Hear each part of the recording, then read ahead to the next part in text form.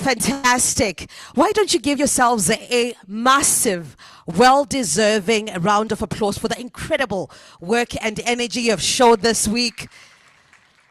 Tell your neighbor, well done. Just turn to your neighbor and tell them, well done. Welcome to the third and final day of the 8th Southern Africa Youth Forum.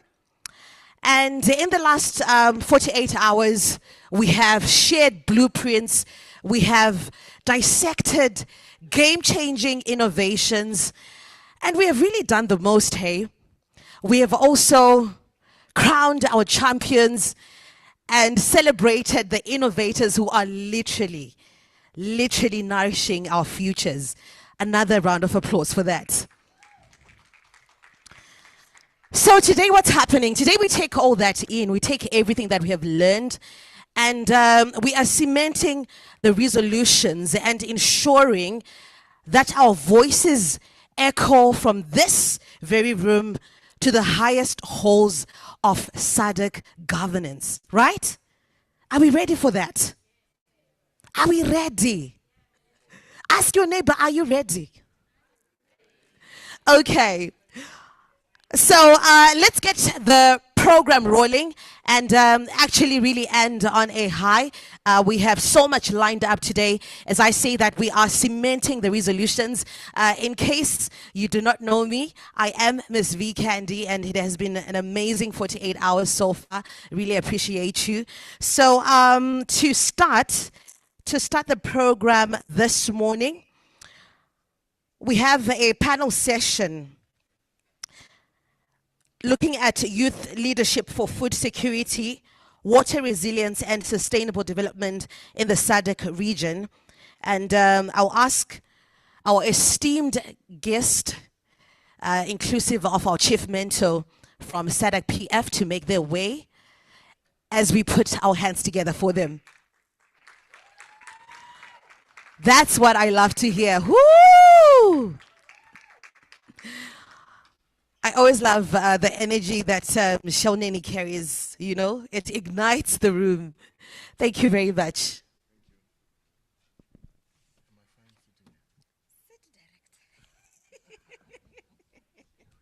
Thank you. Good morning. Good morning. Today I'm going to masquerade as a youth. Today I identify as a young one. Me and my director here. Today he's wearing the hat of the programs director at the SADC Parliamentary Forum, because I've met the young people in this room, and we've come to realize that we do not understand what the SADC Parliamentary Forum is, or what it stands for, or how the youth can plug in and be in the space of the SADC Parliamentary Forum, of how we can influence policy through the member states of your jurisdiction. So today I'm humbly inviting the program director here at the SADC Parliamentary Forum to sort of introduce us to what the SADC Parliamentary Forum is. From day one, it has been said, the SADC Parliamentary Forum this, we have seen our Secretary General being given gifts. We have seen how everybody has been, every organization has sort of have an interaction with the SADC Parliamentary Forum. But do we really know what the SADC Parliamentary Forum is? I see heads shaking that we don't know what the SADC Parliamentary Forum is. And there's so much change, there is so much influence we can put in through our organizations, through our grassroots, in terms of policy, in terms of legislation, from where we sit, from our own organizations. And if we can give him a round of applause today, please. Thank you. He will introduce himself. Well, you already know him, but Director, over to you. Thank you very much, my Senate. What happened to the empty spaces? Where are the people? Where are the people?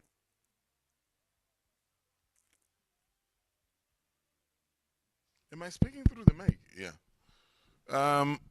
When I was a journalist, we had this particular politician who will never start the function until the journalists are in the house, because they wanted to make sure that they plug into the publicity.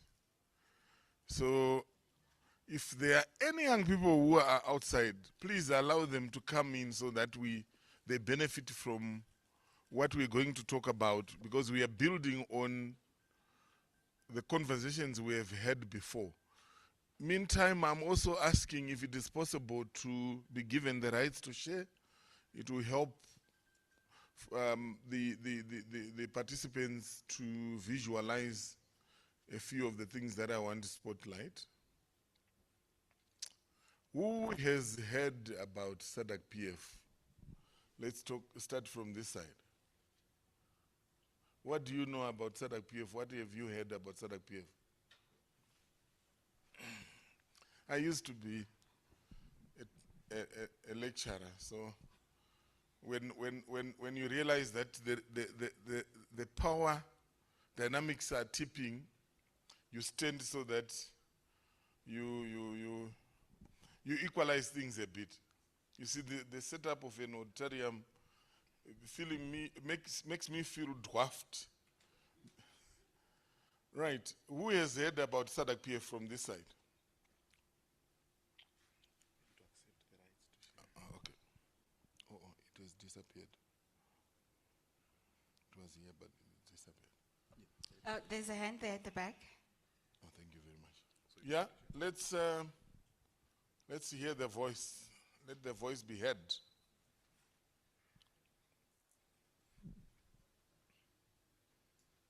Very briefly, in a minute or less, what have you heard about SADC PF? Thank you. The SADC PF is the SADC Parliamentary Forum. It's an intergovernmental institution comprising of parliamentarians from all SADC member states. It is based in Namibia. Yes, thank you. Thank you very much. Very, very interesting and spot on. By the way, in this engagement, there is no wrong or right answer. I'm not saying she gave a wrong answer, no. Yes. Okay, I would just like to add on what she said. So the SADC PF is trying to consolidate what is happening with the parliamentarians in different countries, so that the voices are united and everybody is speaking the same voices, even as they are back in their countries. I think that's the main aim, to unite what the parliaments in the different countries in SADC are doing, and to make sure that if there's a certain agenda like gender equality and women's education, all the parliamentarians are back in their countries and pushing the same agenda and speaking the same voice. Thank you. Harmonizing the agenda, a common agenda across the SADC region, or the SADC common agenda. We are coming in the middle. Anything else you want to add? Yes.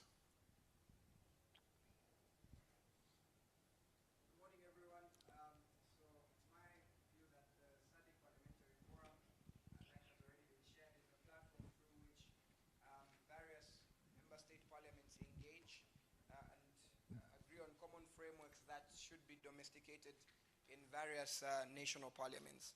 I also believe that it does bring a platform for youth and women-led groups to bring in their policy proposals that can also be implemented, whether at a regional level or at a parliamentary level domestically. I also understand that now the parliament is no longer, it's a SADC parliament, is no longer a parliamentary forum. So it does have that executive decision-making power to make regional decisions which do become law in national parliaments. Thank you. Thank you very much. Thank you very much. And who has participated in any SADC PF event? Don't be shy. Right? I see a hand. What event did you participate in?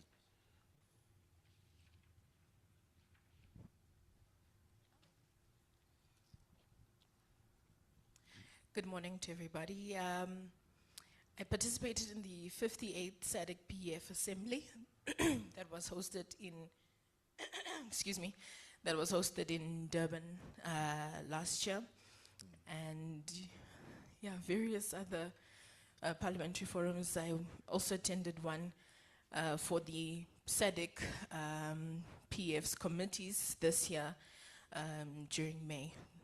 May I know what you said you participated? What was the nature of your participation? So for the assembly, the nature of my participation was to be a youth voice, and I was representing the SADC Youth Parliament under SAYOF for that specific assembly. It was based on the topic and theme of climate, and what I was speaking about was the efforts that SADC has supported for SAYOF and for the SADC Youth Parliament for the efforts in climate resilience and the efforts in youth participation. Right. Keep standing. Here is a mentoring moment. I always say to young people,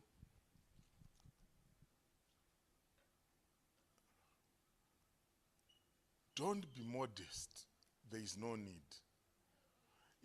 Stay humble, but don't be modest, because there is no need. I call it the borrowed African meekness. When you have a moment to shine, sometimes the Africanness in us, wanting to be nice to people at our expense, even when there is no need, we understate what we are.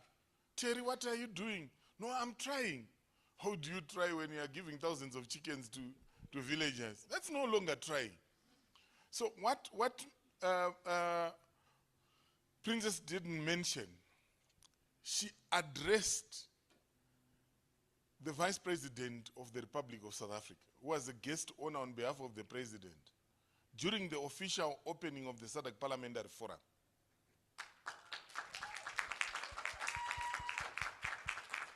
On behalf of all of you, one of the decisions that SADC PF has taken in terms of at policy level is that every plenary assembly, there shall be a youth from the region who is going to address, speaking to issues affecting young people, to the political leadership. So when we have our plenary assembly in a country, because we hold the plenary assembly sessions on rotation, the guest of honor is the president of that republic.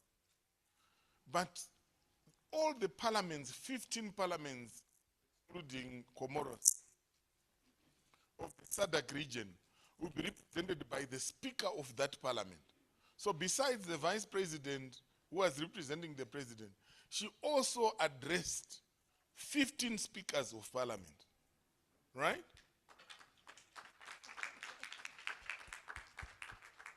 And she also addressed 5 members of parliament from each of the parliaments, 15 parliaments.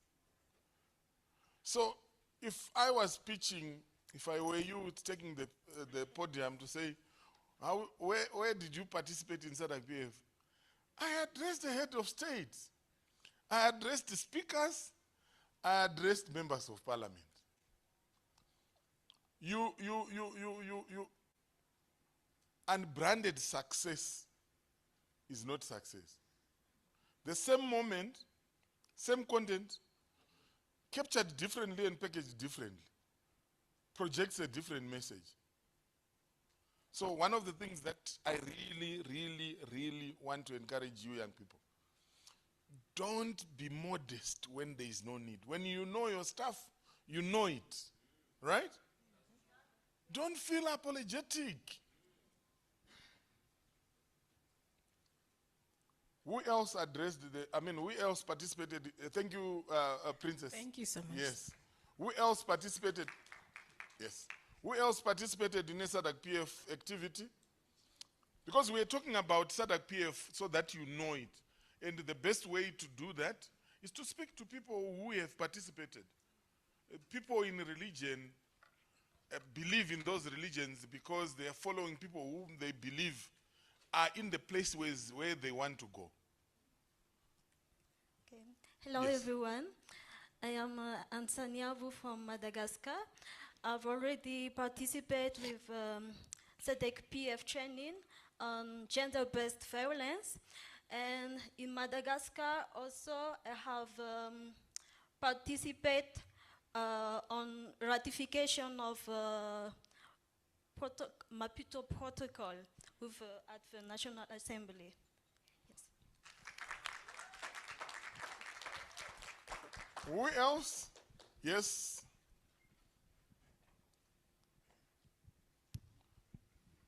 Thank you so much. Just like Princess, I also had the privilege to speak at the 56th plenary session of the SADC Parliamentary Forum that was held in Livingstone, Zambia. And I spoke before the 15 speakers of national parliaments, as well as the Vice President of the Republic of Zambia. Yeah, I gave a keynote address on behalf of the young people of Southern Africa, and it's a great honor and privilege that I still cherish today. Thank you. While you are still standing, what he did not mention is that before he finished speaking, they were queuing up to shake his hand, but also to engage with him. In fact, what you owe me is feedback of whatever else they gave you after that, because they were enthusiastic. We turned the tables on that day. You could feel that the region was nowhere else except in Livingstone, because he represented you so well, articulated the issues very well, including articulating the opportunities that have been given to young people by SADC PF. One of the things that you must celebrate and embrace is the fact that SADC PF as an institution is arguably the most open institution in the region. Rightly so, because we are a parliamentary institution. Our legitimacy comes from the extent to which we involve citizens. And when you look at young people as a block, demographic block, you are the biggest block. And anyone who is looking for legitimacy, any institution that's looking for legitimacy, and the partners here can attest, when they have had the opportunity to engage you, they go back and report their management are happy, their boards are happy. So you also offer that strategic opportunity to institutions. I said when I started, don't be modest when there is no need. You offer a premium opportunity in terms of partnership. That premium opportunity must be branded. You must be aware yourselves that you actually offer an opportunity to institutions. So SADC PF, we are deliberate. That's why you have the time of the highest individual in the management of SADC PF, the Secretary General, as your patron. It's commitment to work with young people. That's why the management of SADC PF has allowed me to serve in the role of Chief Mendo. And we will unpack further opportunities, but I want to hear from yourselves, those who have participated in other activities of SADC PF. Thank you very much. Actually, Mr. Kurasha, just before I go, Chief Mentor. Now it's getting better. Yeah, just... these are the conversations that I want. It ought not to, from me to you. Yes. It must be a conversation amongst ourselves. Yes. Yes. Actually, just to give feedback on the results of that speaking engagement that I was afforded. Yes. Just about 2 weeks ago, the same Vice President of the Republic of Zambia actually called me and said, from the time you gave that speech, I've not forgotten you. You know, she just shared her enthusiasm and was just encouraging me that because of that particular opportunity, my name has been mentioned in certain rooms. And I'm forever indebted, of course, to God Almighty and to my Lord and Savior Jesus Christ, but also to Sayof for the opportunity, because I got to speak before the Republican Vice President, and to be honest, my life has not been the same since then. The opportunities I've received, and since then I also got the Vice President's personal phone number. I've been to her house before to meet her privately because of that same engagement. So All glory to God, and thank you, Sayof. Thank you. So the journalist in me is tempted to recast what he said. The vice president phoned and said, since you spoke, you have caused these sleepless nights. Yes. So we're talking about real life stories, right? The same for Princess. When she spoke, all the other speakers after her, like the young lady said, this was not prepared in their speeches. But to be relevant, they had to reference what she had said. Any other? Yes, Mwila?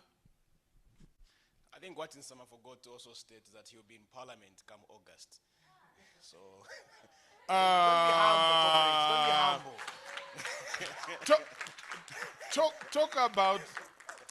Talk about the meekness I spoke against.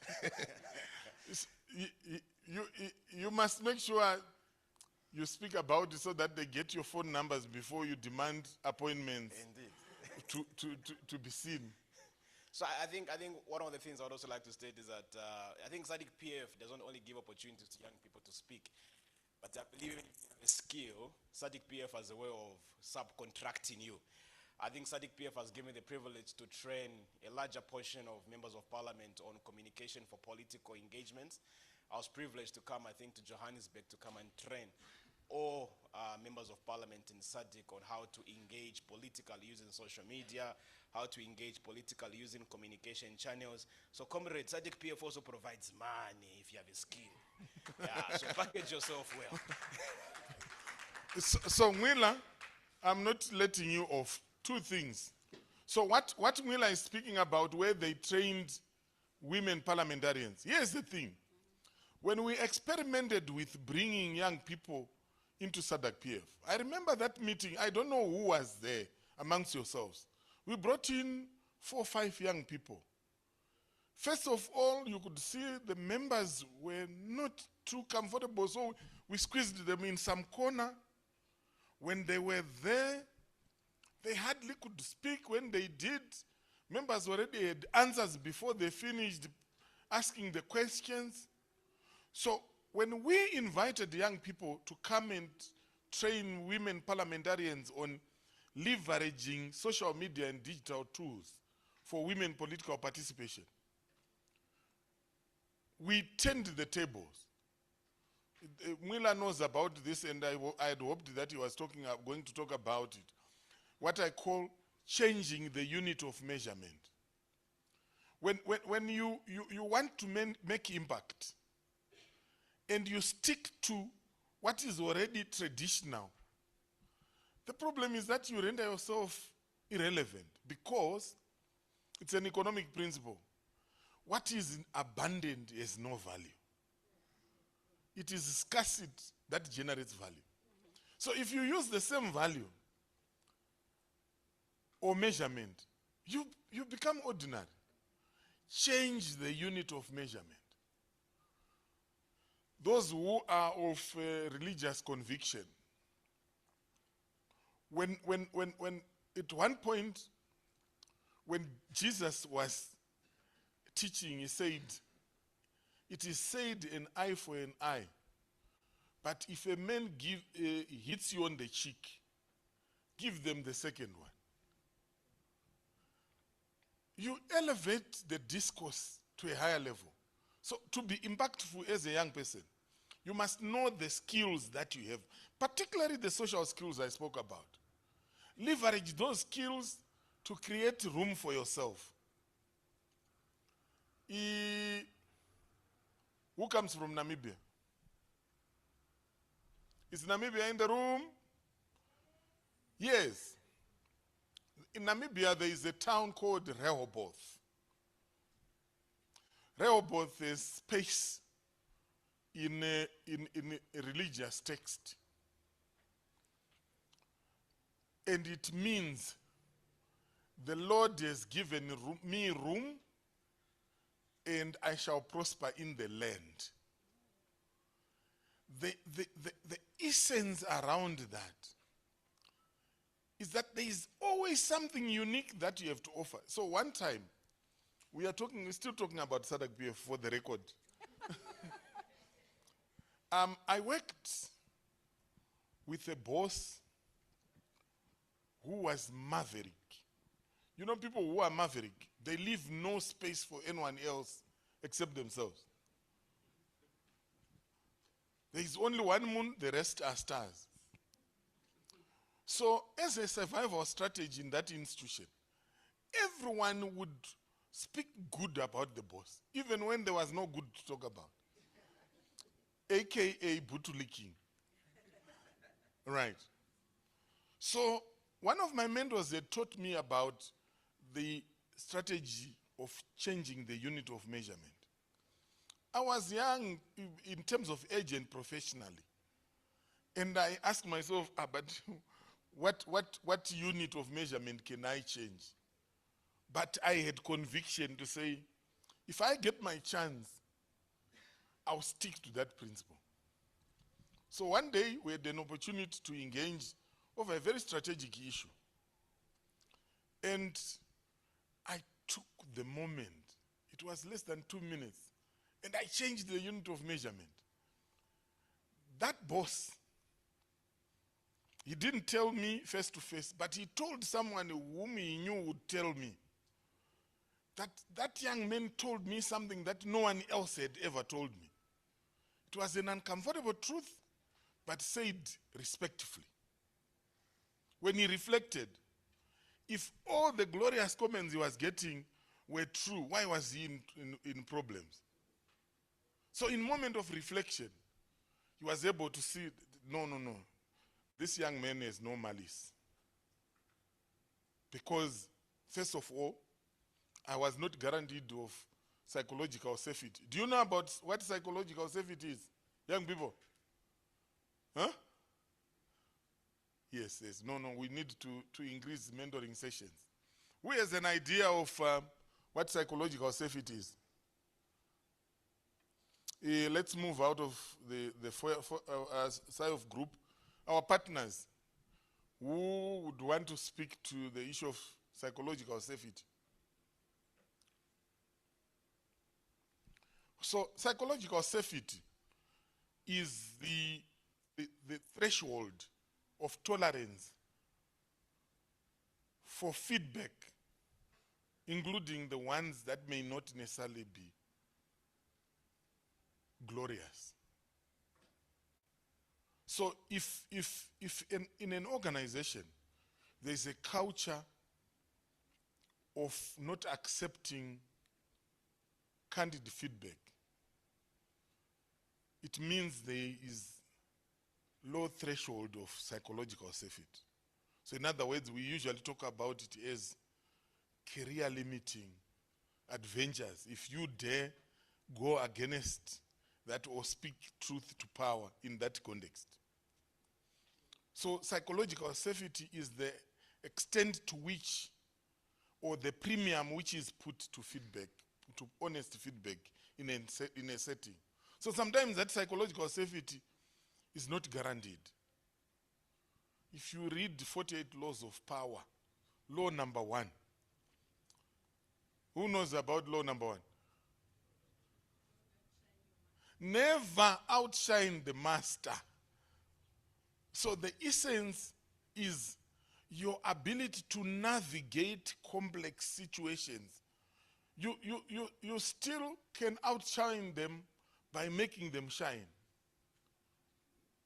Yes. You outshine them by making them shine. The challenge we have is sometimes is that we all want to be acknowledged even when there is no need. Sometimes it's okay to have influence in the background. Right? Not everyone will get the trophy. Even when we were giving awards, there were others who were meticulously working to make sure that others get rewarded. It's okay. That's part of the ecosystem, right? And that's the complexity we need to acquire. That ability to navigate complex situations and stay within psychological safety so that you live another day to tell your story. Right, so let's come back to the SADC PF. May I be allowed to share? Is it possible for my presentation to be visible? Yes. Thank you. Yeah. So, colleagues, what I wanted to do with the session is just to say that at SADC PF, our boss says we don't have an open door policy at SADC PF because we have no doors. Yeah, please feel free to clap. And this is deliberate. There are so many opportunities where you can plug in. When you plug in, the beauty of it is that you can also then benefit by association. Because if you mention in your CV that I work with SADC PF and we are able to vouch for you, there is something it must do to you in terms of the way people will view you. It's an opportunity that many people are crying for and will not get, but which we are readily offering. So when you look at the SADC Parliamentary Forum, from our standing committees, we have numerous opportunities for people to participate, for citizens to participate sectorally. So if you know anything about health, you will know that the Human and Social Development Special Programs Committee is available there. One of the things that we want you to do and we want to challenge you to do, young people, if you are working on anything that's worth sharing with the region and you are looking for an opportunity to ventilate those issues, one of the opportunities we have is through standing committees. We invite you as a resource person, whether physical or virtual, where you showcase what you know and what you are capable of. If one day you want to say, no, I want to train women parliamentarians or parliamentarians in general in terms of how they may position themselves as a brand, we will be happy to allow you to do that. And one day if you put it out there and say, this is part of that of the work that I've done as gratis or voluntary work, surely it must earn you some accolades. Yes. So we want to be battling to say, how do we accommodate the young people who want to showcase the work they are involved in? If you are doing community work, which is having impact in country A, and want the rest of the region to know, we also have public hearings. Who has participated in the public hearings? SADC PF public hearings. Oh, what's happening? Where are the people? Who has participated in SADC PF public hearings? You have? Yes, let's hear your story. What was it? What was the situation? And what action did you take? What were the lessons?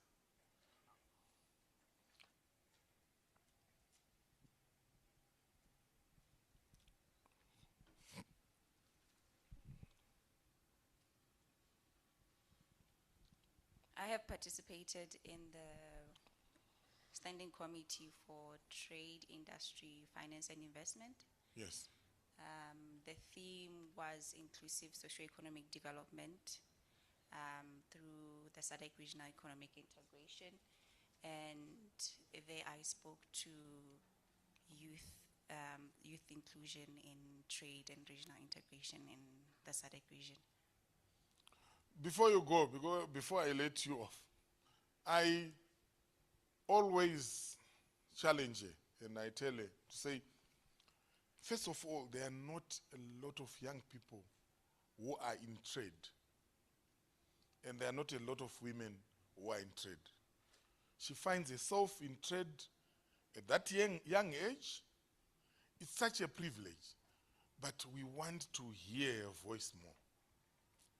Even here, because remember my argument, I've said when I accepted to mentor SIOF, youth under SIOF, I said, I will accept that we may talk about social issues, I will accept that we may talk about all the other issues, but I will not accept mentoring if we also are not talking about economic empowerment of young people.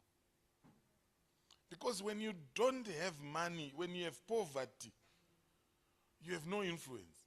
There is nothing that makes a human lose dignity than poverty. So we need to emancipate ourselves, to use our skills, social innovation, to make sure that we are also strategically positioned to be people of influence. There are two areas that go together, resource and results.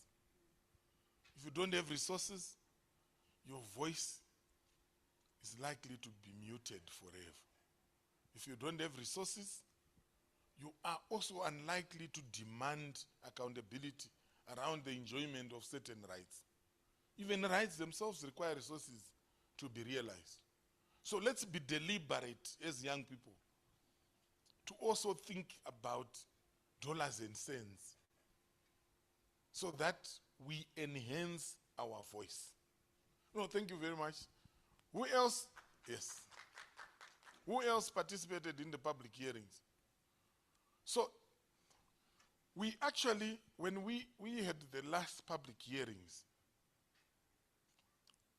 we actually concluded that the participation and the issues were overwhelmingly youthful, because young people came to literally camp virtually in public hearings, and they dominated the agenda. And for us it was positive, because we are able to project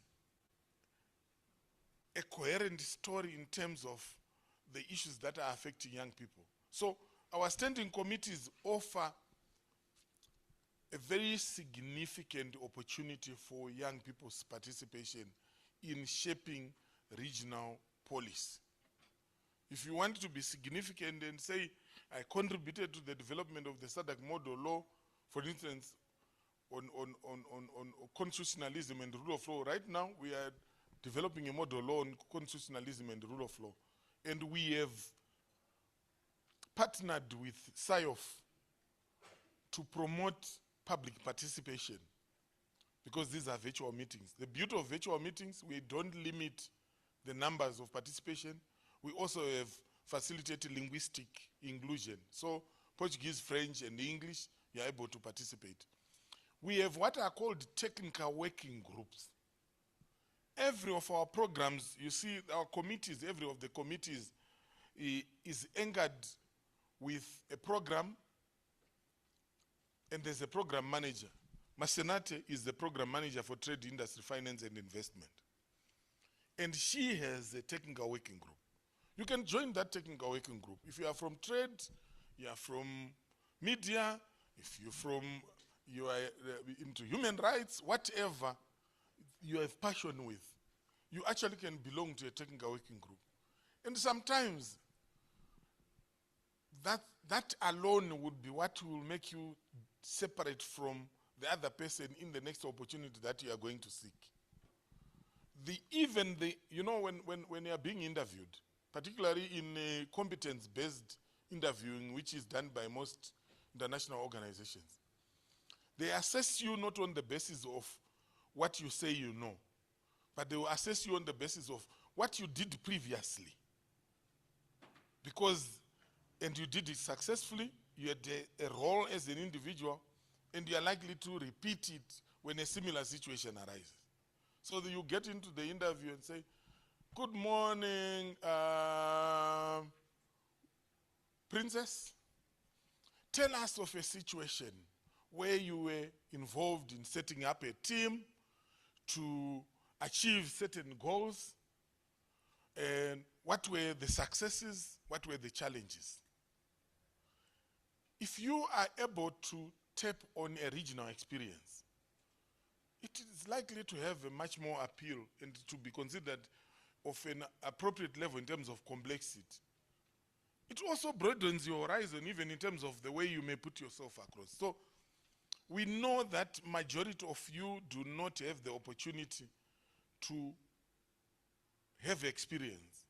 That's why we are opening doors for you to do voluntary work, for you to be mentored by people who are experienced, so that that accrues to you. So let me pay the rent. So the SADC Parliamentary Forum, in terms of structure, it's what you see there. Each parliament will send the speaker plus 5 other members. But as they do that, they must adhere to gender equality, they must have political diversity. So at least the challenge you can give yourself is, who are the members of SADC PF in my country? Because then, if you want looking for an entry level, those are the members that you can talk to. The ones that are in the sectors that you are interested in. When they come together, we have the plenary assembly, which is the highest policy-making body. That's where all the deliberations of the standing committees go to. So if you have participated in a public hearing and you are anxious to know what happens to our deliberations, check the verbatim record of the plenary assembly. That's where the issues ventilated by the committees are, because standing committee chairpersons present reports as motions to the plenary assembly. In between, we have a committee of clerks to make sure that there's coordination at regional level between SADC PF and the national parliaments. We also have the executive committee, which is like the management body, made up of half of the members are speakers, half the members are backbenchers, a representative each from all the parliaments, the member parliaments. We have the Regional Women's Parliamentary Caucus, which is the caucus of chairpersons of national caucuses, plus all women parliamentarians of SADC PF. Right. I'm being told to wind down, or wind up. And I'm a master negotiator. I want to test my skills at negotiation. As I was talking about the other day, no, I'm not going to do that. Then, of course, the Secretariat, which is the implementing organ, headed by the Secretary General and the rest of us, Masenate, Agnes, and myself, and the rest of our colleagues. We are headquartered in Namibia, hosted as a diplomatic institution by the government of Namibia. And SADC PF is currently being transformed to be the SADC Parliament.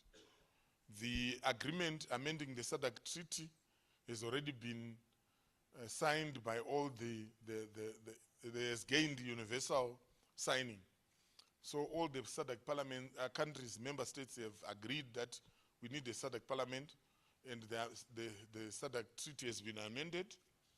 Subsequent to that, there is an ongoing process of adopting the protocol. And this protocol is has already been sent to all the member states. We have all submitted their comments. We anticipate that if it is not in August this year, it is in August next year when the protocol will be adopted by the summit. As I conclude, just a bit of information in terms of our parliamentary business processes, because what is important, if you want to work with us, you must understand how we operate. I always say parliaments are steeped in traditions. We are procedural institutions. Before you can make a technical, a substantive input, you must be procedurally correct. So part of that is understanding what are called standing rules and orders, or rules of procedure in the case of SADC PF, and our constitution. So all the work that we do must find its way to the plenary assembly through submission process of motions. And we have structures, including the Parliamentary Business Subcommittee. It actually met on Sunday, this Sunday, to approve the business for the 59th Plenary Assembly, which is in Madagascar, from 22 to 29 August.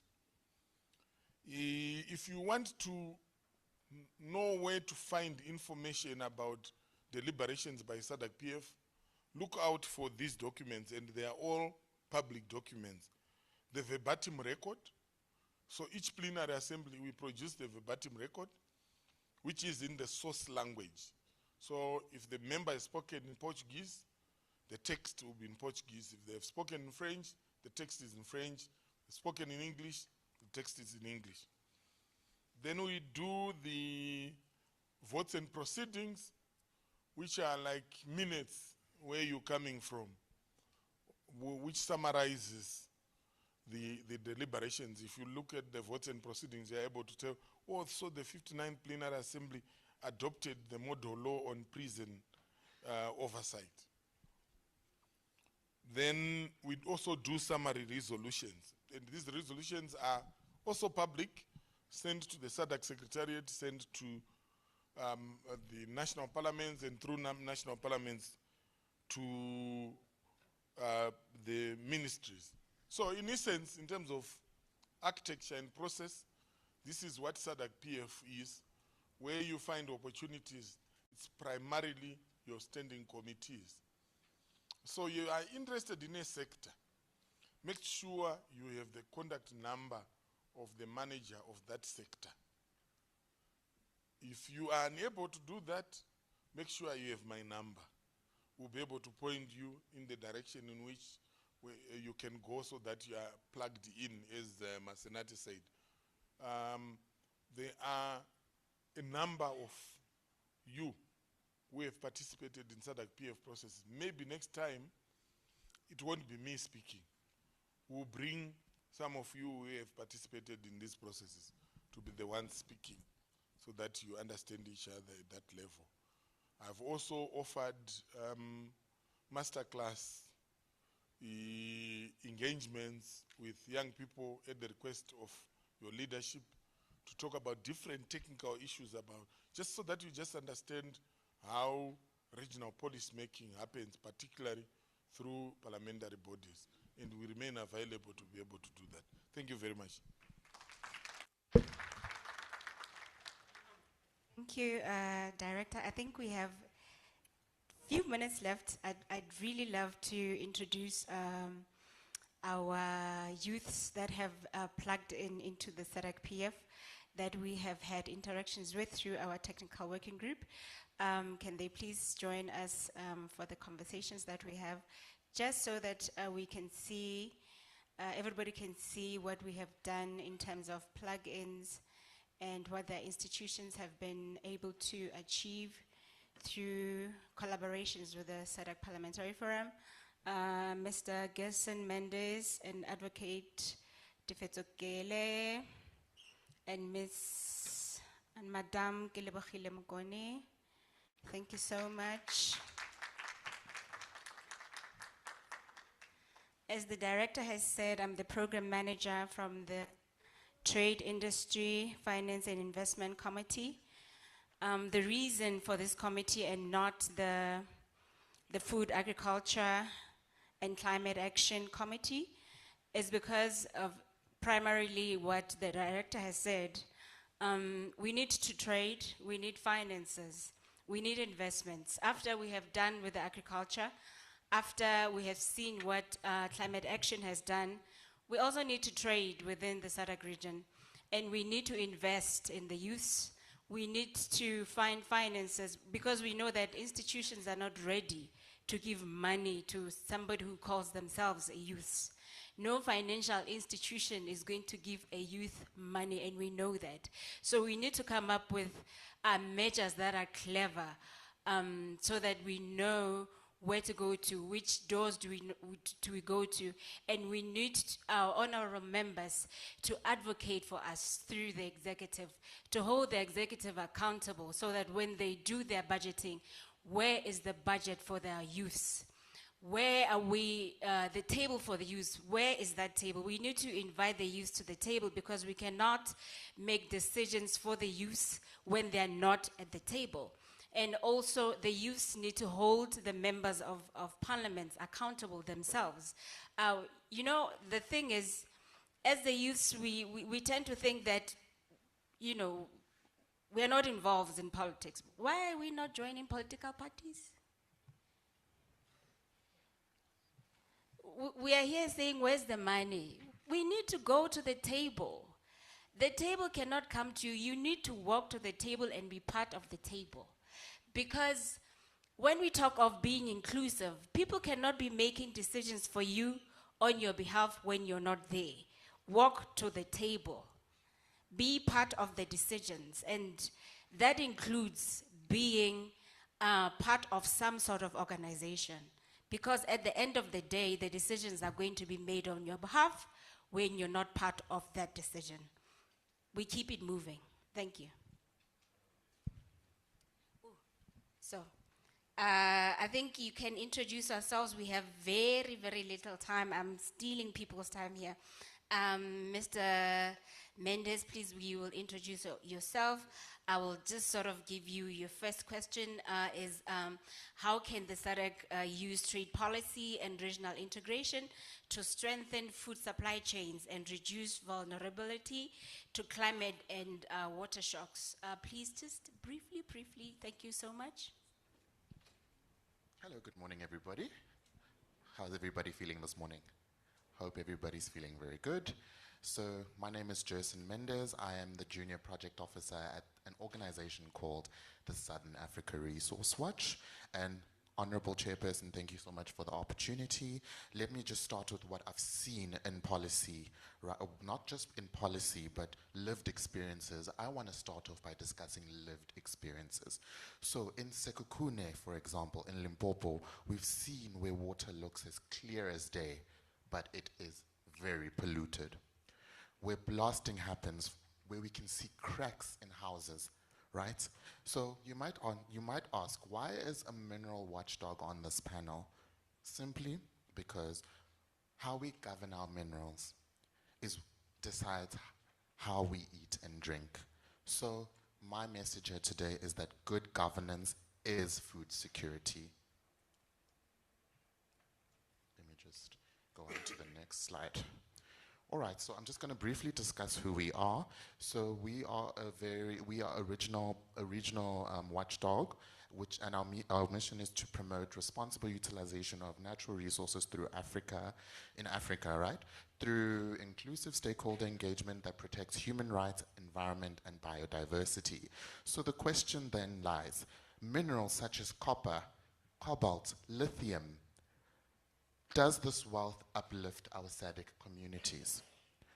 We answer this question by doing research, advocacy, capacity building, and campaigns across the region. So and I've mentioned, why are we on this panel? Because mining, farming, water share the same land, the same rivers, and the same public budgets. Just gonna go on to the next slide. There we go. Back to the lived experiences. In Carolina and in Mpumalanga, based on our work, there are communities who live near coal. The air itself is polluted. People breathe in this air every day. And it's a town where the water and the taps are unsafe to drink now. Secondly, in Sekhukhune in Limpopo, blasting. Imagine blasting, waking up to cracks in your house every day. The grazing land that was once as green as ever has now become degraded by mining and climate change. Where you used to fetch your water down the river, gone, polluted. In Nababib, we were also in the Northern Cape, where there were decades of copper mining. Wealth has left. But here I am speaking to you as my fellow young people. We were never asked about the very minerals that were on our land. So which leads me to answer the question. Let me just go on to the next slide.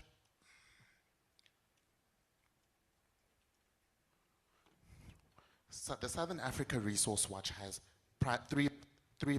two primary initiatives, right? Before I even start by introducing, can everybody in this room say pamoja? Again, pamoja.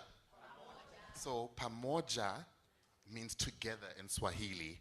This is basically a people-driven continental alliance of youth, my fellow youth in the room, women, communities, unions, and faith groups demanding beneficiation of our minerals, right? we should benefit from our minerals. And remember what I said, mineral governance is food insecurity. So the moment we benefit, our food we'll get more food and cleaner water. So please, this is our chance to be a part of a movement. Secondly, I'll introduce the Africa Mining Accountability Platform, live on sarwatch.co.za. As it turns out, every single young person in this room with a phone can have a chance to be a leader, to play a part in mining oversight, and I'll show you in the next slide. Next slide, please. Here we go. So now to answer the question, right? How can SADC use trade policy and regional integration to strengthen food supply chains and reduce vulnerability to climate and water shocks? 3 answers. 1, harmonize and don't fragment. This is our key demand with Pamoja, right? Common standards, 1 vision, 1 voice, 1 joint negotiation. It applies to food as much as it does to minerals. Each of our countries take separately, we can be divided and conquered, but together we are standard setters. That's the 1 point. Second point, build regional value chains. Use the SADC protocol on trade in African continental free trade area to move food, seeds, and fertilizer, as discussed yesterday, and not just minerals. You can move these freely across our borders, and the corridors we're building for our minerals must carry food too. Third, protect the base. No trade or investment deal should trade away from farmland or water. Communities who live near the mines should always be consulted. Otherwise, the wealth leaves the region. So I'll move on to the next slide. So this is a map, Africa Mining Accountability Platform. It is live right now. For example, this is how it works. You, as a young person, you are tired of seeing your water being polluted. A cracked house, a damaged field. You capture the who, what, when, and where. A description, a good photo. It is geolocated. A voice note, no forms and no gatekeepers. Then, based on what you submit to us, we as the researchers verify that research, fact check it, and verify it. And then our organization raises it to the equivalent or to the responsible stakeholder. A young person with power can provide parliamentary oversight, and you can work with your parliament providing with these evidences that you're reporting. Next slide, please. So can I just take a quick moment to ask everybody in this room to please join Pamoja. On the screen, you can just scan the QR code, and you can sign up to join our alliance. And there's also two QR codes, one for Google Play and one for Apple, to please join or to download the Africa Mining Accountability app.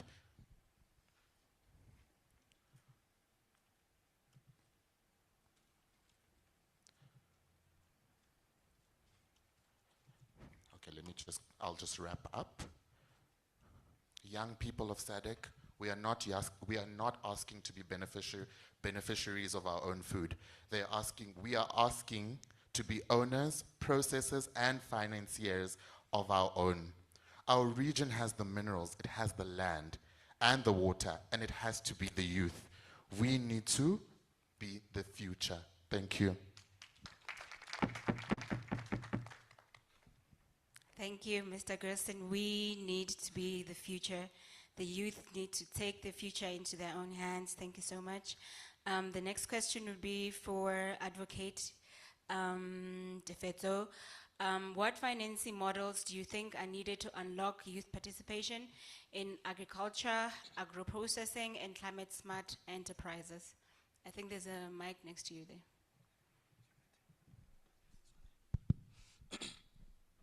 Thank you, Mayor. My friend, your presentation and what you just did is a tough act to follow, but I'll try to live up to the standard. Good morning, everybody. That's also a very complicated question. When you consider issues of finance, you look into traditional finance, you would find that banks typically finance businesses based on collateral, based on long credit history, and also based on the capital ask. But when you look at that criteria vis-a-vis the person of a young person, you'd find that automatically you are, what's the word? Discriminated. You are disadvantaged, right? So I want you to think against this backdrop about what everyone has been talking about the demographic profile of Africa. The median age is 19 years. So this is, we have more youth than other continents, right?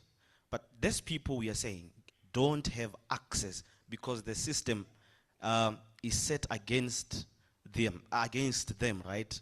They are set to be possessing high risk.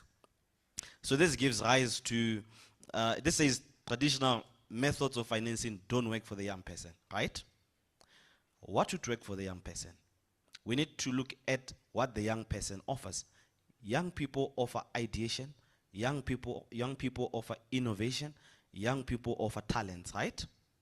But they don't, you can't put your talent as a collateral. You can't put your innovations as collateral, right?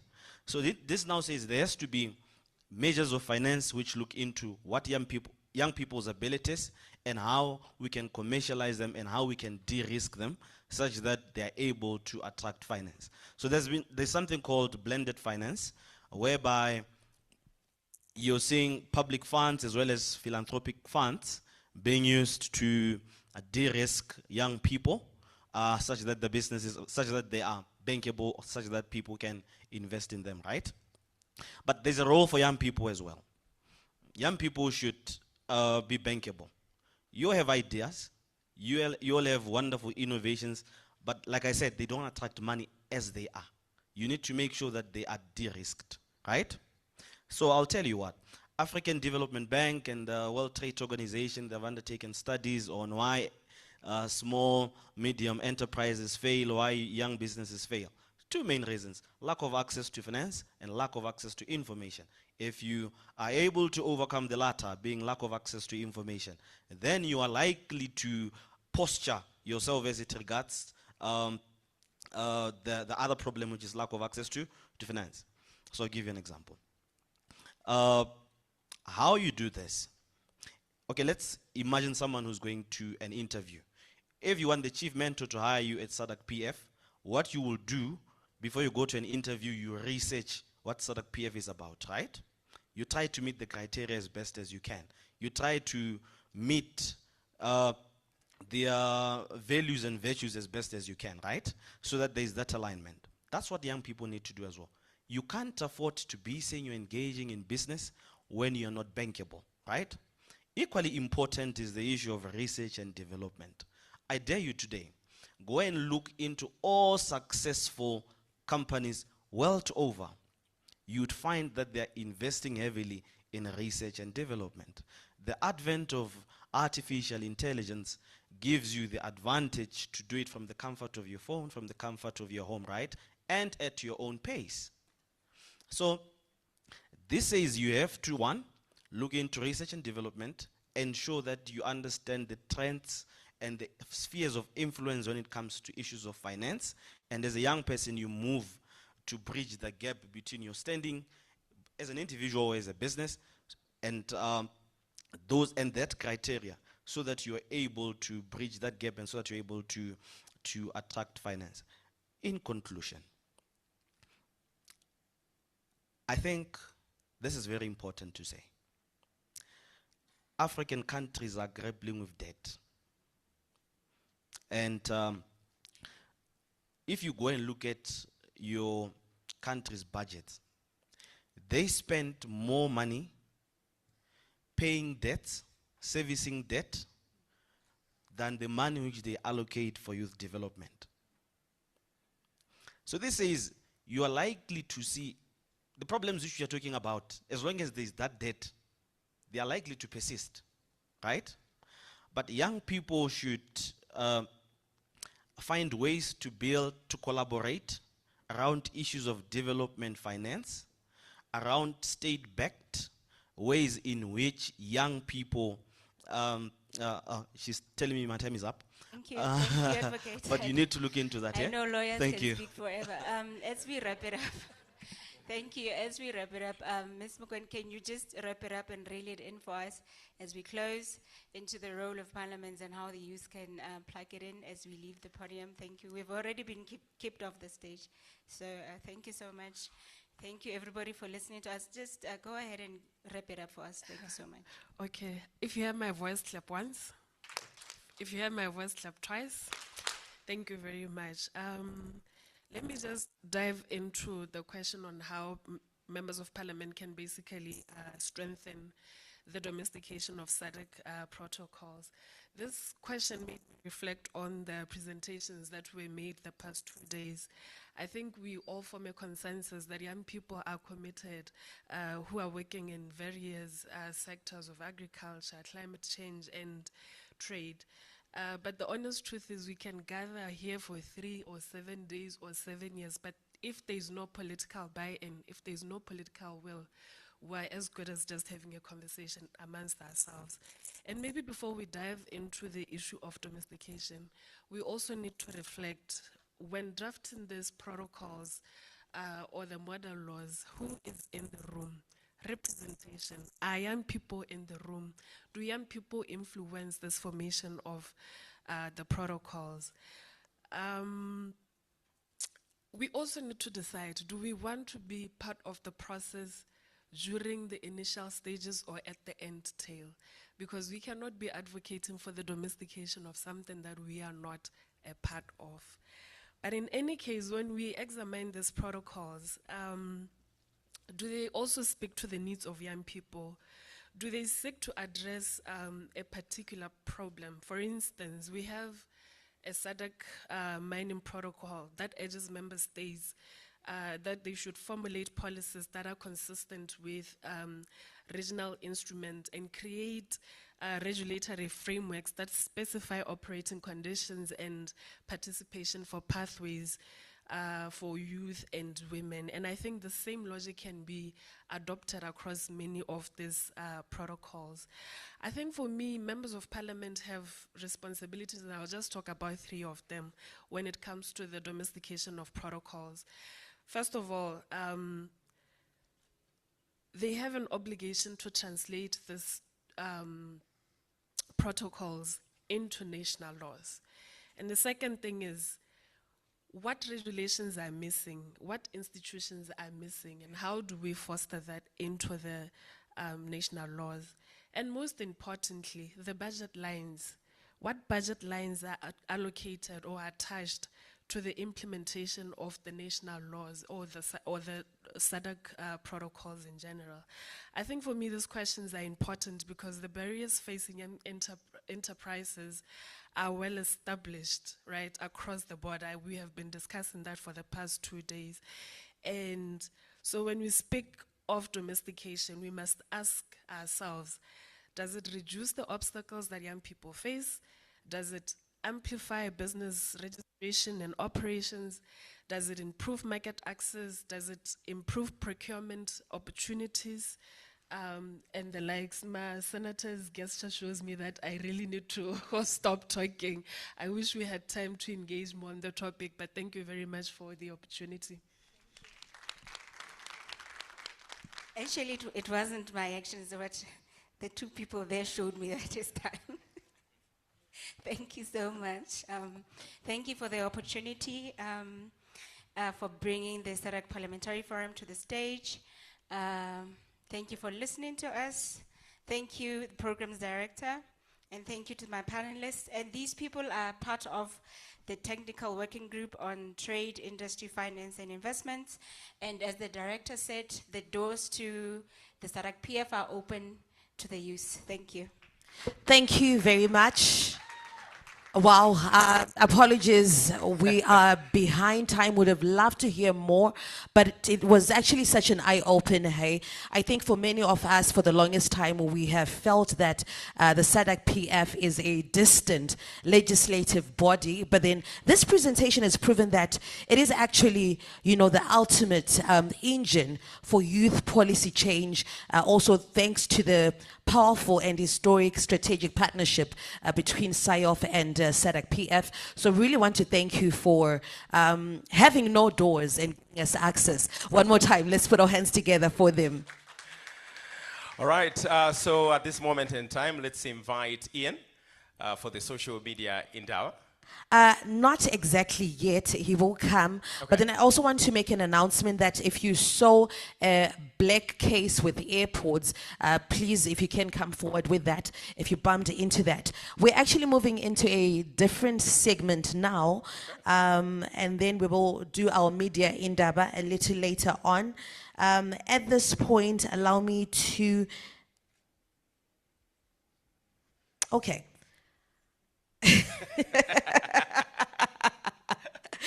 Okay, so at this point, allow me to invite the United Nations Economic Commission for Africa, UNECA, Sci of Business, Agriculture, Innovation, and Entrepreneurship Cluster. And we're looking at unlocking opportunities for Southern Africa youth from green transitions. Let's put our hands together with our facilitator, Brian Swari Bolaki. Let's put our hands together.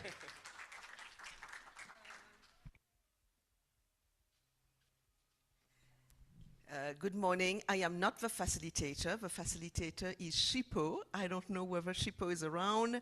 And I would also like to call here all the panelists. We have Mr. Alexander from Agra. We have a representative from the University of Johannesburg, Mike Murapelli. Mike, are you here? He's here. We are meeting for the first time. And we also have an entrepreneur. Mr. Lennox, are you here? Shipo, let me pass this on to you. Is Lennox here, Mr. Lennox Omondi? Yeah. We will have an entrepreneur joining us online. And I am missing Miss Lucy from the Technology and Innovation Agency of South Africa. Thank you. Over to you, Shipo.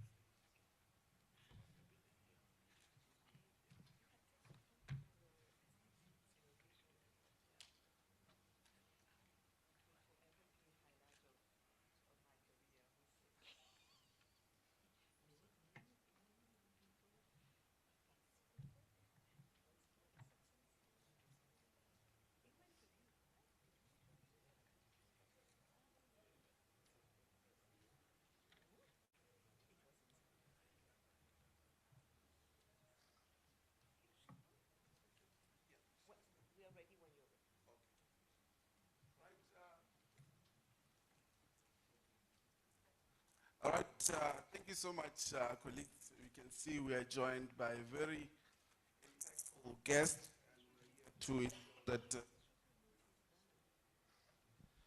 Can you hear me?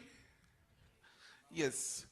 Yeah, thank you so much. We are joined by a very impactful guest, and we're really hoping that this session really brings a much impactful dialogue that we really need to be having. I-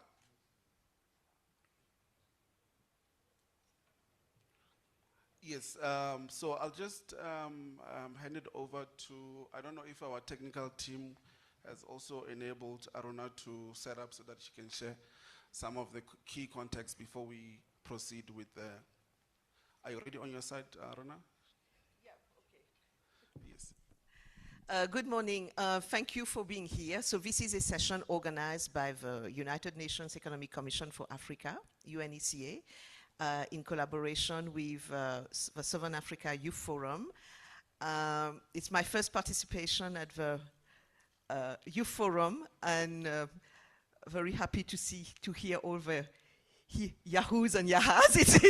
It's not. It's great and exciting to a youthful audience. So just to introduce myself, so ECA is one of the 5 regional economic commissions. It is your economic commission. Our headquarters is in Addis Ababa, Ethiopia. But as you may know, from the point of view of the UN, there are 5 sub-regions in Africa, and we have an office in each of the sub-region. So your ECA office will be based in Zambia, Lusaka, the sub-regional office for Southern Africa. So today's session, I don't know whether my PowerPoint can be up, please. Okay. Just to introduce our office a bit to you. Our office, the main thematic mandate of our office is to promote inclusive industrialization in Southern Africa. So we work a lot with member states, governments, but also trying to work a bit more with the private sector. And of course, I think we should increasingly work with women organizations and youth organizations on the continent. I'm still waiting for my PowerPoint, please. No? All right. No sign of a PowerPoint. Never mind.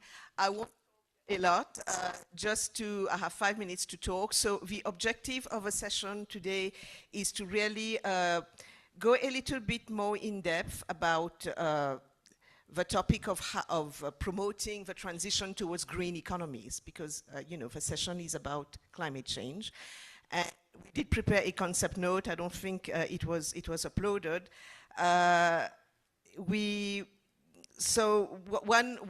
The major message is that we know that climate change is a pressing challenge for the continent, but at the same time, as I had mentioned in my remarks on Tuesday, there is this need to harness the demographic dividend in Africa and in Southern Africa. Youth unemployment rates are very high for the region. If you look at some of these numbers, you will see that, for instance, in Angola, youth unemployment is about 26.2%. In Botswana, 45%. These are very high numbers. 54% in Eswatini, 31% in Lesotho, 19% in Malawi, about 15.6% in Mauritius, 11.7% in Mozambique, 60.1% in South Africa. 60%, it's huge. Youth unemployment is a major issue. And in Zambia, 10.8%, in Zimbabwe, 22.4%. So on the one hand, there is this challenge that we need to transition towards green economies to address the impacts of climate change. And when you look at the literature, we know that Southern Africa is one of the worst impacted areas in the world. If you want to, I do wish to encourage you to, as young people, to really read as much as you can. I know there's TikTok and there is Facebook, Instagram, posting selfies of ourselves. But at a personal level, sometimes I ask myself how much we are so much into this culture of taking photos and making videos, which is great, but we must really, it's important to read and to build your intellectual capital and human capital. The technical skills matter. So if you want to learn more about this topic of climate change, lots of literature out there. And there is a German institute that produces a climate risk index. And they rank what are the worst affected countries. And out of the 10 most affected countries, guess which country is among the top 10? There is Malawi in our region among the top 10. There are many Southern African countries which rank high up there, along with Chad and Niger. So on the one hand, there is this challenge that we must promote the transition towards green economies, but on the other hand, there is this challenge that we must harness the demographic dividend, create jobs for the young. So why don't we bring these two together? How can we unlock opportunities for you, the young people, to participate in this transition towards green economy and contribute towards the green economy? And then when you look out there, there are many youth-based entrepreneurs, many young entrepreneurs who are doing exactly that, coming up with sustainable solutions. And back in 2023 at ECA, we had organized an Africa Youth SDGs Innovation Award. Lennox participated. There's Jollis who will join us online who also participated. One of the 6 winners came from South Africa. And the idea was to really highlight, put a spotlight on what young people are doing to contribute to this transition towards green economy and coming up with sustainable products. Just to flag to you that transitioning towards green economy is no longer, a choice. It is an imperative. When you look at the European Union, it's coming up with a carbon border adjustment mechanism, CBAM. It means that when our countries will be exporting to the European Union, you will have to these companies will have to demonstrate, how the CO2 content in their products. So to be competitive in the future, companies will have to switch towards environmentally sustainable practices and principles. So that's why we are putting a spotlight here on this, in this forum on this. So, and also there are many, as I said, many reports out there. Our sister agency, the United Nations Environment Programme, back in 2015 released an important report on pathways towards green industrialization, promoting the concept of circularity, circular approaches towards development. And in my own office, we had produced a study on unlocking opportunities for MSMEs from the blue and green economies. All these materials are free online. It's a shame that the PowerPoint is not showing. So again, just to raise you are already aware, but also how can you participate in this transition towards green economies? And we hope that the panel will touch on that. Where are the opportunities, especially renewable energy? There's so much potential from solar power on the continent. You have Namibia promoting green hydrogen, but there's a lot of scope to develop solar power in this region. Also opportunities from, say, waste management, etc., and so on. Okay, thank you. Over to you, Shippo. Come on, guys, we can do better than that. Yes, I just want to thank you, Aruna, for that brief and also quite informative discussion around the work that has been done in the Southern African region regarding climate. Colleagues, without a waste of time, we'll just take this moment before I proceed with these hard-pressing questions. Perhaps I would do justice if I can just allow the colleagues here to quickly just introduce themselves before I throw them at questions. I'll just allow my good gentleman here. Good morning, all. My name is Alex Stewart. I'm based in Malawi. I'm the technical lead for the Southern Africa Poultry Initiative, which is led by AGRA, the Alliance for a Green Revolution in Africa. Thank you. Good morning, everyone. My name is Marake Michael Murapedi. I'm from UJPETS, University of Johannesburg, Process, Energy and Environmental Technology Station. I am the Operations Manager and Project Coordinator there. And what we just do is assist SMMEs, linking them with government and doing scientific research for impact. Thank you. Good morning, everyone. Can you hear me? Oh, good, thank you. My name is Lucy Moteka, and I am from the Technology Innovation Agency, which is an agency under the Department of Science, Technology and Innovation. And I'm in enterprise development and in innovation skills development. And I must just add on the colleague that is next to me here from UJ Pitts. It's one of the technology stations that TIA is supporting, that is set up by TIA with the support of the Department of Science, Technology and Innovation to support innovators that come through for technology development, for prototype development, and to support particularly climate change mitigation solutions. Thank you. Yeah, thank you. Good morning, everyone. My name is Lennox Omonde. I'm Kenyan, born and raised. I'm an entrepreneur. I'm the CEO and founder of EcoBanner Limited.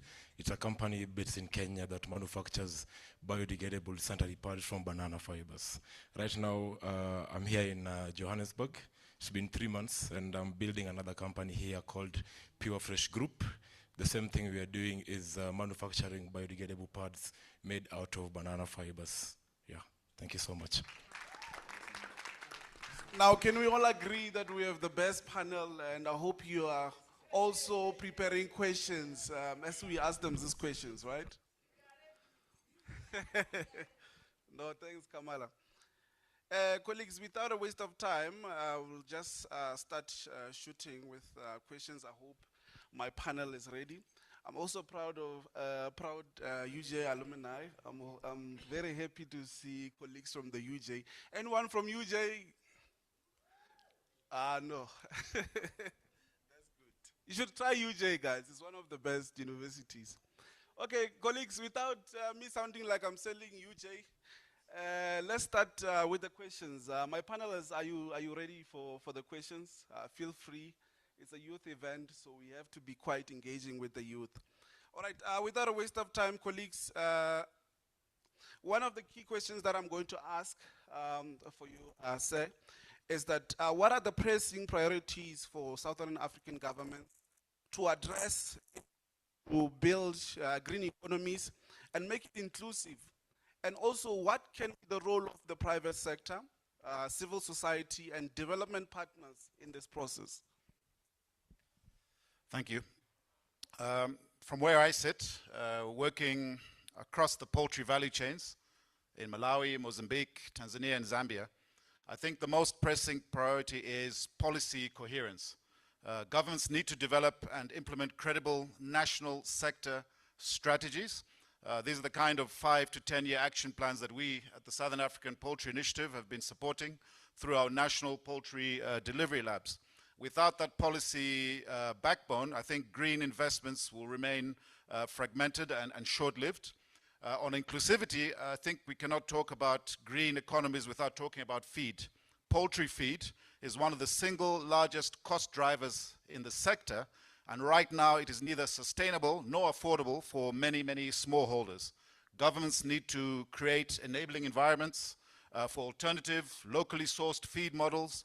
Let's think about alternative proteins, alternative cereals, drought-resistant grains, and agri-waste valorization as well. And I think one of our panelists yesterday is, turning poultry waste, into profit. So I think these are some of the inherently green solutions that we can, approach in the poultry sector. And then the private sector's role, I think, is to crowd in investment where governments have set the right incentives. At the Southern African Poultry Initiative, we work with multiple partners precisely because no single actor can do this alone. And then I'm not a civil society expert, but I think the role of civil society is to ensure that smallholders and youth are at the table from the beginning. Thank you. Thank you so much. Can we give him a round of applause? Thank you so much and for the inputs, and I hope the audience here, you guys have a whole lot of questions. Please keep them on. Once we are done with all the questions, you'll then be able to have good questions that you can ask to my panel. All right, let's then move to my UJ counterpart. Yes, so the next question is that what are the major challenges and opportunities for the Southern African youth to participate in and contribute to a global and regional transitions towards inclusive green economies? Are there gender-based constraints to address? Thank you for that. To answer the question, I would first look at the green transition and the forces that affect a successful transition.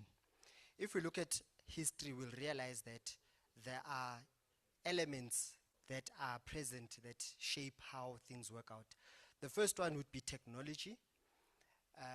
If you look at from agriculture to the steam engine to electricity and now AI, societies that have succeeded have been using technology, and technology helps in terms of productivity. So it's an increase in productivity. The second one would be human capital. The technology alone is useless. It's only the people that add value that make the impact. So we would need to first look at what skills are needed for us to successfully transition into the green economy for sustainability. So human capital is very important. The third, I would say, would be natural resources. No economy survives without natural resources. We all need water, we all need air, we need the soil to create our food. So that's very important. Economies deteriorate if the natural resources are not taken care of. The fourth is capital. We know many good ideas that never scale. Innovators with brilliant ideas that end up nowhere because capital does not flow to innovation. Capital does not fund PowerPoint presentations. And then the fifth, which joins all these four forces, are institutions. Where I am based, it's an institution that looks at how best do we combine these four forces. So a technology station, what it does is it says, okay, let's look at what technology is available, where can it be deployed, what skills are necessary, and how do we make an impact. Now, looking at the question to answer you is to say, for this high youth unemployment, the future belongs to the youth. And because the future belongs to us as beneficiaries, we should equip the youth with green skills. Let the youth be involved in shaping and designing what the future looks like. Now, what I would say is, in terms of gender equality, I would say that it is a shame that a lot of females are not as active in the STEM environment. Now, this is putting us on a back foot because these are people who are able to contribute effectively. And I would say that we need to encourage more and more females to participate in STEM. Now, this is not only just for a social issue, but this is to scale economies, because these are all able bodies that are not active in the economy. So this I would say that it's a productivity issue.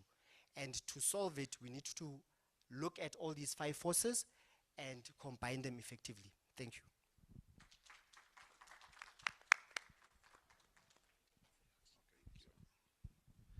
Guys, come on, let's clap hands. Let's show some energy in the room. All right, thank you so much. We will get few experiences from, or rather testimonials from our entrepreneurs, Mr. Jollies and Mr. Omondi. But I think for now, let's just wrap up the panelists and then we can then take them. All right, I think the third question for you, May, is that what best practices can be learned from other regions and other parts of the world that can be adapted to the Southern African context? Okay, thank you. I'm not even going to delve a lot into the best practices. We do studies and look at best practices, but I'll mention maybe one or two, and maybe what I think is required for us as Southern Africa to just take this forward and make sure that we can create very impactful solutions. For example, if you look at Israel, where the success has been based mainly on forming ecosystems that really work, making sure that communities together with universities and research partner and government as well as industry they form very strong partnerships to make sure that the ecosystem is properly developed in ensuring that they can create impact. That's probably one example, and that's one of the best practices that we can do. The second one is the Netherlands. With challenges on limited land, they've been able to create a very successful agriculture industry. And what is important is to learn from them that, or even other countries as well, to say that they're looking at their challenges, and they are adapting those challenges and making sure they come up with solutions that work for them. And hence I said I want to maybe mainly focus on what is required for us to also be successful. The most important thing is for Southern Africa to also be able to adapt, look at our challenges, look at what solutions we need to come up with, and adapt those challenges to come up with solutions. Motivate and make it inclusive for young people to participate in these innovation challenge competitions that we run, to make sure that they come up with solutions that will work for our communities. For example, we have a very rich indigenous knowledge systems, and young people are really well positioned to take that and use modern science to be able to come up with solutions that really will provide solutions to Southern Africa. That is important. And I think in adapting, looking at these lessons that we're learning from other countries, it is important for us to look at what are the challenges that we have and what is important for us to be able to build it so that we enable our young people to be able to do that and be successful. And one of the things, I think my colleagues have already mentioned some of them, it is important for us to understand that the ecosystem is the most important part. Projects can never be impactful working in isolation. So it is important for us as Southern Africa to make sure that we build very strong ecosystems. So for me, it is important to accelerate all these issues that we are aware that are challenges that we've learned from other countries and adapt them in order to make things more successful. The second part is green skills, green future skills, and my colleague also has spoken to that. It is very important for us to ensure that our young people have got the correct skills in order for them to be prepared to take the solutions and technologies that are coming up that mitigate climate impact and make sure that they set up enterprises that will be successful. And the third thing is collaboration. It is very important for us to collaborate. We cannot, I said, projects are not impactful if they work in isolation. We cannot show impact if we're going to work in isolation. And for us, as Southern Africa, it's important for us to really collaborate and make sure that we create markets for these young people, for the solutions that they're coming up with, to make sure that they are successful. I'm not going to mention the issue of funding because my colleague has mentioned it, but as TIA, we provide funding for some of those solutions that are being developed. We've got a climate change or a global clean tech innovation program that is supported by UNIDO that TIA has been a part of since 2014 as the implementing partner.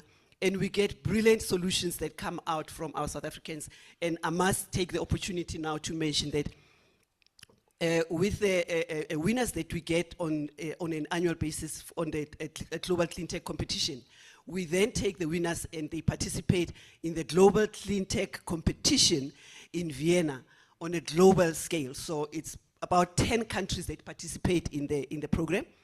And I have to say, on every year that our South African young people participate in that program, we always have a winner from South Africa that comes out. It shows that we do have the capability. Our young people have got the solutions. They just need to get support. But most importantly, we need to support them to make sure that those solutions get access into the market. If I can just maybe park it there. Yeah, guys, you've heard it. Let's collaborate, guys. If you have a project, I'm here. Let's go. Let's go to Vienna. Who doesn't want to go to Vienna? We all do, obviously. All right, thank you, May. Save the last for you, my gentleman, sir. It's quite brief. It says, how can Southern African youth contribute to the regional agenda to combat climate change? All right, thank you so much. So how can South African youth, how can they contribute to that? I think majorly as an entrepreneur, personally myself, I've only spent probably like short of 3 months since I came here. And the main reason why I came down here was to expand and build up a company here that manufactures biodegradable sanitary pads from banana fibers. So I started off in Kenya in 2019. This is my first company in Kenya. It's called EcoBana.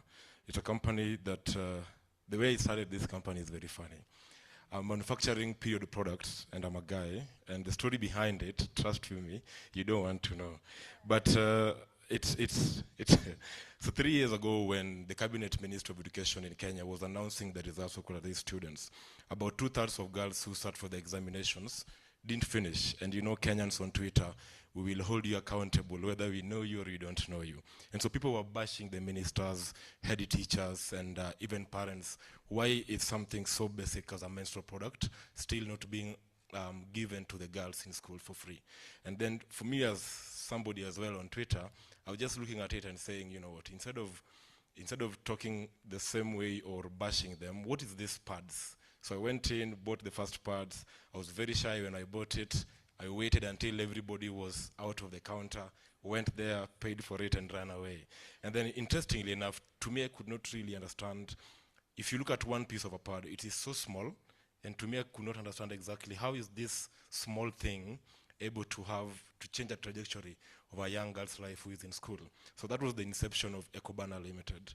At the end of the day, you realize that pads are expensive because of how they're being manufactured, of the product composition of the pads and the unit economics. If you do it, you realize that pads are going to be priced higher. And so I wanted to create something that is not only able to end period poverty or solve it, but something else that you can own, a household can own, or somebody else, a young person can say, you know what, this is something that has been made from a byproduct that we are producing, and we are able to say this is made from us. And then I looked at banana fibers or any other fibers in the world. Naturally, banana fibers, after you harvest the fruit, the trunk is just left to rot on ground, or you feed it to cows.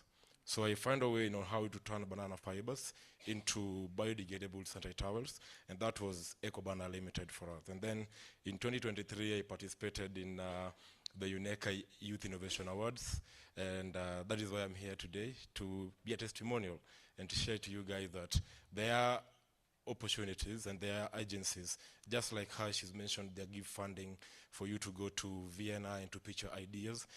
If I participated in a competition called HALT Prize. How many know HALT Prize? So the HALT Prize, exactly. So in 2022, EcoBana Limited won HALT Prize. It's $1 million award each and every year. They give to one company across the world to win it, and that can help you to build your business, to build your enterprise, and that award is why we have this product in Kenya. And yeah. So having that, and along the way, as I was continuing my innovation journey, we realized that as a packet like this, it retails in Kenya as 75 Kenyan shillings. That's about 8 or 7 rands in South Africa for a packet that has 8 pieces. So I realized somebody still cannot buy this entirely. So we created something called EcoBana Pad ATM, which is using AI to dispense one piece of a pad on the go.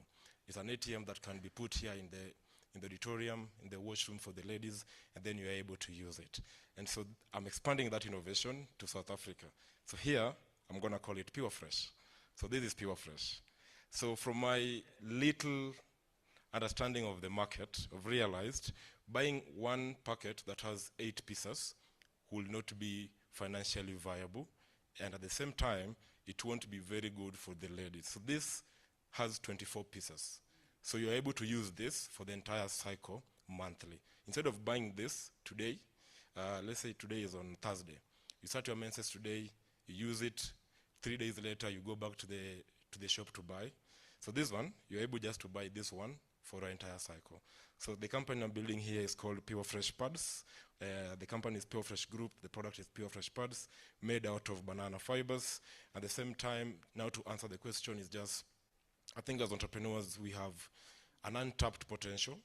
that is coupled up with innovation agencies like hers, like the gentleman at the university mentioned, because at the end of the day, we have to bring out not just valuable innovations, but are they feasible enough? Is it investable? You can have a good innovation, but if you're not investment ready as an entrepreneur or as a company, then you're not able to attract funding. So as I'm speaking here right now, I got an investor last year from the G20 summit, committing up to 500,000 US dollars to, to build up the manufacturing facility in Benoni. So I stay in Benoni, I work in Benoni, so I'm there. And I really hope, my main aim is usually just to create employment. In Kenya, I have 54 full-time staff. Here I'm looking at about maybe close to even 100. Reason being, the farms are in Pumalanga.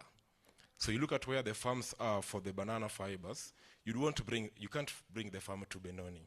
So what we've done is we've created small locations in different regions where we have Umhaba Estates, Banana World. So we have fiber extractors in those regions.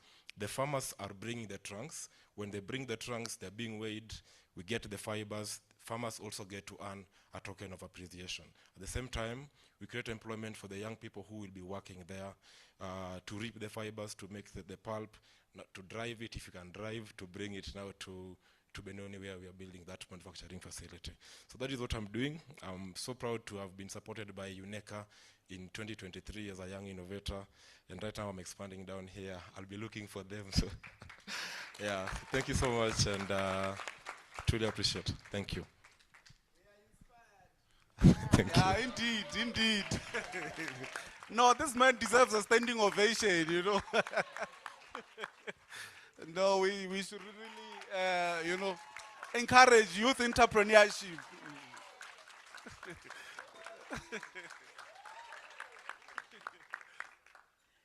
Yeah, no, hey, for a man, you know a lot about women, hey? Thank you so much.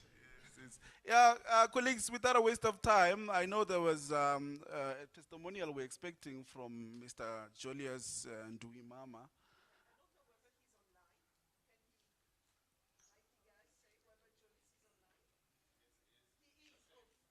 Jolis, can you hear us? Yeah, I can hear you very well. Jolis? Yes. Can the technical team check if his mic is unmuted? Yeah, can you hear me, please?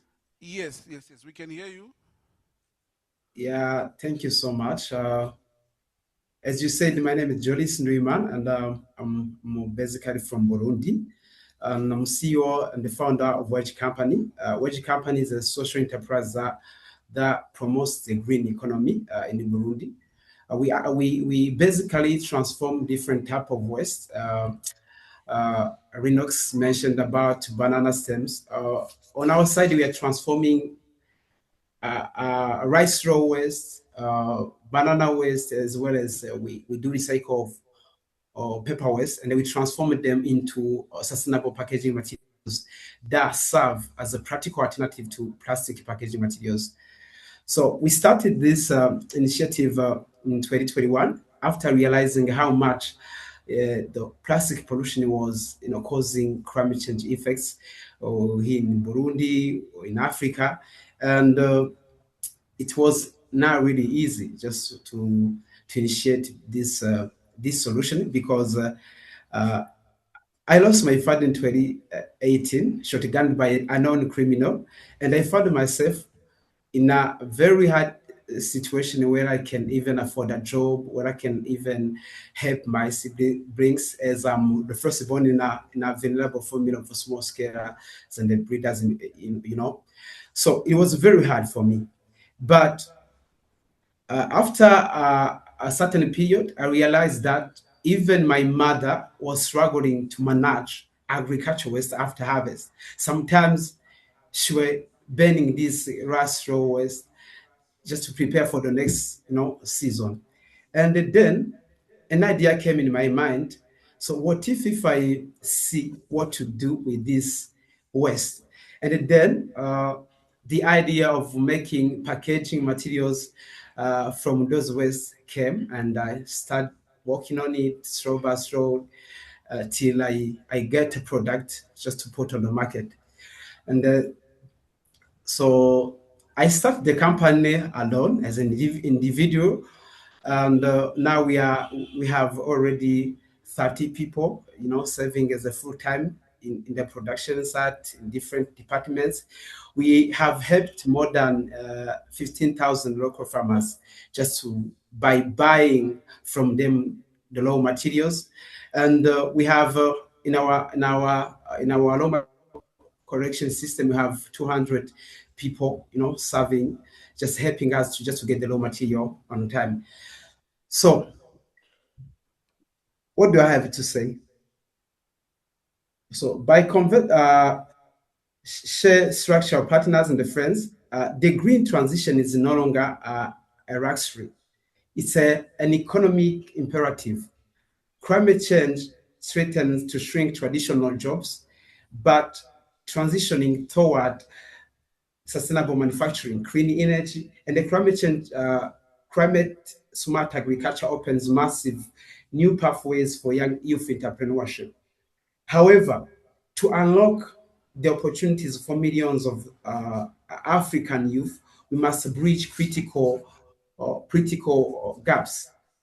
As the UNEP highlights, and our education system must urgently prioritize training for youth to do eco jobs of tomorrow.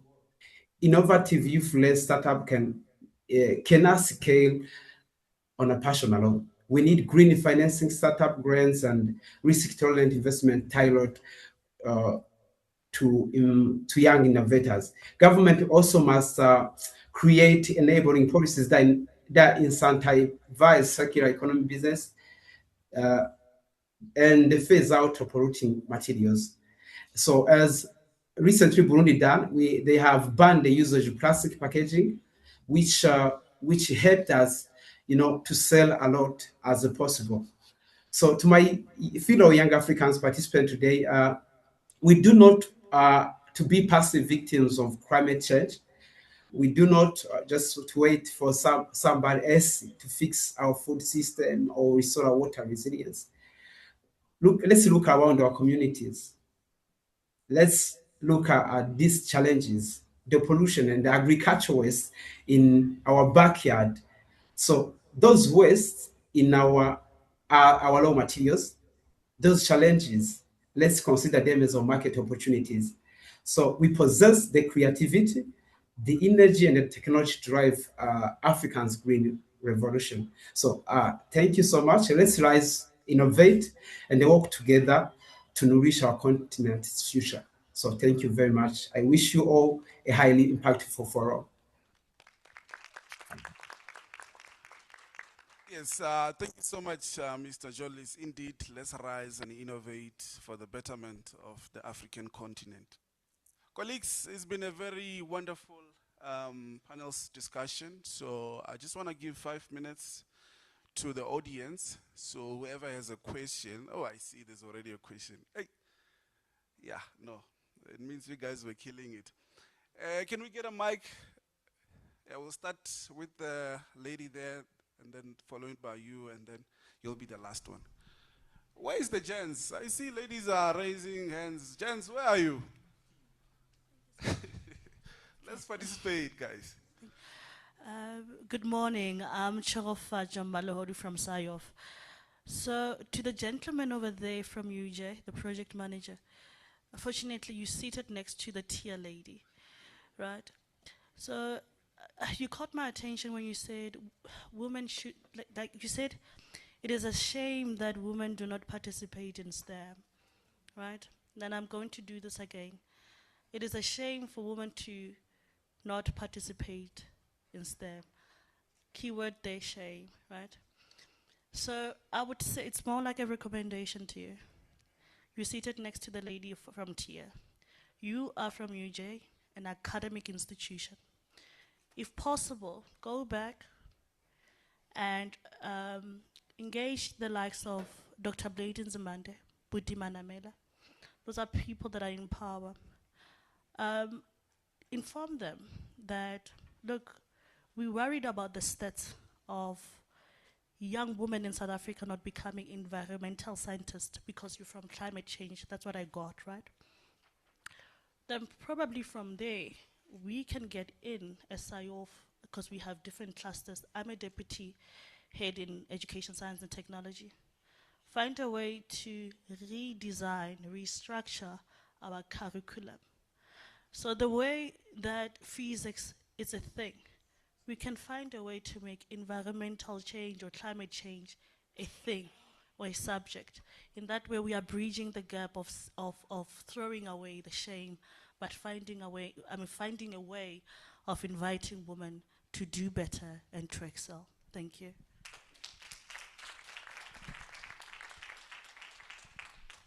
Thank you for that. Also, just to add, that comment is also looking at the region itself.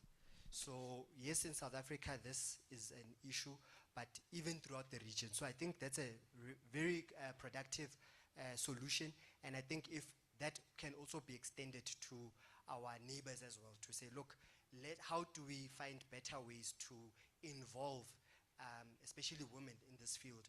And as I've said, this is not just only a societal issue, but an issue of economics. More women involved means better economic growth. So we need them on board. Thank you. You know, in South Africa, we usually say, Womanda. So we must always, empower women. They are, they are anchors.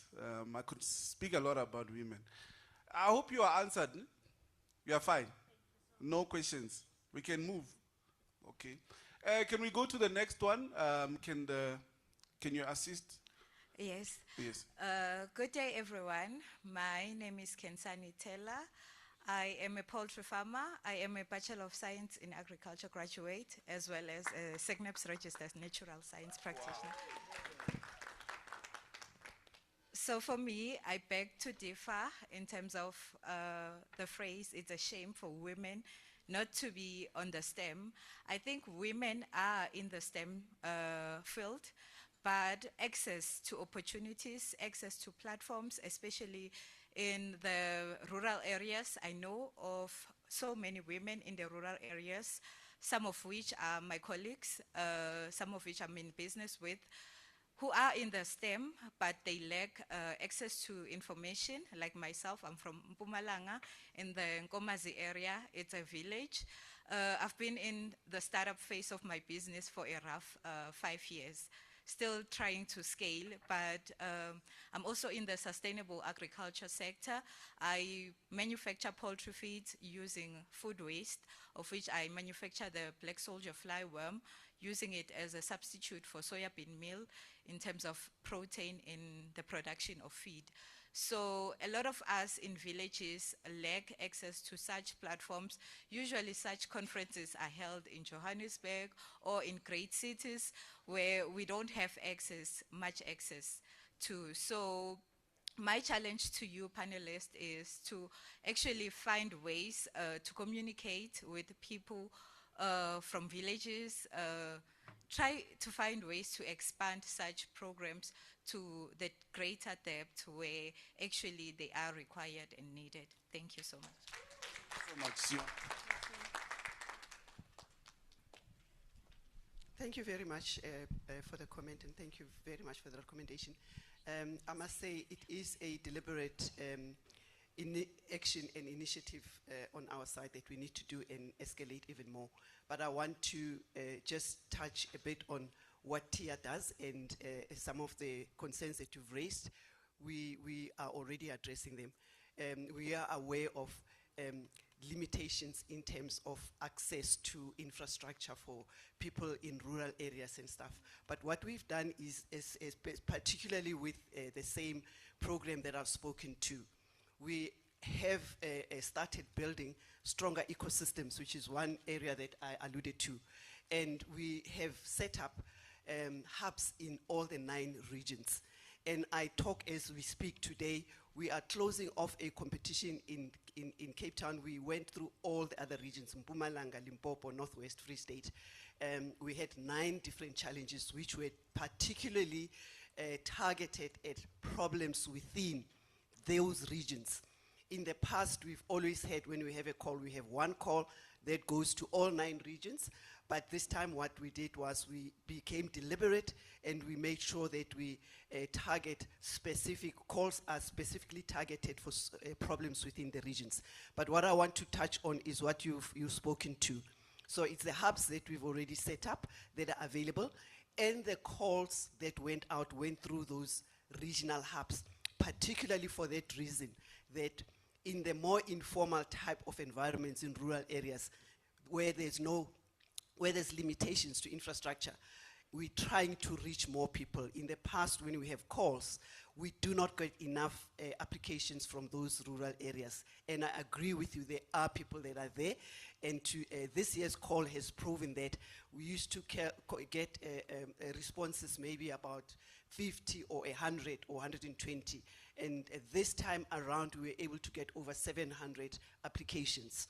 We also have living labs which are set up. We have 22 living labs that are set up across 8 regions. So it's particularly for that, and the living labs themselves are targeted at young people in the communities, townships, and rural areas to try and work together and co-create solutions for problems that they have and work with those platforms. Those are centers of entrepreneurship and innovation. And it is important for young people to just look for those platforms and access services within those platforms so that they are supported. Now, in expanding that, maybe just to briefly, if you allow me, Chair, to just touch on what are some of the support mechanisms that we have in place. So we have financial and non-financial support. With the financial support, we have funding vehicles. And one of the key ones that I want to talk to is a grassroots innovation program, which is where the living labs are embedded in that particular business unit. And it is specifically targeted at those young people that co-create, that come up with solutions for certain problems, and they are supported to come up. It can be as early as ideation, and they are helped to get to a point of a prototype or proof of concept, and then prototype, and then they are supported to also understand entrepreneurial skills so that when they set up their business, they understand how a business is run.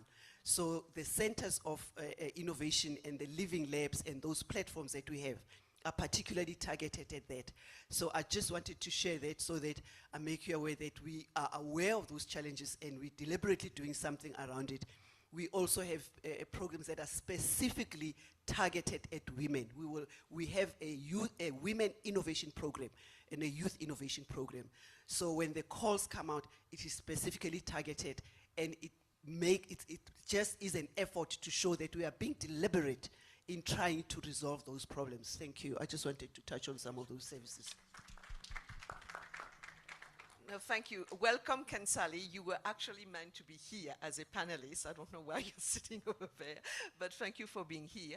Before we end, moderator, I think if we could ask the 3 entrepreneurs that we have, Lennox, Jolis, and Kansali, if you had to pin one or 2 critical constraints that you would like your country and your government to do for you to be able to upscale and not only export within your country, but within SADC.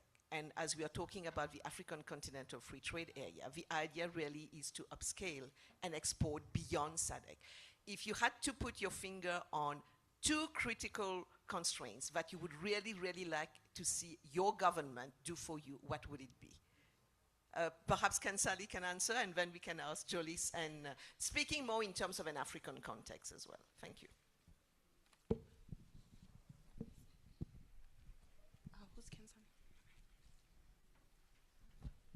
Thank you so much for the question. I think for me, the big, as well as young people that I'm surrounded with, it's the access to land. It's a very painful, very pain point to us young people. When you're about to start a business, especially when you're in agriculture, you still have to start at your backyard. You still have to struggle to access land. And the the actual funding. You cannot just get funding to purchase land. You get this microfinances, microfunding. They can't buy you land. They can only buy you stock or the equipment that you need.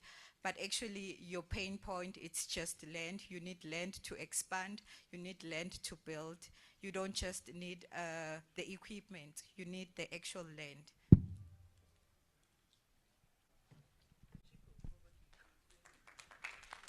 Myself. I think to me, I would say two. That is policy, and then systems. I think systems will also, with refined systems on how innovation is being supported, I think funding can also be looked into that system, and she's mentioned it quite well. On policy, I would just mention in regards to export as well, because I think I'm facing about 12.5 to 13% excess duty when the products are coming into South Africa, and that is quite high compared to the regional understanding that the SADC communities have. So I think those two really is what I would touch on. Yeah.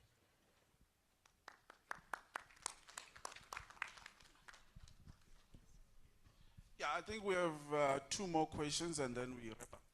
Am I fine? Oh, Jolis. Oh, sorry. Jolis, can you hear us? Yeah, I can hear you very well. So thank you so much. To respond to this question, first of all, I'll be talking about, cross borders, policies. When it comes to export, maybe this youth innovation could be prioritized so that we can scale our impact beyond where we are. So actually in Burundi, there is a program that supports young people's ideas, but when it comes to scale, just to build something which can impact millions of people, I don't know if the system, if the governments have a fear to support scale. They only fund these small ideas, and there is a certain amount that they cannot exceed. But for us to be able to scale our solution, they need to trust these innovative ideas, because those are the ones which are bringing solution to Africa and the regional problems. Thank you. Yeah. Yes, can we just take one question? Okay. You see, when a session is good, everyone wants to raise their hands. Okay. Sorry. Kamala, you and I can talk outside. Can I take the lead? Okay. Hello, everyone. My name is Netemba Nompumelelo Mtshali. I'm also in the climate space, and I was actually a climate tech startup. So I think for me, I do disagree that women actually are in STEM. Whenever I'm in these climate spaces, in these entrepreneurial spaces, majority of us are Black women also. So women of color are actually occupying these spaces a lot of the time. The biggest issue is the systemic and structural issues that we face, right? So when we think of our innovations, we're going up against so much more than just running the business itself. And I've learned a lot actually just from trying and doing things, like you have an innovation, but then you realize it has to be investment ready. What does investment readiness mean? What does it mean to run a company that is sustainable, right? And when we're speaking about the green economy and we're speaking about transforming the current fossil fuel-based economy that we have, we need sustainable businesses. But sustainable doesn't just mean profitable. It means something that's going to last 10 to 20 to 30 years' time, so that we also have institutions that we can say are African-born and African-led, right? And unfortunately, with the funding that we are given, it's given for short periods of time. And I would also love the dissemination of information to show, like Jonasi was saying, that what's the seed funding, right? It only lasts you to the next stage. And when you have to scale, you have a new challenge ahead of you, right? And those are the things that entrepreneurs have to know to understand the journey that they're undertaking. Because it's not as simple as having an innovation idea, putting up a pitch deck, and standing in front of people. It requires so much effort. And for me, I would also like us to focus on the mental health aspect of running a business. I don't think it's fair for for governments to encourage entrepreneurship and not encourage support or give support for the mental health that is required. If you're thinking about people that are coming from below the poverty line, bringing their whole family lineage out of that through entrepreneurship, the burden is heavy, and there are a lot of people who are carrying that burden. And it is important for us to not ignore that, because if the entrepreneur's mental health is poor and is down, the whole business will be gone. So I think it's very important for us to look at it holistically as well, so that we can continue to have entrepreneurs on our continent. Thank you. Yes, thank you so much. I'm informed there's an online question. Can we just take one online questions, and then those who are here can, you will always have an engagement with our great panelists. Can we take an online question? Thank you. Okay, so I've been following, and I just wanted us to nuance a comment about a shame of women not participating. I don't understand what were the intentions for that comment or statement, but the consequence of it might look like as if women alone must take full responsibility for their participation or lack of participation thereof. And I just wanted to say the phrasing and the framing is very important. That it's not a shame that women are not participating. As a young woman, I refuse to take shame for that. It's a shame that patriarchy exists. It's a shame that systems do not prioritize women. Look at the panel. You see that we have 2 women sitting there with 4 and 1 online. So the panel itself in the framing has more men. It is the system that actually deals with women and not women themselves. It's a shame that unequal power relations do exist, and we need to call things for what they are if we want to find the correct solutions for them. So Africa's future will be determined by its ability to innovate, industrialize, and solve its own challenges in science and technology. And these fields must also include women, young women being perspectives and bringing their perspectives and lived realities that shape better innovation. Like, I want a woman who wears a pad to speak about pads, to speak. I want a woman. I was listening to the pads produced by banana fiber. I want a young woman to produce those pads because she wears the pad and she knows what it's like to wear them.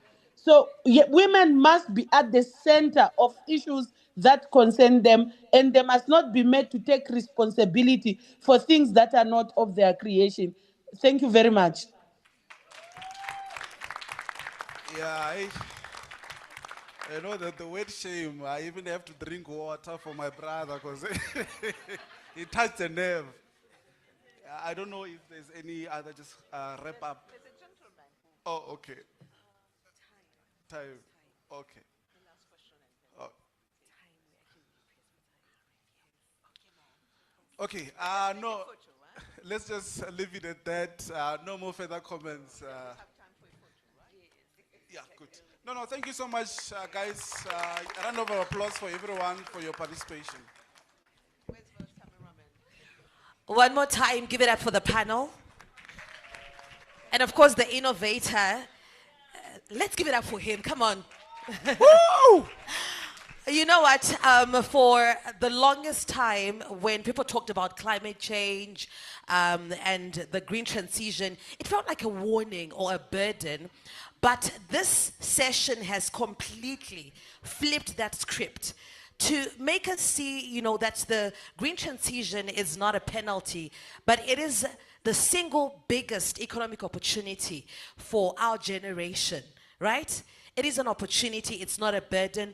Whether we are looking at solar tech, whether we are looking at waste to energy systems, or the green hydrogen, or the secular agribusiness, these are all opportunities, and the future wealth of the SADC region is undeniably green, right? Let's give it up one more time for our panel.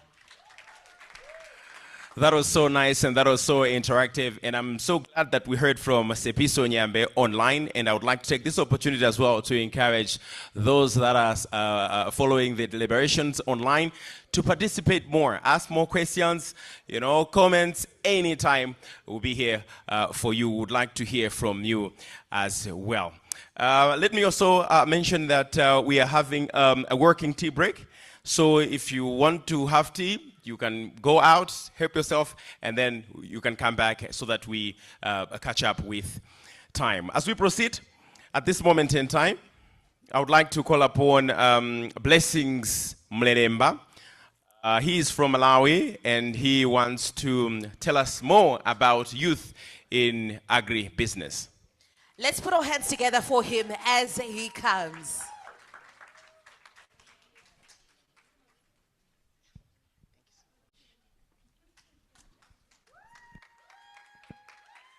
Right, good morning everyone. Thank you so much. It's a pleasure to be in front of you representing my fellow young people in agribusiness. So you are seeing a farmer, a real farmer now. Right, so for my successes in agribusiness, there was a story behind it, but a lot of things that young people faces during their childhood has been already talked about. And of course, as others have shared, I've also shared the fate of being an orphan and being paid school fees by organizations. Yes, but at the end of the day, I had a vision that I wanted to fulfill. And in 2020 to 2024, I was employed by One Acre Fund organization, where I was supporting 350 farmers in agronomics as well as loan input distribution. And there, when I was supporting the farmers, I've seen clearly the problems that the smallholder farmers faces. And because of that, I have written a book about agriculture. I left it there. My brother, can you bring it for me? Yes, I've written a book about agriculture, which has been sent to 8 countries and is now used by World Vision and Farmers Union Organization. And because of those problems that I've seen farmers were facing, it forced me to start what I called Big 2 projects. So, Big 2 projects, a lot of people ask, what does that name mean? It means 2 big initiatives, training and commercialization.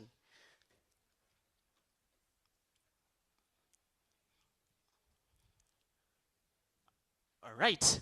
So, Big 2 projects has created what we call farmers clinic.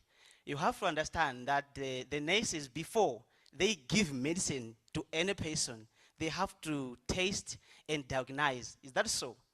Yes. So that's the same concept of the Big 2 projects farmers clinic. So it is, I'm from Malawi, and it is established in Lilongwe, and we are dedicated to transform agriculture and empowering rural youth through innovative and sustainable agriculture. So what we really do is we supply farm inputs to farmers, and we test soil and we do consultations. And our vision is to be a continental organization in fight against food insecurity and economic crisis. And I'm very happy because the past session was talking about economics, and I'm studying economics as well. And our mission is to build a continental movement to be a force in sustainable agriculture, production amidst the global climate crisis. Now, I always say, for you to be called, I can say, a hero or to do great in the world is not to make a lot of money, but to solve the problem. And I always say to my fellow entrepreneurs, if you want to make a lot of money or big money, you have to solve big problems. I was telling my roommate saying, if you are selling mandazi, those buns, it means you are solving breakfast problem. You only have money for breakfast. But if you are selling iron sheets, it means you are solving a great problem which will make a lot of money. So in the area where I'm coming from in Chingala, there are over 12,000 farmers who are lacking certified farm inputs, and they do not have the certified agro dealers. Actually, recently we have over 40 people being arrested of selling fake seeds in our country. And because of that, it leads to 30 to 45% yield loss. Even World Bank has quoted that. So at the same time, in this area, over 80% of youth and women in this area have no reliable income generating activities due to lack of access to quality education. And because of that, one thing that you can notice in my area is to see young person with a bike, with a lot of wood or charcoal. That's what it is well known for. And because of that they do not have reliable income activities, young girls, they are going into early marriages. I will show you how many young people we are working with. 70% of those people are into marriage already, and they have their own kids. Yeah, so because of that, I have created what we call Big Two projects, farmers clinic and consultancy. So to solve the smallholders farmers problem, we have established clinics to supply farm inputs, to test soil, give advisory, and connect the farmers to the market. And at the same time, we are supporting young people and connect them to the opportunities. I'll share with you which opportunities are we doing with these young people. So our products and services, as I said, in an agro-dealing business, we supply farm inputs at the first picture. And on the second picture, it's me in the field testing the soil. So we have the soil testing and analysis machine. And I can assure you, in our country, we are only among 5 companies who have this machine. So we do soil analysis in the field and give the results to the farmer right there in the field. And beyond that, we provide advisory and consultant support. I can tell you that we are expertised in teaching someone who has zero knowledge until he is an expert farmer. We have trained thousands of them, I'll show you.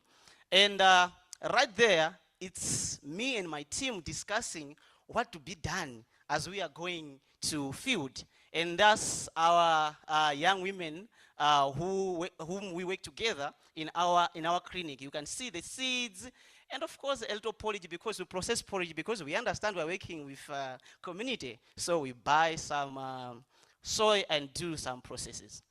Right, and in the clinic, we have spared some spaces for farmers to come just to read. I am a literate person who writes a lot of things. Actually, I've written a magazine which is now under SADC. It's called Agri-Food Network Magazine. I'm one of the authors. So I write a lot in agriculture. So farmers comes to our clinic and read, okay? And that's our lab technician. And that's us discussing. So what do we teach farmers? We teach farmers Sasakawa method. So Sasakawa method, we use what we call 75 centimeter ridge, which we use small ridges to have 75 ridges on an acre to produce 45 bags of maize instead of producing 12 bags. So that's what we teach farmers. And also, we teach them biochar production. For you, everyone here who is into organic fertilizer production, biochar is the game changer because it stays in the soil for over 100 years before it exhausted. So it enhances soil structure, etc. And also, we emphasize much on agroforestry. We help farmers to grow trees together with crops. Sounds impossible, but there are trees like Insango, Gridicidia, they fall leaves when the plants are germinating. They enhance soil structure, soil fertility, as well as protecting the environment. Right, so in the picture, it's me in the field training farmers and also our team. And other hand, okay, we do consult thousands of farmers, smallholder farmers and big farmers, as well as mega farmers. So this is our technology.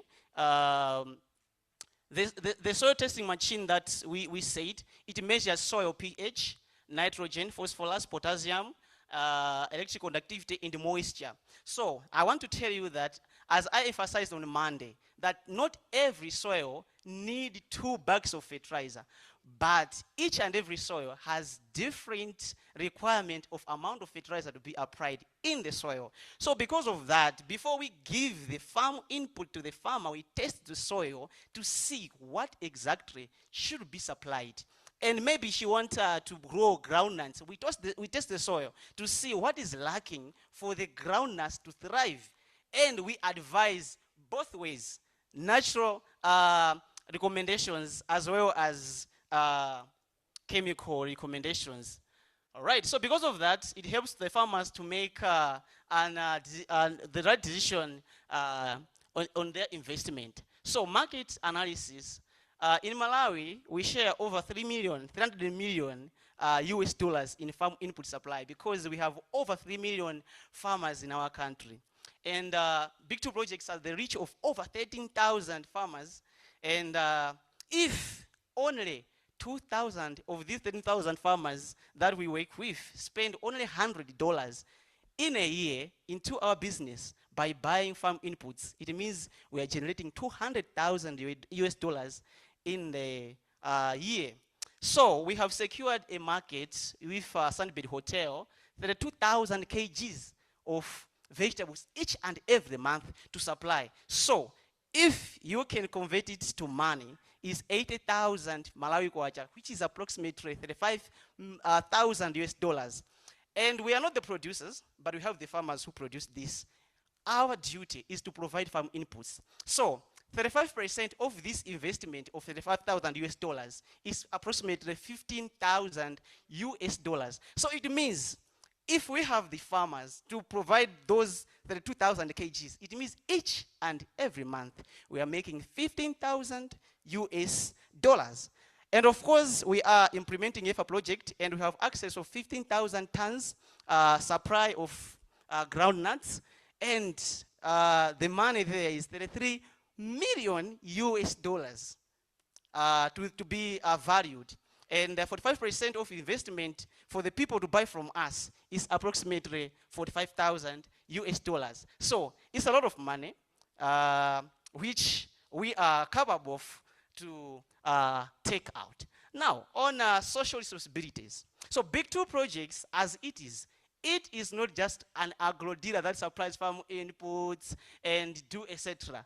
We are doing a lot of things. In the picture, it's me wearing a t-shirt written 1 for 5. I will explain about 1 for 5, but for now, we have created what we call Chingala Youth Network. So we are working closely with small young farmers and those youths in the community, over 1,500 of them from 75 villages, and we have grouped them into 65 clubs. So what we do, we train them in different agronomic activities as well as agribusinesses. So far, we have connected 600 youths to TAGDEV 0.2 initiative. It is a MasterCard funded project, so we are the host. So these young people have been trained in value chains of soy and maize, and now they are expecting to receive a grant of 15,000 US dollars as soon as possible through Big 2 projects. And as well, we are hosting, it is also ongoing project of YEFA, which is Agra project. In this project, we are training 2,000 young people, and they will receive as well seed funding. We have hosted as well DOT project. So Digital Opportunity Trust project is as well MasterCard funded. So what you have to notice is we are collaborating and working with different partners and organizations to make sure that the gap that is between a rural person who have no education and the opportunity is bridged. And Big 2 projects works collaboratively with Luana, Lilongwe University of Agriculture. Right.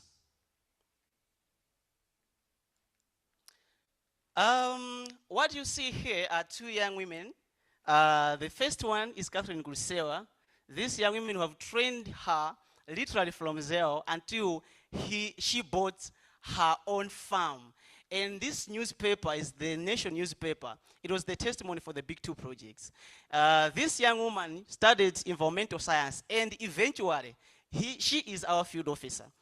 And on the other hand, is another farmer that we have been training, and that's her farm. So in the picture, what you see are the graduates, young people that we work with from the village. Those are graduating from Mastercard Foundation project that we were hosting in digital opportunities, and we are expecting to have other cohorts to come soon. So here is jobs that we created. We have 5 permanent women. We have 5 permanent jobs, 3 women, 2 men. We have 30 community field officers from the young people that we work with. Currently, we have the interns from the University of Livingstonia, and we have created 500 plus indirect jobs. And one beautiful lady you see there is the intern who is smiling because she is working with us. Right. Yeah, so on environmental impact, I have initiated in 2024-2025 what we call 145 campaign. So 145 campaign, we emphasize that each and every farmer should plant 5 trees in order to be accommodated in this competition. So we projected 50,000 trees, but eventually we have joined by the government, the city, the City Council, up to we planted over 155,000 trees. All right, so where are we heading? Beyond everything that we see, in our strategic plan, we want to build an innovation hub. So, what will happen is, we will have the youths, as you see in the picture. Let me tell you, this picture you see, a greenhouse, is AI generated. The picture that you see with the red ring is me. That's not AI. So this is the vision. That was the prototype. So I rented a greenhouse to just check. Okay, because sometimes you may think you are solving problem, why you are not solving problem. You are just speculating and assuming. So for us not to assume and to speculate, I rented a greenhouse to try the aspect of innovation hub. And I can tell you, each and every day, we could receive people from different districts to be trained on that rented place. Because of that, I came up with an idea of an innovation hub. So we want to train young people, young women in agribusiness, but as they are graduating, we should be giving them loan inputs so that they can be implementing what we have trained them. I always argue with the people who always come with the trainings of they go. I don't like them, but I like the idea of after you train someone, make sure he or she is implementing through the resources that either you give direct or you connected the person to the right people who can give the resources. All right, so we have different partners that we work with. I once went to Ethiopia to attend a certain project with African Union, and we secured a partnership with Now Based and Trading Initiative. So we are supporting 60,000 coffee farmers in Ethiopia, and also we have our partners, Lilongwe University of Agriculture, TASE, and Farmers Union. So Farmers Union is the umbrella of all the farmers in Malawi. And they have the reach of 350,000 farmers. And I'm very happy because I'm the national consultant under YEFA project and the Farmers Union organization. And my personal achievement, as I said about the book, which is not even here. Right. In my country, I am the youngest Afri-100 policymaker. So in the African continent, there is the Afri-100 initiative where all the African countries are planning to plant 100 million trees. And in our country, we are projected to plant about 4 million trees. So among all the youths there, I'm the youngest to be the policy maker for the project. Thank you, my sister, for bringing the book. And in 2025, I was selected by World Bank as an ambassador of Global Youth Climate Network. And I'm happy to say that a lot of projects that I do, I consult World Bank experts so that I should not breach, I should not be solving a vague problems, but I should be very strategic and very impactful whatever we are doing. And I served as an ambassador of youth opportunities as well. And I've helped about 5 young women to access 5,000 US dollars from Tone Romero. So what happened to these young women is that they did not have an idea. So they were my friends. So I said, you know, there's this opportunity. You can have this business, you can have this business, you can have this business. I trained them how to write business plan. I write business plan, I write proposals. So I've given them viable businesses and they received the fund and now they are founders. Right. Can this go back? Right. So I published a book, as I said.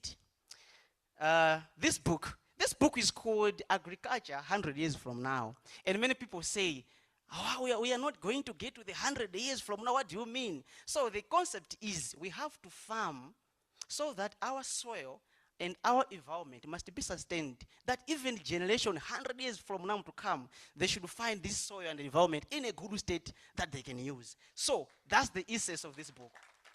So in this book, what you will find is practical climate smart agriculture methodologies. Not theoretical. I wrote this book without knowing that there is AI. I was writing it using the paper, okay?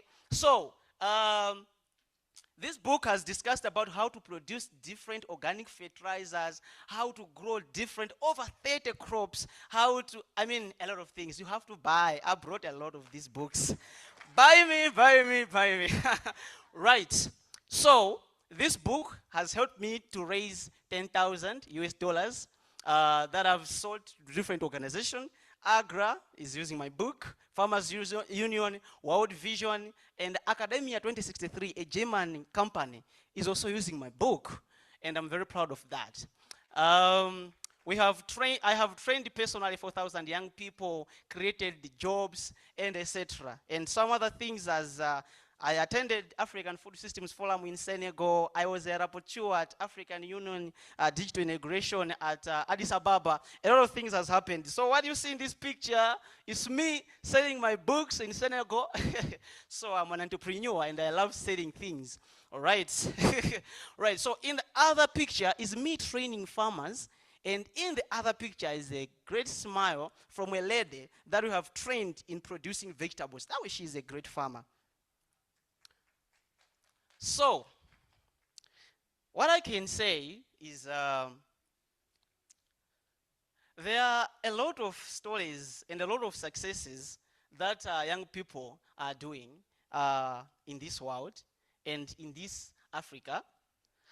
And a lot of them, I can say, people say, you know, there are a lot of opportunities out there. But someone would say, maybe all the things that you have been doing, you have been receiving grant, young man.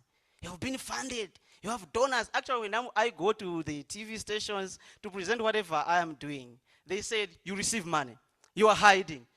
But I can tell you, if there was the grant that I received, is 5,000 from Tone Romero 2024. And what I used that money is just to buy a land for my innovation hub. Everything that you have seen is from my merits and my investments through every little thing that I get. I was telling my neighbor, my roommate, that I don't play with money. I'm an economist, and I don't play with money. Every penny that comes into my hand, I make sure it is productive.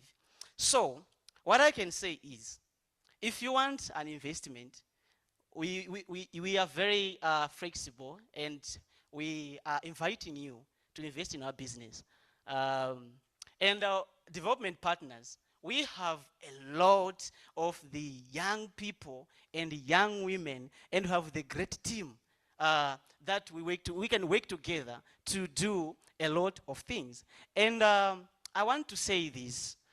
Some young people who are here, maybe they have reached out to some of the partners and You know what happened is, we receive the business cards, we go home, and they become the decorations on our tables. You try to reach out to the person who gave you freely the business card, but he don't respond. So I would like everyone who is here to open doors for the young people, so that if they reached out to you, don't just close the eyes saying, I don't know this person, but maybe remember him or her in one opportunity to come in the future or now.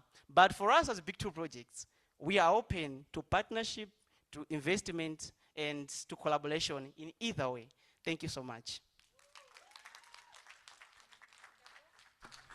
A big round of applause once again for my brother Blessings. He really is creating opportunities as well as imparting knowledge. I love what someone said yesterday, that we are trying to make farming look sexy. Yeah? Are we doing it? That's nice. Okay, so let's move on with the next item on the program. Let me now invite the Urban Farmer and Africa Livestock Academy to give us a pitch session. A big round of applause for them.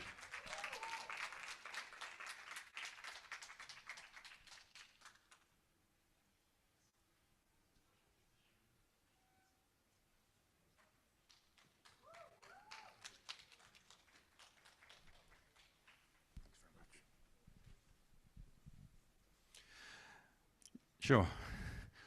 Where's Blessing? I don't have Blessing's energy, but I'm going to do my best. Blessing, amazing. Thank you.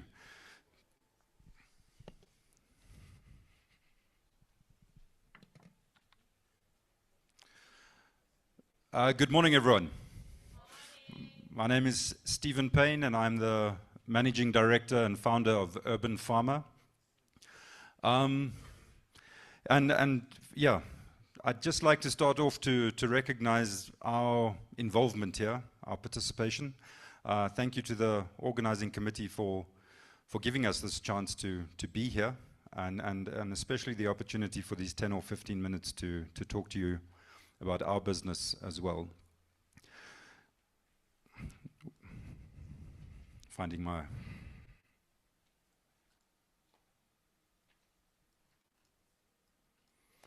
I now understand the frustration with the clicker. Okay, poultry farmers in the audience. I know there's one, two, one. Are there more poultry farmers? Good. Question is, how long does it take us to grow a broiler from being a day-old chick, 40 grams, to being a saleable bird of 2 kilograms? 35 days? 45 days? 55 days. That's a 50 times growth that bird is able to achieve. How much feed is required to get a bird to grow to 2 kilograms? 3.5 kilos, 4.5 kilos, 5.5 kilos.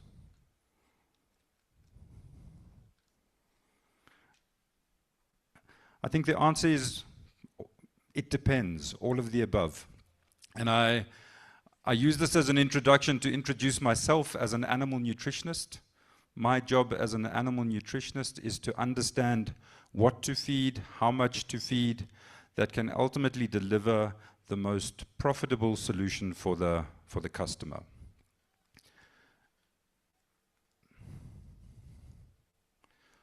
Urban Farmer is an animal nutrition company. So 16 years ago, I was 30 years old, and I think that would have qualified me as a youth back then. But I started Urban Farmer with the idea of helping farmers to make their own feed.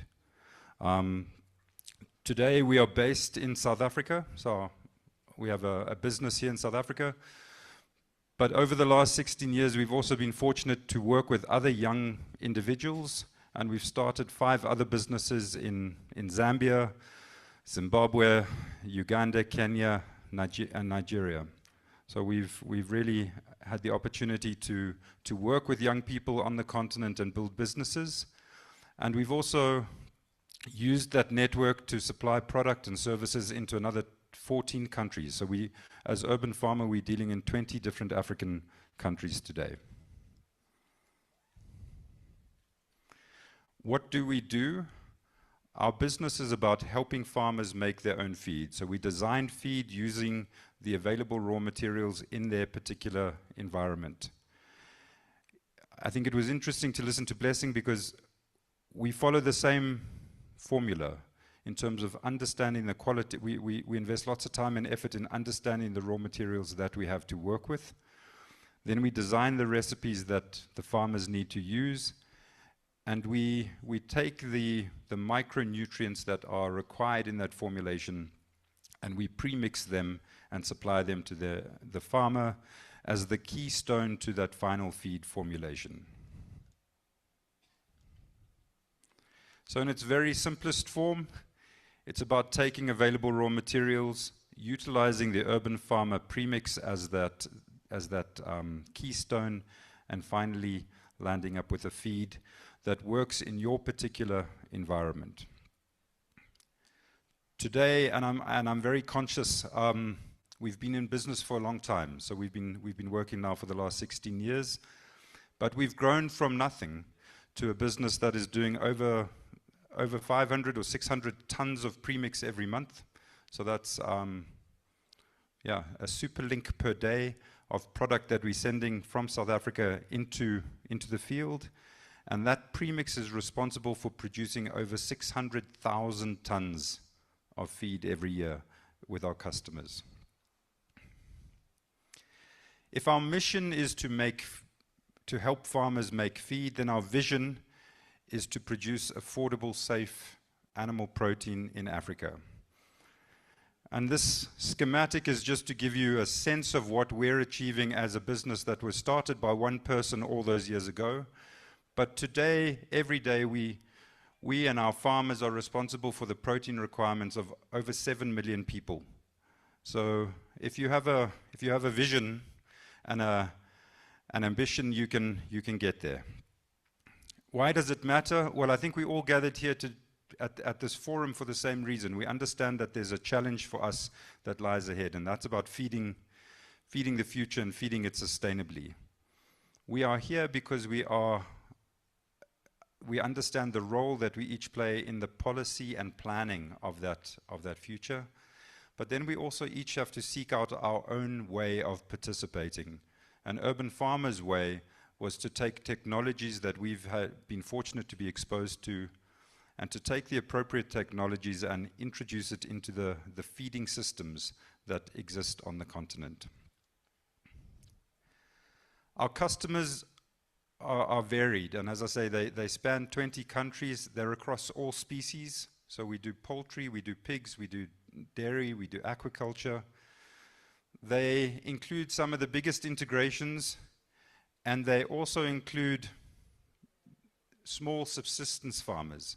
And I think in the last 4 or 5 years, we've recognized the potential blessing of people like yourself and your efforts to get greater yields off the land, people producing more maize and soya and other products. And we've seen an opportunity to assist these farmers to utilize those products to participate in the protein value chain and give them the opportunity to use those inputs to make feed and ultimately to produce protein.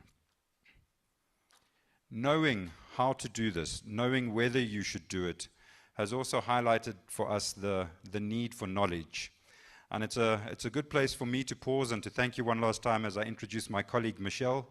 Michelle Marais is the director of the Africa Livestock Academy, and that's Urban Farmer's newest business. And I hand over to Michelle to tell you that story. Thank you very much.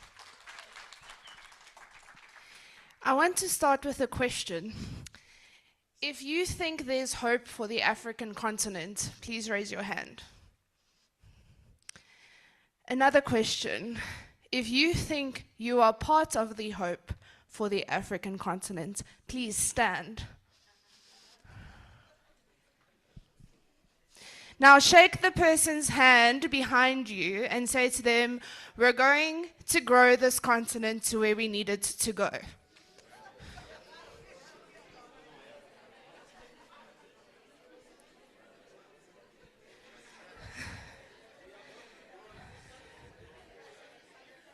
Great. So I think we've started with the consensus. This morning when Steve and I were sitting in the back of the room, we said to ourselves, here's the hope for Africa. We're here, the people sitting in the room. And I want to encourage all the youth members here that I grew up in Zambia, and I knew that I have a calling to make a difference on the African continent, particularly in the agricultural space. And I had no idea where to start or how to get there. And my journey with urban farmers started almost 10 years ago, so it's been a while. And today it is my great privilege to stand here and tell you about the journey I've had as a youth, where I had no idea how to feed a chicken, to where we are now to contribute to the hope and the growth that we hope to see on the African continent. So Africa Livestock Academy, as Steve has just told you, is a spin-off out of Urban Farmer. And what makes us different from every other training institution that we've come across in the industry or on the continent ourselves is that years and years ago, Steve over there started the company Urban Farmer with the mission to produce sustainable protein in Africa for Africa, working with some of the biggest producers on the continent, some of the biggest agribusinesses. And slowly over years and years, he realized we need to bring those same opportunities to the smallholder. And how do we do that?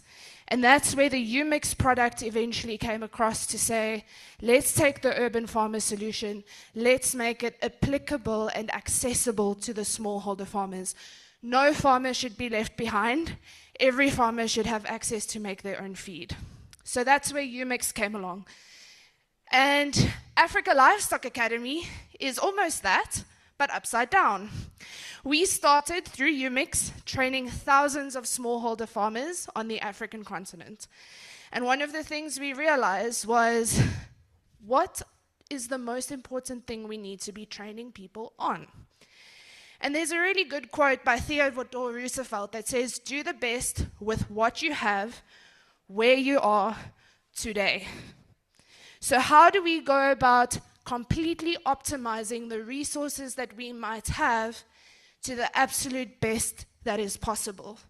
And I'm sure someone to the likes of Blessings and the gentleman who spoke on Tuesday from Kwateri, all the testimonies coming through there has the same underlying message, which is that when you optimize what you have, no matter how small, it's scalable. It's when things are not optimized that they are not scalable. And that's the mission behind Africa Livestock Academy. It is how do we take farmers on this continent and help them do the absolute best with what they already have so that we can optimize them and make them scalable. We've heard many of the speakers and some of the youth members here this week talking about we need access to finance. We want to scale our operations. And I think what often happens is we look at our house and we wonder how we get to the castle, and we miss all the steps in between. And what Africa Livestock Academy is here to do on this continent is to give us a roadmap. How do I go from being a small-scale farmer to being a medium-scale farmer, to being a large farmer, to being a commercial farmer? And we're here to bring in that roadmap and to educate every step along that way to translate someone from being a smallholder producer to being a commercial player. And that training is different at every level. Some farmers we need to teach how to feed a chicken. Other farmers need help writing business plans. And Africa Livestock Academy, through our experience working with all sizes and shapes of farmers on the continent, is here to walk alongside those farmers in those different journeys. So Steve and I are around today. Tomorrow we've got our colleague Sarah here as well. If anything that we have said today is of any interest, please come and reach out to us. It's been a privilege to be here.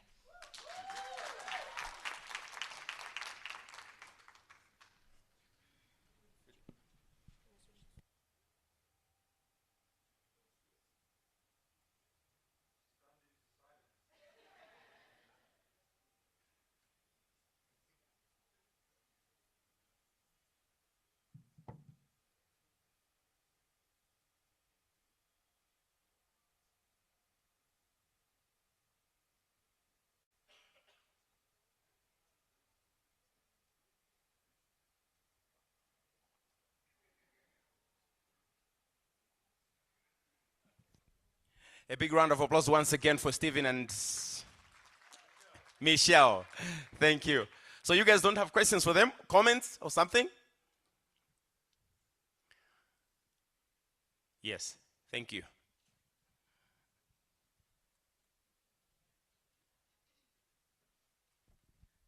First of all, my name is Nontobelo Hatebe. I'm a Co-Africa volunteer. I do the groundwork, I work with the community, I stay with the communities. So I'm just grateful for this day, actually. The whole day it has been on fire and everything. But I have one comment to make, that use us. We are on the ground, we integrate, we stay, we speak the language with the rural community. Whatever information that you want to pass on, we are available. And it's one thing that maybe we take advantage of as volunteerism within young people. One of the speakers here today mentioned the number of youth unemployment. It's not because we don't want to be unemployed. We want to be unemployed. It's not because we are picky with jobs. We are not picky. Just try us. We are ready to be ground workers. We are ready to see our own communities advance through us. So we are available. Use us. That's what I'm going to say only.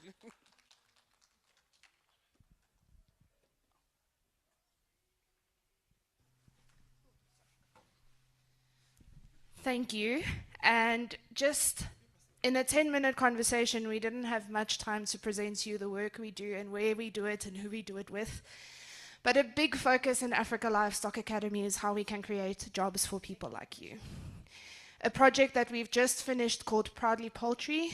We employed 15 local trainers in Uganda, Zambia, Zimbabwe. They were trained by us. We sent them into the field. And together they trained 1,500 farmers through a 6-week poultry program. But like you, they were on the ground, they were with their communities.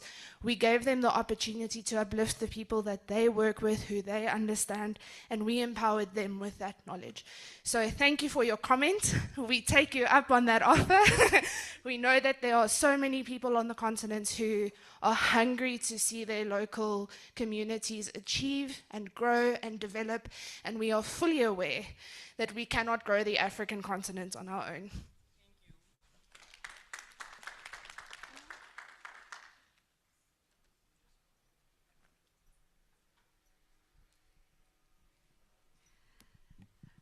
Thank you very much for this presentation. And I really enjoyed this because I think sometimes we've been talking about the need to create business ecosystem. And I think this example demonstrates how we also need commercially based firms that exist just to support other firms progress throughout their life cycle. So I find this very, very inspiring. And I think this is what we probably also need to upscale more. Firms within the ecosystem that exist to help other firms just progress throughout the life cycle. And maybe these are the missing elements in what we are trying to do. Thank you for that.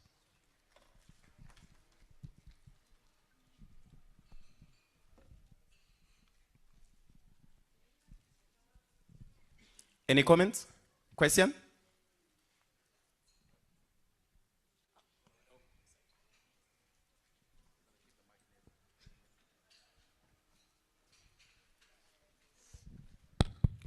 Thank you very much for the presentation.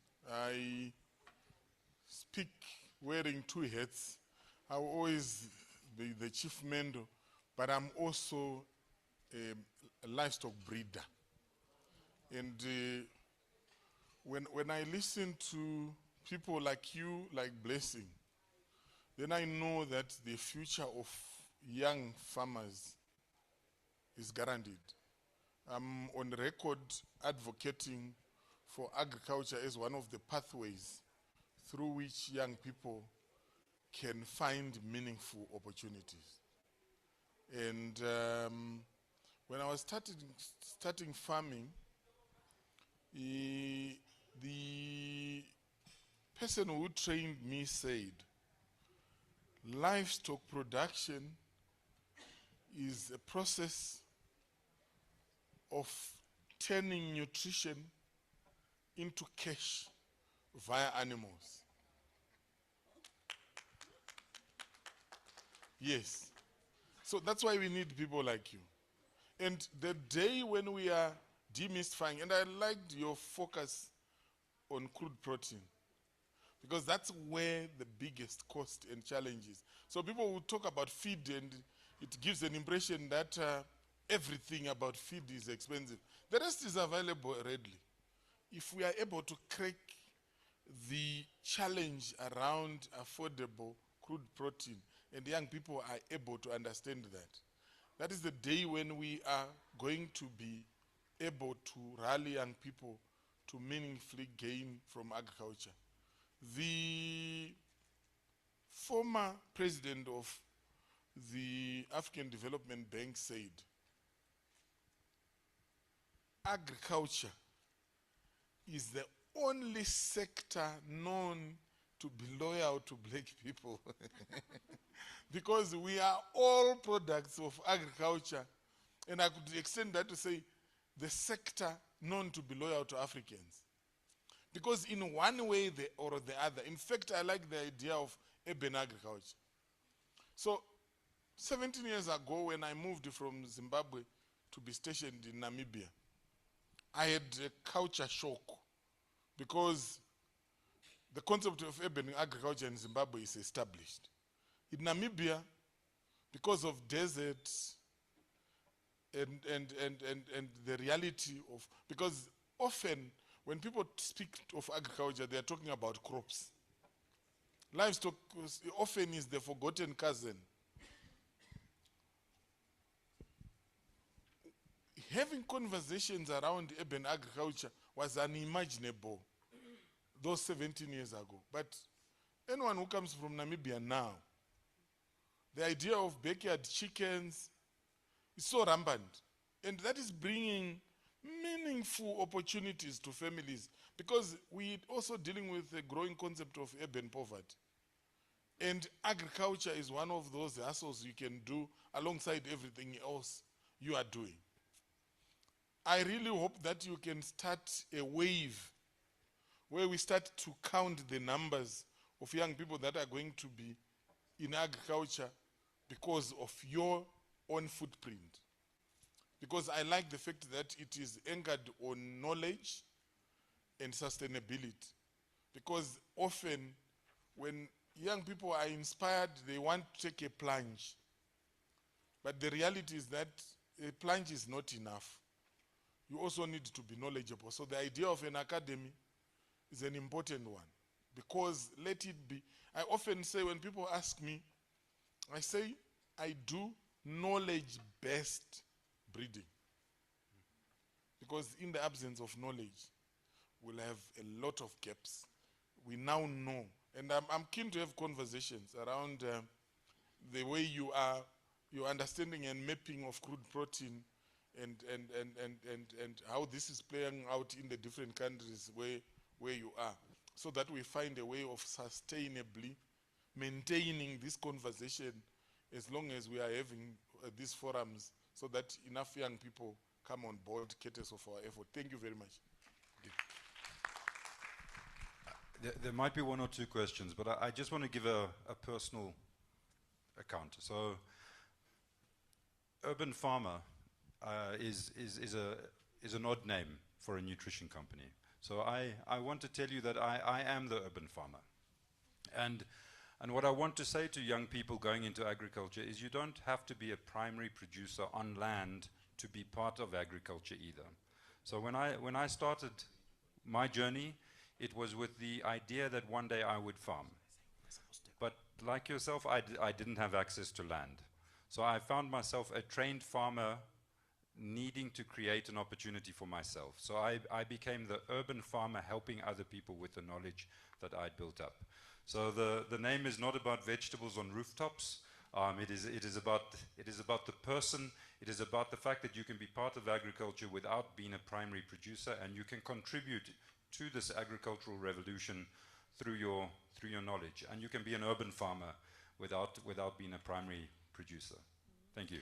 Okay, so we are going to take 2 more questions. We'll start with Kamara, and then we'll take 1 online, and then we'll move with the program. Thank you. Okay, thank you so much. My name is Kamara. I lead the association. It's called Livestock Breeders Association. Yesterday I had a conversation with Michelle, and one thing maybe I wanted to understand,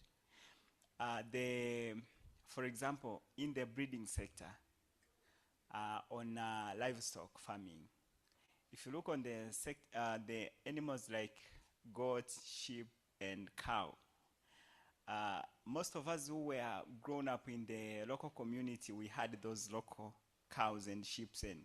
But then you find, for example, you have 150 cows. They are around they have 150 kgs. And one person has 10 boar cows. Of one bull boar has 1,080 kgs. And when it comes to the season, the drought season, with your local cows, most of them, they died because they have no great area for grazing. And they eat too much. Yeah, they consume a lot of water. So we wanted to look on the method that we can transform from the subsistence farming, especially for the local farmers who are in the goat, sheep, and cows, to bring the sector into commercialization, where they can access this new breed, like the Kalahari goat, the Boer goat, and the other specific breeding that they are for commercial. But the issue is on the prices. It's very expensive, and the business is owned by the tycoon, by the way, big people. So when you want to transform this sector into the commercialization, I think it needs the injection of funds, maybe, and coming together. So from your side, maybe, how are we transforming this sector into commercialization for the local community? Thank you. Maybe before he responds, let's get that question online, and then he responds to those 2, and then we close. Is that okay?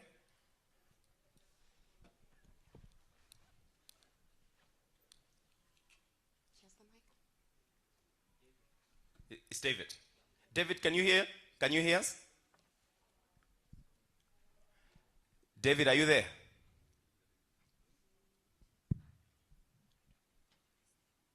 David, are you there? Seems like he's not there. Maybe you can start responding to the question by Mr. Kamara. Yeah, I don't know that I've got a complete answer for you, but I mean, I think you raise a very good point. I want to go back to the phrase or the term used there, knowledge breeding. And I think it is about understanding that I'm not a geneticist, so but you know, there's a reason why we have these smaller animals in the communities where we come from, and it's to do with their resilience and their survivability. So I know there's great potential in these improved genetics, but they are not as resilient as what the animal is. So all I can suggest is, you know, if there is hardship in terms of drought or other stresses, disease, you might be losing 10 small animals, or you might be losing one big animal, but the big animal is going to be the first one to go. So I can tell you it's not a bad thing that we do recognize the potential of these local breeds. I think there's a lot of room for improvement in terms of how we can feed them better, and I don't think we've done enough work on that. But it's a very complicated science that you're taking us into there in terms of the genetics, the cost of those genetics, as you say. I mean, there's mega businesses that are controlling the genetics around the world. How do we make that accessible? But making the right decisions brings me all the way back to, you know, we need to understand and we need to learn.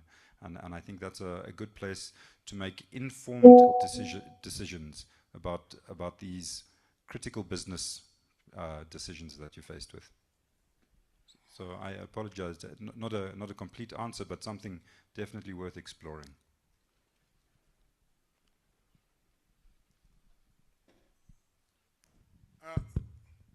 Thank you very much. I want to write or supplement your intervention. So when you raise a very important aspect around what I characterize as the economic traits that are still found in the indigenous breeds. Sometimes there is over-commercialization of the exotic breeds, but there is a downside to it. I was just talking to Terry the other time, and he was telling me that he had studied, because I do sheep, I do meat master and damara, precisely because of their resilience. So he went for the doppers. The doppers, we actually crossing, the meat master is born out of crossing damara with those fetish sheep breeds, your dopper, your Van Rooyen, because they have poor fat distribution. So when it was hot, because they are fat, they were struggling. He said they literally went swimming, and he lost a sizable number, and they had to sleep with his boots for a number of nights. So one of the things that you must look out for is probably crossbreeding, where you are tapping from both the indigenous and the exotic, and then you have genetic hybrid vigor. But the reality is that given the rise in diseases that are there, if you talk to people from Zimbabwe, they will tell you about a disease they have called January disease, thelaria. Crows were closed because animals, suddenly there was a new strain where which were resistant to diseases. And this is where you turn back to your indigenous breeds. The same way we are talking about preserving organic seeds on the crop side, the same applies to the issue of how you must approach the issue of exotic breeds. It depends on your model. If you're looking for more meat on the bone, crossing is the easiest. In any case, if you don't have a lot of money, you can invest in a good buck or ram, and then cross with the indigenous, and they are able to improve your local breeds, because they suffer a lot from inbreeding. But they have a lot of economic traits that you need to actually leverage on rather than throw them out wholesale. If you look at, for instance, the indigenous cows, I have cows in my crow which I'm crossing with the Borani that give you calves from between 8 and 10 months. How they do it, don't ask me, I don't know.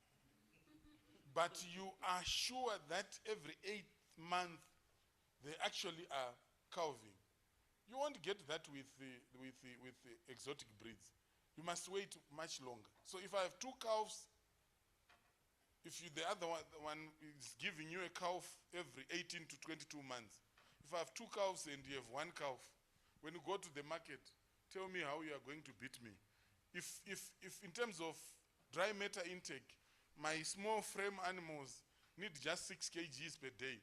Your big frame animals need between 12 and 18 kgs per day. You need more land than I do. And given the circumstances of how we are already struggling in terms of capital, tell me how this is not profitable. So the issue is, that's why knowledge-based approaches become very important, so that you don't just become a victim of advertising.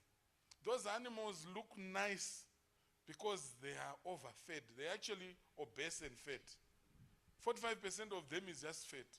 You buy it at an auction, you don't even have the feed to give them. It's simply not possible to sustain them, and it's not going to even be able to produce for you. So that training will enable you to be able to look at even veiled-fed animals in terms of identifying genetics without necessarily being hoodwinked because you've simply seen an overfed animal. Thank you. Thank you very much. I wish we had more time, but this was so eye-opening. Once again, a round of applause for Stephen and the whole Urban Farmer and Africa Livestock Academy. Okay, so we're going to have one more item before we break for lunch. At this moment in time, without wasting much of your time, ladies and gentlemen, I would like to invite Advocate Kurasha Shuneni Kurasha from SADC PF is going to give us a masterclass on the SADC model law process on young people and regional policy influence, leveraging the SADC model law processes for meaningful participation. Once again, a round of applause for Advocate Kurasha.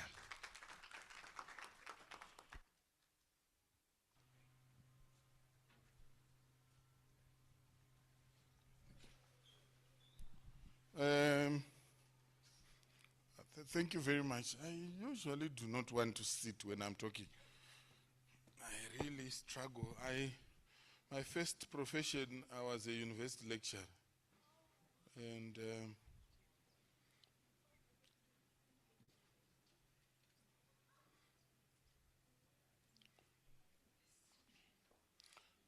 how many minutes do I have?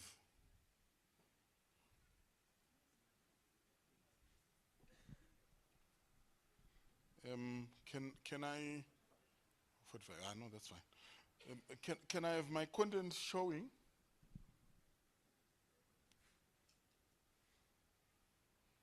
Are we able to blow it up so that we really are able to? You can take out my picture. We really are able to blow out the content. So the presentation will build on the conversations we had today in terms of opportunities for contributing to regional policy making. Desmond Tutu once said, if you think you are too small to make a difference, sleep in the same room with a mosquito.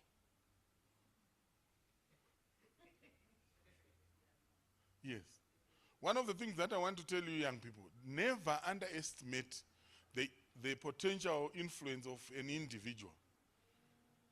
Right now, the conversations we are having, a few years later, it's people who actually come and tell you, it was at that SIOF meeting that I got this idea.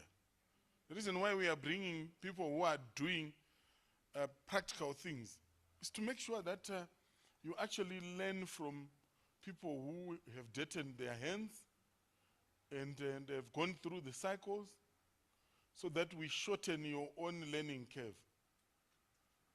So the presentation I'm going to give is where we are talking about young people and regional policy influence, where we want you to leverage the model law making process to exert influence.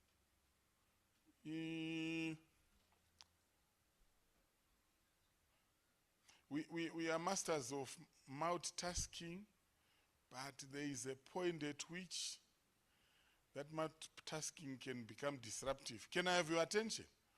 Let's agree that I will shorten my presentation and then you trade off multitasking so that we have a conversation. Right. So the reality is, when you look at the landscape or the context, we have limited youth participation in regional and national policy making spaces. You young people are largely left out and therefore miss the opportunity to be able to influence. So when there are platforms that are veiled, it is important that we grab them with both hands. So as I'm speaking, I want you to imagine how you are going to plug into the processes that I'm going to talk about, so that you are able to individually and collectively be participating in regional policy making. We also see weak influence of young people in legislative and governance processes, lack of institutionalized mechanisms for meaningful youth engagement, need for inclusive and participatory democratic governance, the importance of intergenerational leadership and governance renewal, low awareness of the SADC model law development and domestication process, capacity and resource constraints that affect youth advocacy and participation, the issue of SADC model law as tools for youth advocacy, accountability and policy influence, the gap between regional commitments and national implementation, youth as a strategic stakeholder in regional integration and democratic reform. So this is the context in which we are operating. In essence, there are limited opportunities. Not every institution has done what our partners here have done, including SADC PF, to be deliberate about opening opportunities or removing doors so that young people enter without restraint. And the SADC Parliamentary Forum therefore offers that opportunity. When you talk about model laws, and I also don't want to operate on assumptions. There are laws, there are model laws. Legally speaking, model laws belong to a category of laws that are called soft laws. They are soft because they are non-binding. So they are model or aspirational laws. Binding laws are made through negotiations at international level. And usually when you go through negotiations, one of the things that you see when countries negotiate agreements, there is a lot of give and take. And sometimes by the time when they agree, sometimes the text has been whittled down so that there is consensus. But with model laws, because they are non-binding, usually there is consensus because everyone knows that they are not bound by them. That comes as the biggest advantage they carry, in the sense that you therefore have a lot of content around the golden standards. Because as you will see when I explain later, model laws are not the primary sources of obligation. They are actually the means for implementation or the realization of the primary instruments. So you see, for instance, you look at the SADC model law on elections. It is a model law that is seeking to domesticate, one, the SADC treaty, which is binding. Two, the revised SADC principles and guidelines governing democratic elections, which is also binding. So you will never get an opportunity to participate in the development of a binding agreement. But you can have an opportunity to participate in the development of the model law on the model laws. So model laws are therefore instruments that we are developing at SADC Parliamentary Forum across the sectors. And part of the things that I want you to look out for, you see the biases of our institutions by the number of model laws they have developed in certain sectors and not in others. And usually, typically, there is less attention to the economic cluster. One day, when I have enough influence, I will make sure that we just come and talk about economics and economic-related things at one forum, so that we are deliberate in how we raise economically empowered champions. I will never stop saying it as your chief mentor. There is a correlation between the way you are economically empowered and the way you can sustain your voice. Disempowerment, poverty, will mute you permanently, will mute your voice permanently. But when you have economic means, you can afford to have your voice heard. Thank God for tools such as digital tools, such as social media. Suddenly you are able to have a voice, even when you may not have a lot of economic muscle. And we must gear ourselves to be able to leverage those. So here is the thing. I mentioned earlier that SADC PF is being transformed from being the SADC Parliamentary Forum to be the SADC Parliament. Even as a parliament, SADC PF will continue to make model laws. And one of the permanent features of the model laws is the way in which they are structured to embed public participation. So when we develop model laws, we go through what I would broadly categorize as 4 stages. 4. Which is your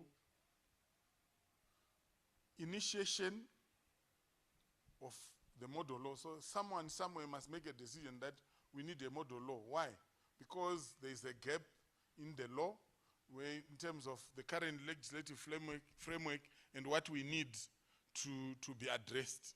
Because sometimes there are changes that have happened, sometimes there are historical biases where there was not adequate attention paid to the young people. So in our laws, there are gaps. Because regional integration, simply put, is a process where we realize that we share common problems across borders such that if we don't address them collectively, we have not addressed them.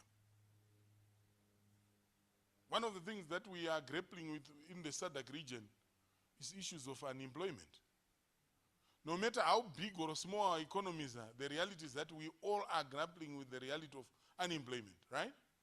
So if one country attempts to address that issue without the neighboring countries addressing it, the asymmetry of our efforts will reflect in the reality that we actually entrench the problem rather than try to solve it. So SADC is born out of that realization to say, when the sky falls, it falls with birds that can fly furthest and the ones that can't fly at all. We share a common destiny. So since we share a common destiny, we need a harmonized, coordinated approach, a whole of SADC approach in addressing the common challenges we have. When you look at the areas where SADC PF has developed model law, HIV and AIDS in 2008, SADC model law on eradicating child marriage and protecting children already married 2016, SADC model law on elections 2018, SADC model law on gender-based violence 2021, SADC model law on public financial management 2022. We have the SADC model law on prison oversight, which must be adopted in Madagascar next 3 weeks. We're currently working on the SADC model law on constitutionalism and rule of law. We have model laws that where decisions have already been made, such as the model law on critical minerals, digital economy. You can be able to pick areas of interest. At least we have done a model law on public financial management. When you have conversations and you don't talk about economics, I get worried. So we need to trade more than we talk. We need to create jobs more than we get employed ourselves. When I was a journalist, there was a minister of employment creation who came to address the young people, and he was talking about, forget about being employed, you create your own employment. And one stubborn youth raised their hand and say, except you say, Honorable Minister, you are also employed and you are telling us to create our own employment. But the point I'm raising is that there are a number of areas where these model laws are developing. If you go to the SADC treaty in Article 5, in Article 21, they speak to the areas of integration, talks to the SADC common agenda. Pick out areas of interest. Look out for role players who are actively involved from a policy perspective in that sector. And one of those is the SADC Parliamentary Forum. I presented on our committees earlier.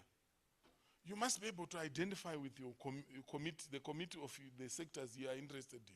You must know the members from your countries who are involved there.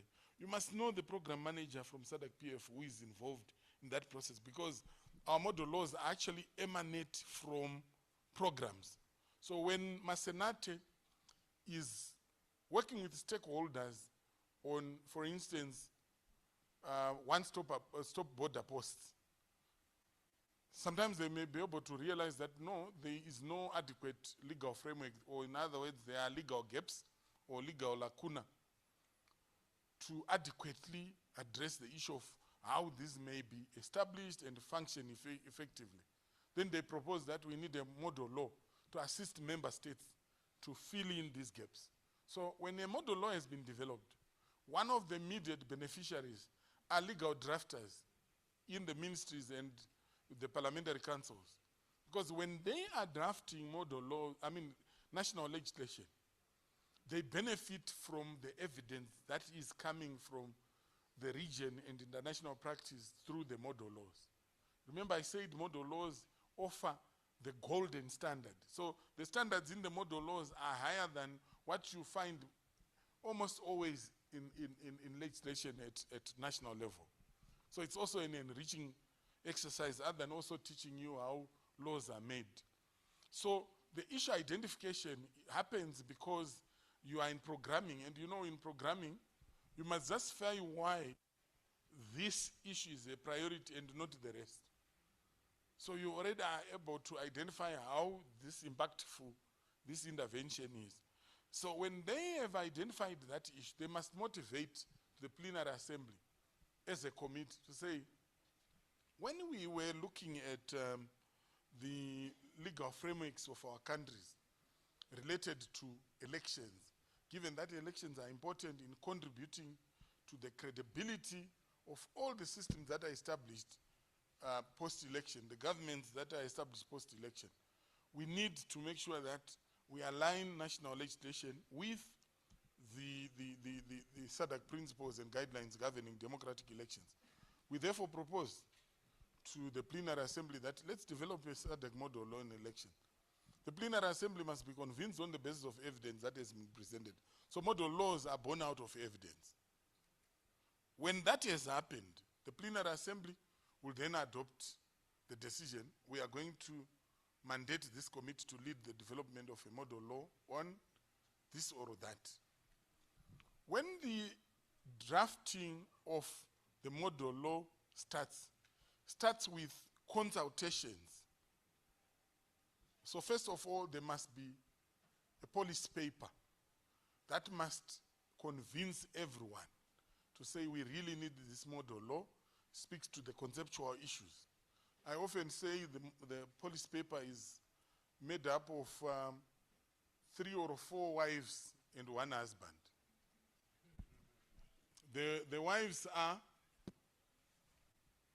what model law, why model law, when model law, who model law. In terms of what is it focusing on, why is it important, who is involved, when is it happening, who is leading what process, and the husband is the how. How are we going to do it? So when that has happened, there is consensus. You then proceed to engage a drafter. But what is common throughout the process of developing the model law from inception to the adoption to domestication is a whole of society approach where there are extensive citizen or public consultations. So at any given point when there is a model law under development, there's an opportunity to contribute.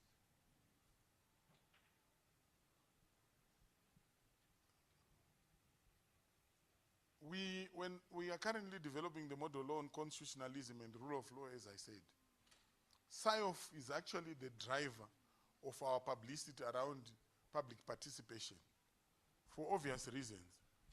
You will live longer with that model law than all of us by virtue of age. So you must take interest. It reminds me of the discussion that had followed in the UK when Britain pulled out of the EU. When they were doing analysis in terms of who voted for Brexit, the majority of the people who voted for it were going to live with it shorter. And the minority are the ones who are going to live with it longer. What that says is that there is a phenomenon in the SADC region, actually, of the silent majority. Do you know that the current statistics, the number of eligible voters who actually go to vote in any election in the SADC region has never been more than 33%. So often, what you hear is voter turnout. But that's like a fish pond. There's an ocean which is called eligible voters. So if all eligible voters voted, they would have influenced the outcome of the election. Even if the same outcome was going to come, it would have happened with their participation. So there is an issue of silent majority. And we take the same approach sometimes as young people. Sometimes we don't agree with what is happening, and we think that the solution is to stay away out of it. Except you can't then stay away from the consequences of that outcome. You hear that? Huh? The silent majority. So 33%, our leaders are determined by 33% who register to vote. And out of that 33%, even a smaller percentage goes out to vote. 2019 South African elections, I never forget this. So what happened was, we went into that election against the Fees Must Fall movement, where young people from the country mobilized themselves, protest against inaccessibility of tertiary education on account of cost.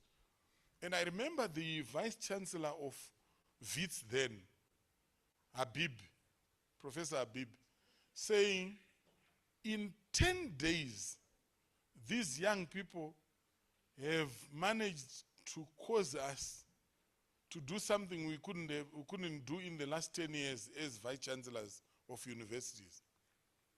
We were meeting to ponder on how can we make education accessible. When Fees Must Fall happened, they turned out, it forced the vice chancellors to take a stance and give concessions. So when that year we're going into an election, and when you look at the South African political parties, there are trends where you can characterize certain political parties as youthful by virtue of the age of their leadership.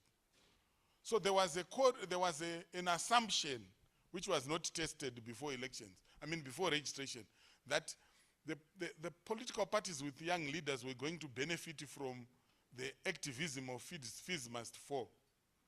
But what happened was the 18 to 19 age group,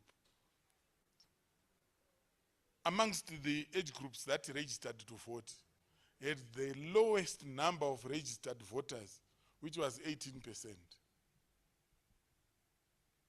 So as a bloc, they actually had potential to have been nearly 50% of the total eligible voters. But only 18% registered to vote out of the 18 to 19.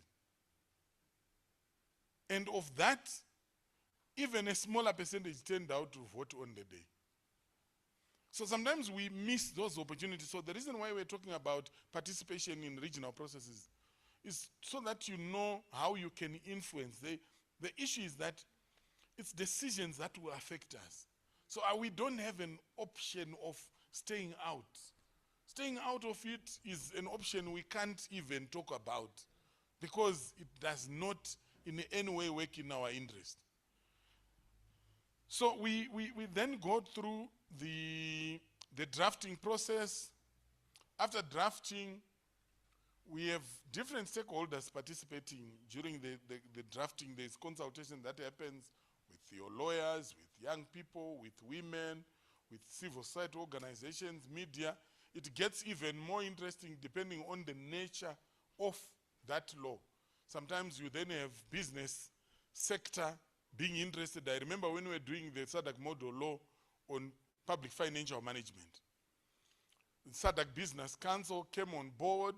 We had central bank governors, a committee of central bank governors from the SADC region coming to contribute.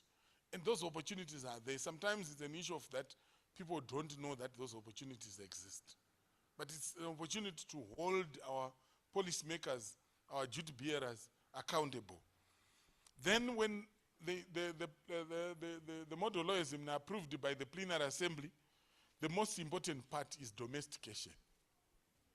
Unless these model laws are implemented at national level, they remain rhetoric. There was one member who said, the one thing that I regret about our regional policies is that they are honored more in breach than they are honored in compliance. It's because sometimes we have not demanded enough accountability. One of the ways of holding our public office bearers accountable is through elections.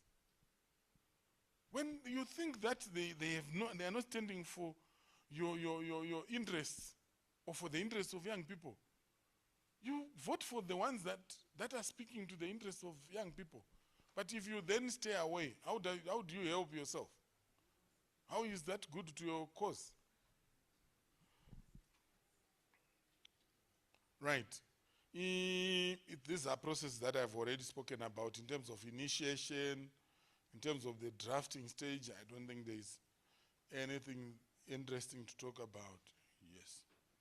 So domestication, I think let me move towards conclusion with focusing on the domestication process. Domestication, which in essence is the process through which regional commitments are translated into national legislation. So domestication of model laws means all efforts that countries undertake through their legitimate institutions to adopt principles and provisions that are in the model law and incorporate them in their body of laws and regulations. There is the principle of pacta sunt servanda for those that are lawyers. It simply means good faith. There is an obligation in international law that all agreements must be respected or honored. So if you are looking for opportunities for accountability, countries have an obligation to honor regional commitments in terms of international law, in terms of this principle. Although they sometimes don't, but that obligation is there. So if you don't demand accountability, sometimes that accountability does not happen. Then when it comes to domestication, and I'm saying this for your knowledge, young people, is that countries have different systems, legal systems. There are countries that have what we call monist systems, legal systems, and others have a dualist legal system. Then you also have, by practice, countries that actually have hybrid, both. So in most monist countries, once an agreement has been signed by the head of state, it automatically becomes part of domestic law. There are few of those countries, particularly presidential system countries. Then you have the dualist, where signing of the agreement is one part. The domestication process requires what we call ratification, where Parliament actually need the agreement to be presented to Parliament. They actually debate and agree which provisions are relevant to their context. And this is how it then gets embedded into the national law. And that actually is the approach which is presumed under the model laws. Because model laws are non-binding, they are adopted or adapted based on each country's context. Then, of course, the hybrid that I talked about. Then we actually at regional level have the Regional Parliamentary Model Laws Oversight Committee, which is a committee of all chairpersons of our standing committees, which tracks progress on the domestication of model laws in the SADC region. The other important aspect, this one I already spoke about, the domestication process, just to tell you about monist and dualist countries. where there is automatic incorporation at signing with the monist, and then you have a ratification process at national level in terms of incorporation into domestic law. Then in terms of countries, yes, this probably is practical information so that you are able to see where you are coming from. In terms of countries, the monist countries are largely presidential system countries, your Mozambique, your Angola. Then the dualist countries, your South Africa, majority of the Westminster or former Westminster countries, your South Africa, Zimbabwe, Lesotho, Botswana, Seychelles, Zambia, Tanzania, Eswatini, Mauritius, and Madagascar. Madagascar is a presidential system, but is a dualist. Then hybrid, you have Malawi and Namibia.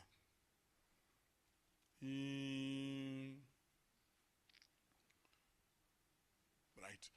Let me just give you the example of the SADC model law on elections in terms of typically how a domestication process happens. And this is for your knowledge.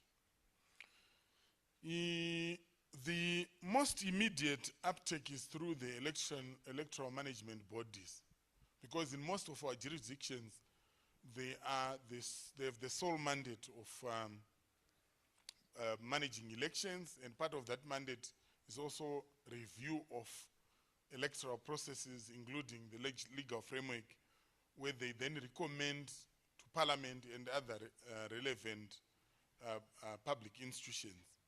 So the model law on elections, we have seen various ways in which it has been domesticated. First one is where the EMBs, because they are legally mandated to come up with regulations, which are subsidiary legislation. They actually use the regulations to embed elements of the model law on elections.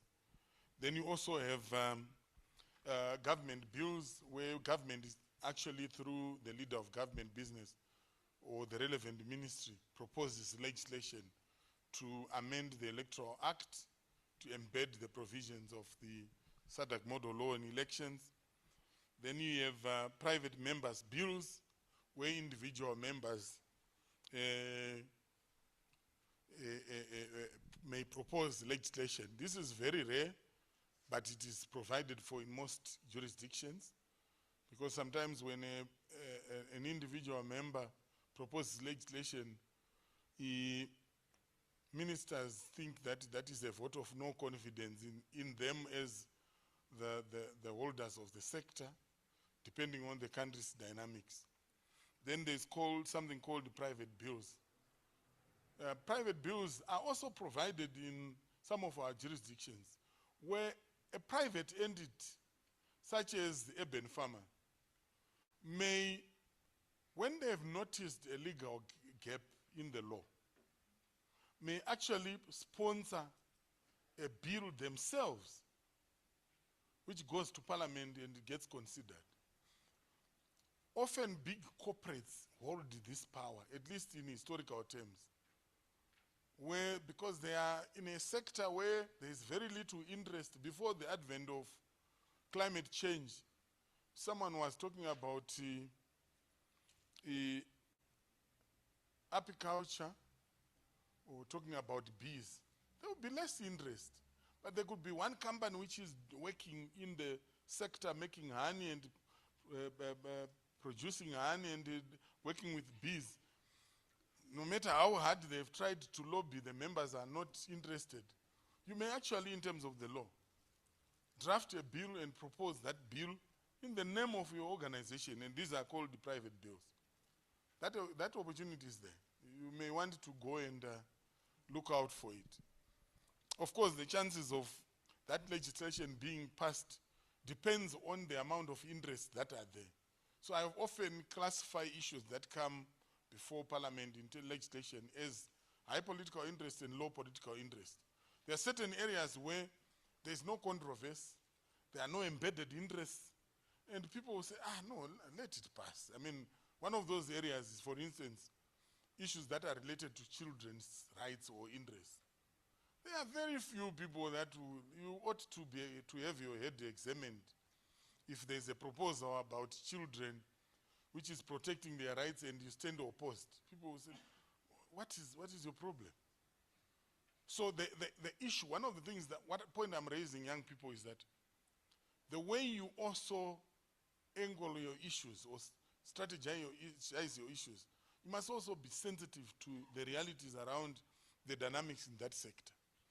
This also happens even with lawmaking process. So Parliament has processes where if you don't follow the processes, no matter how good your suggestions are, sometimes they can no longer be factored in because you are closing the stye when the horses have bolted. So when you talk about first reading, second reading, third reading, you need to understand when is your opportunity to engage with the electoral process, with the lawmaking process to be able to make impact. Sometimes what happens through civil society agitation or advocacy, a matter becomes then very controversial and raises public interest. But when the processes of Parliament have already passed, it becomes a missed opportunity.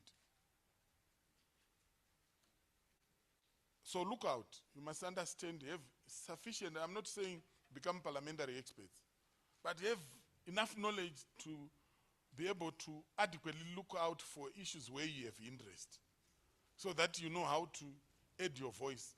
Usually during the second reading, so in most jurisdictions now, on first reading, when the bill is gazetted, it stands referred to the relevant standing committee. And they will provide a period, maybe 90 days, within which consultations must happen. This is where you must know the chairperson of the committee you have interest, that is running with the issue. You must know the members of that committee. And you are able to say, Honorable, I want to make an input, I want to engage you. These are the things that we think you may want to consider. Sometimes they actually go on public hearing sessions where you can actually go and make submissions there. But sometimes they also give an address where you can make your submissions electronically. Let's leverage those opportunities. So tell me something, how much time do I have? 7 minutes. So let me conclude. As I conclude, I just want to flag to the young people the fact that we actually are in the process of developing a model law on constitutionalism and the rule of law. There are a lot of people there are a lot of things that affect young people that are of a constitutional nature. By the way, not everything is a constitutional issue. But there are issues of a constitutional nature that affect young people. Make it your business, individually and collectively, to think about those things so that as you engage with the model law making process for this model law, you are not just facilitating the participation of everyone else, but also the participation of young people. I know for sure that there's going to be a day when there is consultations for young people, sometime in September. Engage with your leadership so that you remain engaged. When this model law is passed, you must be able to, in one way or the other, at least identify a provision where you say, there was an A and I said change and put it the. Huh? At least something. Is that a bad proposition? Yes. There are a lot of things of a constitutional nature and that relate to rule of law that affect young people. Mobilize, caucus, go through and check. 31st July, the model law is going to be available, the draft. Speak through your leadership, through your clusters at SIOF, through your standing committees at the Southern Africa Parliament Youth Forum, Southern Africa Parliament, Youth Parliament, and see how you make input. Then the last part, I highlight the fact that remember that Model laws are there to strengthen accountability for existing obligations by building on established legal and policy frameworks. So if model laws are there to implement commitments, do you know those commitments? You don't know the model law? You don't know the commitments? How are we going to help you now? There's never a bad day to start. I can tell you for sure, there was also a day when I didn't know anything about regional integration. I know about it now because I put effort. I was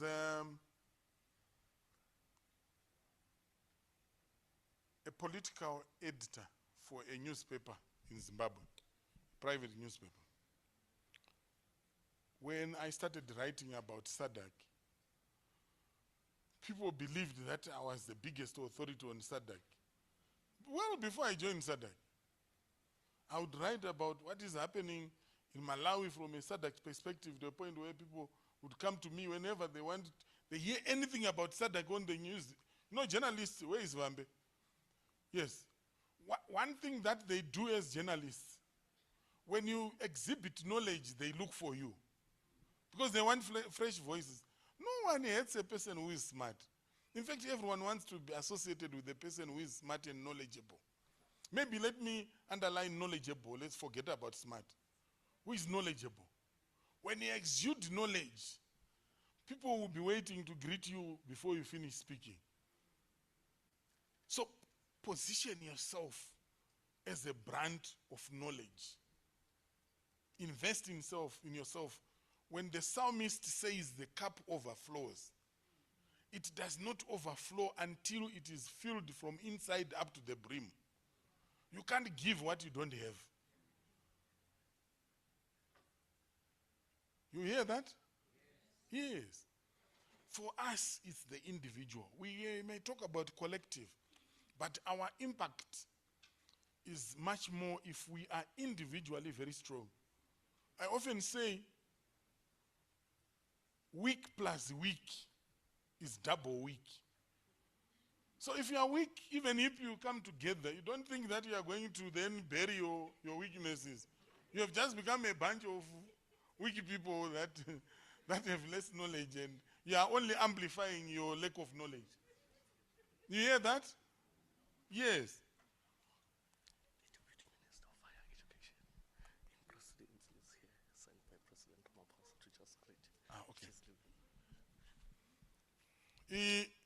Young people, who you are is who you attract.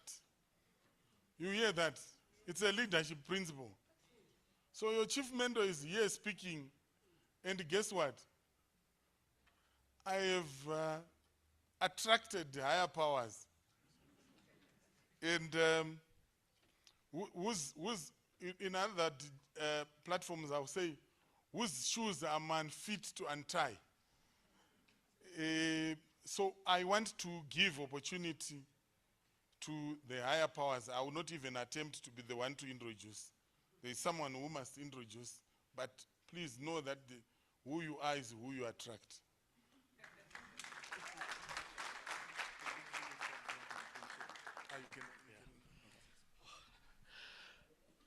Good afternoon, fellow delegates from across the beautiful motherland of Africa, SADC. We have within our midst the former Premier of KZN, the current Deputy Minister of Higher Education. She's here to just greet us and welcome all the delegates to the Republic of Southern Africa. Mama, maswa uDube, umfazi obele lido ncincisanga ngaphesheya komfula. Thank you very much. Good afternoon to all of you, ladies and gentlemen. As you would have heard, I am Nomusadu Ngube. If you like, you can say Dr. Nomusadu Ngube, because I worked for it. I always tell them I was not given my PhD. I had to work for it. But I'm a Deputy Minister of Higher Education and Training here in South Africa. We just wanted to say we appreciate this platform that you are having, where we're exchanging ideas, where we are also ensuring that we empower one another. We have a conference that is going on next door to where you are, where we are talking about skills for young people, skills for employability, mobility, but also we're even talking about the Africa framework on skills, so that when you are anywhere in Africa, we can be able to recognize your certification or whatever, certification that we have across the Africa. So we're working on Africa framework on recognition of higher education plans, so that mobility that we are talking about, but the skills revolution within Africa is something that we realize in our lifetime. So we're very excited to have met you, and we are really, excited that you are in this platform, because this is the future. This is the future of Africa, and when we see you here, young minds, young bright minds of Africa, it really gives us hope that Africa has got a bright future. But also Africa is in the good hands in you, because you are going to inherit this Africa. And how you shape this Africa, so you have to shape it the way you want to see it. Don't allow us, the older people, to still be dragging you on things that are ancient. Artificial intelligence is here. And I always say to my other colleagues, we're going to get to a stage where you would not even be able to spend 3 years or 4 years at university. Because if you can do that research within 24 hours or within 2 days, why should you stay at school for 4 years? But those are some of the advances that I think at kind of this platform you need to talk about. But more than anything else, when you talk artificial intelligence, our worry though is that we want to become consumers. We cannot be consumers as Africans. Artificial intelligence must learn our languages, must learn our cultures, must know us. It must not hallucinate when you ask it about somebody in Zimbabwe, somebody in Namibia, or anywhere else. It must be able to tell us, but that kind of input, those kind of things will be done by you, by making sure that you feed the artificial intelligence and Internet of Things, all of those things. You feed them with the information that is right, but also that is appropriate for us. Not just information that is manufactured by other people and we're just supposed to consume whatever that is there. And that then shapes or reshapes our own cultures, and it puts us in trajectories that we don't like to see. So I just want to say everything of the best. You have our full support here, and we are here when you need us to come in and share any other information with you. And once more, thank you very much for your time.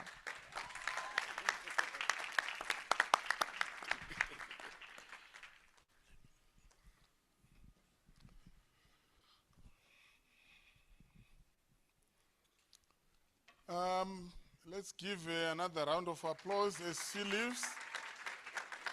We are grateful that she found time to pass by and to give us that assurance. We're just talking about regional integration, issues of common frameworks. You heard talking about common framework for higher and tertiary education qualifications. These are practical things, so that as you move and on the mobility from one country to the other, one job market to the other, you feel facilitated. When I went to the European Union last year in February, I came across a flyer that said, the 10 things that the European Union can do for you. And those things were listed. One of the next challenges to the young people is you take leadership positions in various regional bodies. regional, various institutions, what are the 5 things that you can do for the people? We are not talking about the 10 things. Right. So, as I end, hear these young people. You stand at the edge. She mentioned the revolution of skills. So when I became a journalist, I was a beneficiary of a revolution. So when we were to university, that's when computers were introduced. That's when the World Wide Web was introduced. Internet was introduced. So when I became a journalist and went into the newsroom, they were still using typewriters. The sophisticated ones were using electronic ones. The laggards were using manual ones. So when we had what they called the diary in the newsroom, I would have researched on the internet. So my contributions, I must confess, my editor would run short of superlatives to describe me, but the truth of the matter is I was just beneficiary of a revolution. Because 30 minutes after the diary, I had already filed my story. And it was a convincing story because I could research through the internet. And in a few years, I felt I'm done with journalism. I have nothing more to learn. I have nothing new to offer. And I moved on. You have the same with AI. The digital tools at your disposal. What are you doing to leverage? I end on a quote. They say success is a decision. No one wakes up successful and asks people, how did I get here? Let's take that again. Success is a personal decision. No one wakes up successful and asks people, how did I even get here? So this really is up to you. There is a way in which these things are personal, much as they are collective. I already said, week plus week is double week. Who you are is who you attract. I thank you.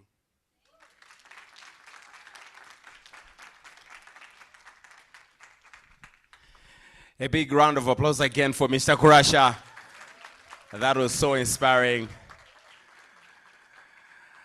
Okay, so I would like to thank our partners once again, ECA, African Union, YAC, just to mention a few for being with us and making sure that all this is possible. So, looking at my time, it's almost 1:15.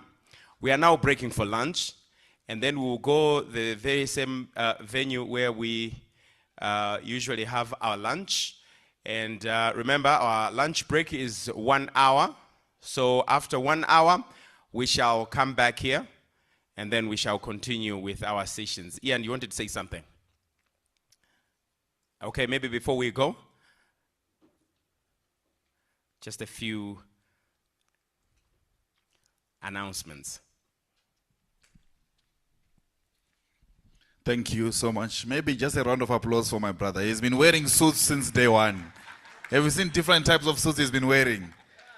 He's on top of his game, man. Thank you so much. And everyone else is wearing t-shirts. He said, you know what? I'll stick to my game and I'll do what I know best. Well done. Just a quick one. Yesterday we said we are going to be wearing our t-shirts today. Are we all putting on our t-shirts? Either this one or the AU, EU that we got from our friends yesterday. Look at your neighbor and say, where is your t-shirt?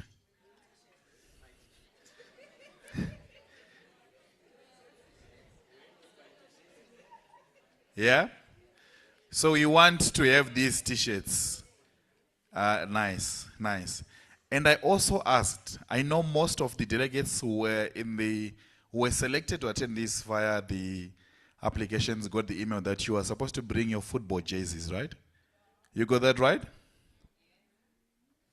Yeah, I'm getting a mixed answer. Those with their football jerseys, just show by raising your hands. Okay. So the instruction was to bring a football jersey from any African country other than yours. We brought those. So what you're going to do after lunch, may you please come in wearing those, your football jerseys after lunch. But before we go for lunch, I want everyone in their t-shirts to come up here for a group photo as you are wearing our t-shirts, either this one or the AUEU t-shirt, so that we have a one big, beautiful photo. Then we break for lunch. Let's quickly come to the front. Let's quickly do so. And you guys, have you been receiving your photos on the links? Hey, you're not receiving you're not in the group, are you? Okay, so those who are not in the group, please see me, I add you, you get your links. Because the media guys have been sending links of every day. Please come through quickly for the photo. Come through at the front. Come through for the photo with your t-shirts and your caps. Your t-shirt and a cap. We gave you to put them on at the forum, not to take home. The point is for you to be wearing them at the forum. Please come through. Please come through. Let's quickly come through. In our t-shirts, everyone. Those without t-shirts. Okay, I see they are being sorted out. Please come through with your t-shirts. Come through with your t-shirts, please, let's be quick. T-shirts and caps.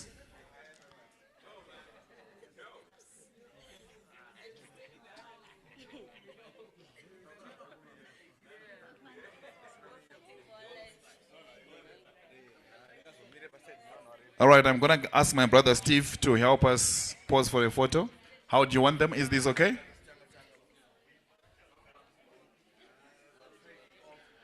All those who are outside, if you can hear me and you're wearing a t-shirt, please make your way inside. All those who are outside, I want everyone. Tsepo, can you help me? Call everyone outside with the t-shirt. They should join for a photo. Everyone with the t-shirt, please, let's be quick.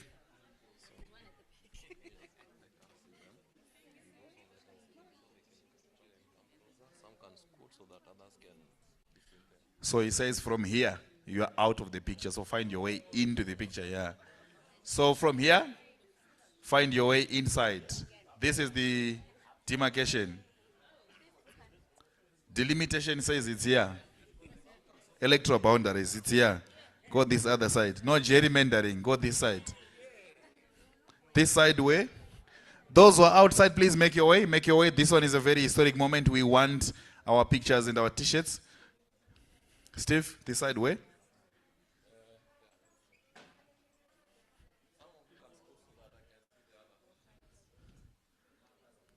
Okay. Make your way, guys. Those who are still outside, please get a t-shirt and come through. We're waiting for you now. Let's get our photos. Everyone who is outside, people are still coming. Yo, okay. Is this good? I can now join.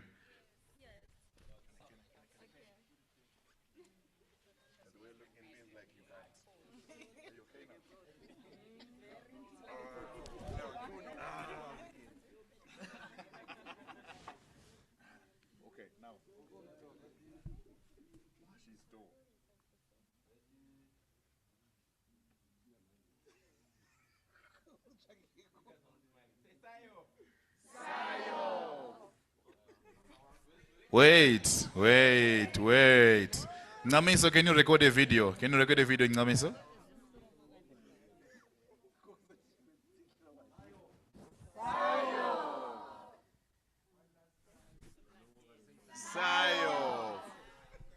Before we leave, guys, can we say Sigh of 2026 in an orderly manner after the count of 3? Are we ready? 3, 2, 1, go. Sigh of 2026. One more time. 3, 2, 1, go. Sigh of 2026. Can we all wave our capes right now, making some noise? Thank you very much. Enjoy your lunch and bring your football jerseys after lunch. Thank you. Okay, welcome back, ladies and gentlemen, once again. We are now going straight into our next item on the program. May I invite Amref? our AMREF colleagues, to give us a masterclass in youth engagement in democracy. A big round of applause once again for AMREF.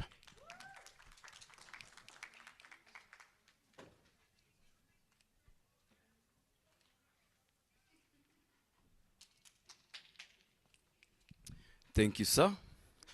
I just want to confirm that whereas we share the same initials with AMREF, the first A, I'm not AMREF, I'm Alex. Because he invited AMREF, right? Yeah, so that is the first thing. However, I highly respect AMREF because I work at AMREF. Yeah? Oh, now you understand, eh? That is then the second reason is I suspect my boss is either in the room or streaming online, so I have to make sure that I said I am from AMREF and I love AMREF, yeah? Oh, okay, all right. Sharp boy, yeah? Sharp boy things. You get it, yeah? If you don't get it, all right. So my name is Alex Ayub. I work for AMREF as a National Advocacy Coordinator. And I'm here, coming back here because one, yesterday, I got feedback that people wanted an opportunity to speak and talk and hear less of people holding microphones from here. Is that correct feedback? Or it's wrong feedback?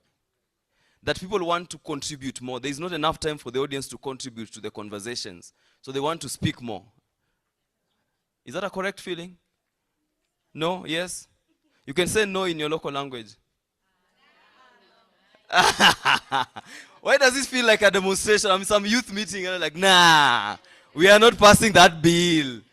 All right. No, all right. And so, I still thought that it's important that we have this conversation here because one of the main things and one of the main reasons we always find ourselves in this room is because people say young people are not involved enough in decision making. Now, if you think you're involved enough in decision making in your country, clap once. If you think you are involved enough in decision making in your country, clap once. Okay. If you think you're not involved enough in decision making in your country, clap once. If you think they should increase the level of involvement, clap twice. Okay. What decision making do you guys want to be involved in? Everything. What is everything? Who wants to tell me what everything is? Because you're not being involved in the president's private matters. Eh? Local, provincial, national, global, regional, international. Global. Now even Elon Musk can take us to Mars as well. We can be involved in the planet's issues, yeah? All right. What about the private affairs of the president? I heard the word cupcake, by the way, somewhere. I heard the word cupcake somewhere. You still want to be involved in the cupcake issues?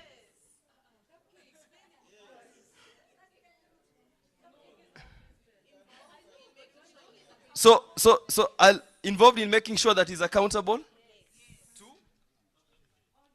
to society, to his constituents as well, to his constituents as well. So we should be involved to ensure that he's accountable to his constituents and society. And in the constituents and society, is that where youth are? Where are they? They're not involved. They're not as involved as they should be. Youth are not as involved as they should be. All right. They are restricted. And? Political apathy. Political apathy. You know, English was brought to us by, you can, not for me, for the sake of those who want to know. I'll give you an example. So we are having local elections end of this year. Yes. Now we are carrying out voters registration. There's one happening on the 1st and 2nd of August. Now this is the current narrative that has been happening towards youth. Chomi masambe, maso registerisha, let's go register. who am I going to vote for? They don't do anything. What is service delivery? I don't have a job. There's no electricity at home. We're having boreholes on the way. So who am I going to be putting in power, whereas they know that there are current issues that are not being addressed? That's political apathy. A round of applause. That's political apathy. So what's your name, please? Mtembugazi Bavuma. Mtembugazi Bavuma. Did I get that? Bavuma. Mtembugazi Bavuma. Hey, I like that. Another round of applause. So one of the areas that she's just talked about is election, involvement of young people in elections, right? And that's an area that we feel we are not sufficiently involved in. Is there any other area that you think young people are not involved in sufficiently? Briefly, yes. Not just elections, but in politics. Politics. In actual political parties, being members of political parties, the movements. Yes. A round of applause. So not just elections, but in political parties, young people being involved as members of political parties. And it's important because for you to access power, for you to be able to be in power, the vehicle that many constitutions have created is that you should be in a political party. So if you exclude you from a political party, if there's no space for young people in a political party, then it certainly means we are not getting into power. And if you're not in power, then resources are not coming to young people, we are not influencing policies. I love that, I love that. One last one. Yes, BBN. Yes, I feel like young people, or rather I know that young people are not being involved in the budgetary allocations. Influencing the budget is very important because as young people we get to decide where the funds should go and what sector should be allocated what percentage of the national budget. So because there are instances where the budgetary allocations have already been determined without young people's input and without young people really deciding to say, okay, we want more funds allocated to mental health issues because that's what we're grappling with the most in this situation. So yeah, I would say budgetary allocations. Young people are not informing which sectors and where the money should be at. A round of applause to that. Money. In fact, money is everything. If you're not involved in money, then absolutely young people are not involved. Oh, wow. Now, I will just tell me the area because I actually have something good coming in. I have someone who has experience in all these areas that you're talking about, and he's also a young person who has been involved at different levels, elections, political parties, budgetary concerns, and they're going to speak about their own experiences, and then we'll indulge more. So maybe I could hear these last two. Dumelang, good afternoon. My name is Tlotlo Bolane. I'm from Botswana. I think young people, well, I know most young people, they don't read. Yes, reading to understand, reading to get knowledge. The policies that we are talking about in most of these platforms, most young people don't know that they exist because they don't want to do things that they have control over. You don't need someone to come and sponsor you to read. You don't need someone to coerce you to read. It's something that you can do and you have control over. So if the more we read, the more we understand, the more we know where the gaps are, the more that we can be facilitated. Thank you. Yeah, what a topic. Actually, myself, I was involved in university politics. I was in the SRC in 2023, Nelson Mandela University. So this topic is quite interesting. Even after graduation, I joined a certain organization. I was there, elections and everything. But I lost interest and I went out of politics because of the things that I see, and I'm more into community development. So later on, I was asking a question. How, because the word politics within communities is so much. It comes with perspectives. It comes with crime, corruptions, and everything. So when you are a community development practitioner or facilitating community development, you are seen with a group of political people. You are assumed to be a political person. You lose trust within the community. So yeah, I'm looking forward to the session. Round of applause to the brilliant, brave people who have actually shared their own. I've just realized that the people who have decided to speak are all ladies. And this gives me so much strength and happiness. Because part of the barriers actually, women, young women specifically, face more barriers being involved in political processes, in governance issues, in civic spaces. And we are going to hear from a very talented and very knowledgeable person who has been in this space, and he'll be able to share from his own expert perspective, but own experiences. And that reminds me, as I prepare to introduce him, I used to be in some space somewhere, and young people, I was leading the young people at a national level, and they will tell me that we are not being involved in decision making. So they tell me, I ask them, where do you want to be involved? It's like we are not even informed when meetings are happening. At a local level, you know, my good friend is very passionate about rural communities, at a local level. And so at a local level, I asked, how do you want to be involved? We never know when the meetings are happening. So I was like, okay, I can talk to the board to be letting you know when meetings are happening. Like, okay, good. So we had a conversation, had a meeting with the board. They were involved in the subsequent meetings. And I asked them, are you okay now? Like in the subsequent quarter, we'll meet every 4 times a year. And they said, yes, we are okay.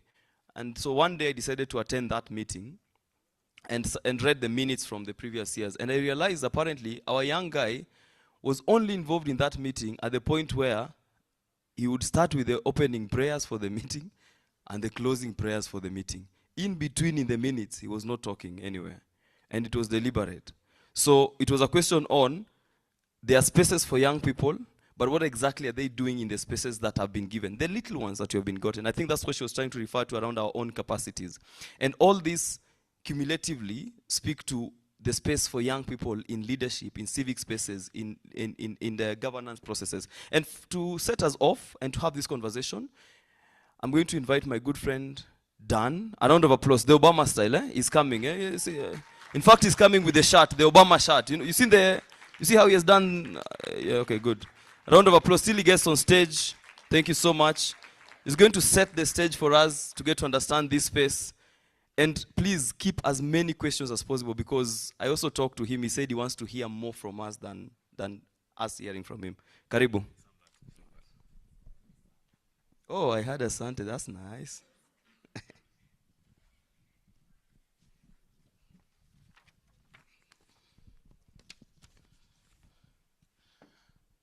Praise the Lord. Praise the Lord again. As you have heard, I'm a politician, because I think the conversation that started, it was more of political, right or wrong.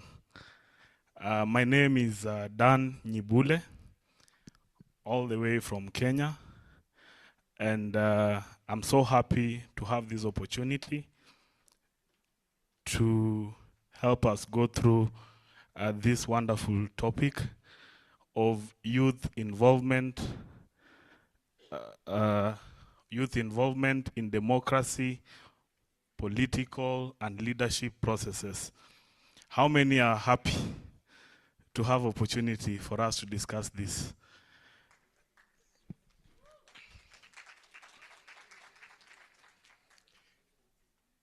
You know, democracy cannot wait for the next generation. It requires our energy, our input, and everything we got as young people to make sure in each and every place where we come from, we are heard. And I've heard our beautiful ladies giving out their views, which really made me so impressed. And I want to just go to that. Now, why is this session so important to us as young people? As you can see, we have here, it creates space for honest exchange, name barriers without blame, move from talk to action. And as you can see in the Create Space for Honest Exchange, it's important for youth to be heard. And any country that doesn't allow their young people to express their view is a dead country. And here there is listen to the youth experience on election, which every country needs to do. There's civic education, advocacy, public participation, and community leadership. In number 2, there's identity, exclusion, tokenism. You see, like where I come from, our politicians are more of known for tokenism, because most of us young people, we don't have proper employment. So our leaders use us by giving us tokenism for them to continue controlling us. Does it happen in your places? Does it happen in your places?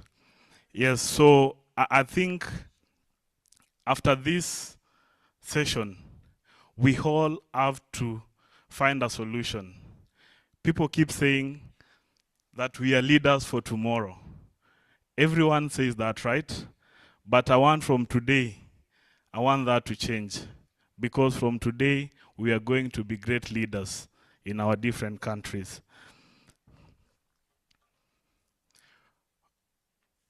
There's also another slide here where young people are already participating. You see, personally, I am a Gen Z. How many people know of Gen Z here? All of you. Some people don't know what Gen Z means. Some people don't know. Gen Z is just a group of age bracket. And where I come from, in Kenya, to those people who watch Kenyan news or international news, in Kenya, we had a bill that young people came out and said no to finance bill. And because of the power of social media, the energy we have as young people in our country, we made sure that that bill that the government wanted to impose on us as Kenyans, it is young people who stood out and said no to that bill. And I can tell you that thing never happened. We even broke to our parliament, and we even ate our member of parliament's foods in our country. That is why I have a big body. So this conversation, I think it's something, just as my brother and my boss Alex had started, it's a conversation that we all need to have. No one is expert in leadership. We are all experts, right? And we are all leaders in our respective positions or where we come from. Everybody is a leader in any capacity. Even people who are allowing us to come in here, they are their leaders in those respective places. So here there's election and political engagement, where there's voter education, there's campaigns, there's candidate support and manifestos, there's public participation and policy, advocacy, accountability, and social movements, community monitoring, evidence generation, and public mobilization. There's also youth council and community leadership. We have here what I've just talked about, digital campaigns. We all, as young people, we have smartphone nowadays. It's easy to air our grievances, to air our opinion. It's the easiest way as a young person to create a platform for yourself. There's also what holds meaningful participation back. There's barriers. There's limited access to decision-making spaces, weak civic education, and low access to information. Tokenism, youth engagement, what I just talked about. There's limited financial and resources for youth-led work. There's shrinking civic space and political intimidation, which really happens, actually. It's the serious one. There's gender norms and exclusion of marginalized groups, digital exclusion and misinformation, and online harm. Now, from tokenism to meaningful influence. Now here, as you can see, youths are presented but mainly listen. Youth gives views but do not shape the agenda. You see, as young people, we just talk. But sometimes, by us talking, we don't have the power and the voice to shape the agendas. But I want to tell you here that that can change. There's also co-designing, which youth help to define problems, options, and message, influencing youth hold powers, resources, and follow-up routes. Now, the test question here that I came up with is, what will change if young people had real influence rather than speaking slots? I want us to have that conversation. Did you guys hear it? What will change if young people had real influence rather than speaking slots? I want to hear from now gentlemen and ladies. Yeah, please. Thank you. Good afternoon. My point is, I think a lot of things will change if young people were participating in politics.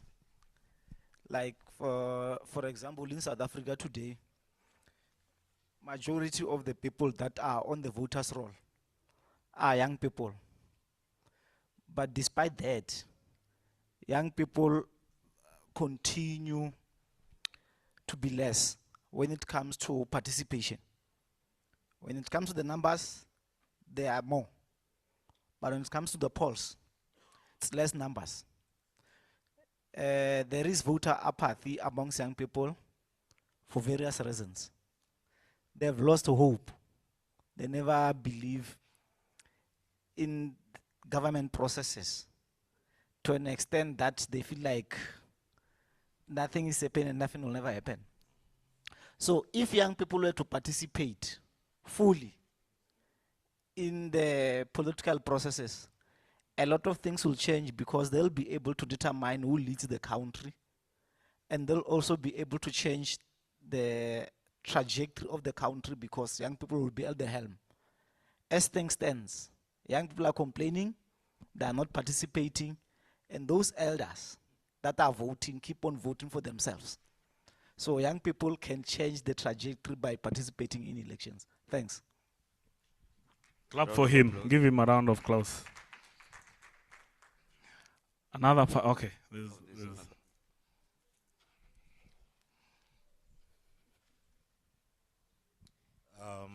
Good afternoon, young leaders. Kokecho Temaya from the South African Red Cross. You know, I'm going to be very controversial here. What would change if young people had influence? Are all young people radical? That's the first question we must ask. Are all young people transformative in their nature? Because we don't want to run the risk of adding another barrier of entry by just adding young people for the fact that they are young and they should occupy space. it cannot be that you put somebody in a political space who is highly conservative when the state or the status quo is moving towards a pro-transformative society. It cannot be that you can put somebody who's a misogynist or a whatever, a bigot, when society is trying to be more pro-feminist and more inclusive. So I asked the question, what would change if young people, it shouldn't be about what would change if we put young people, it would be if the ideologies change, what would change and the influence they would have if that ideology aligns to the overall perspective that young people want to have in the agenda of advancing Africa and the world. You know, I knew this brother of mine 3 years ago. He was not this radical. I don't know what happened. I think there's another hand somewhere here.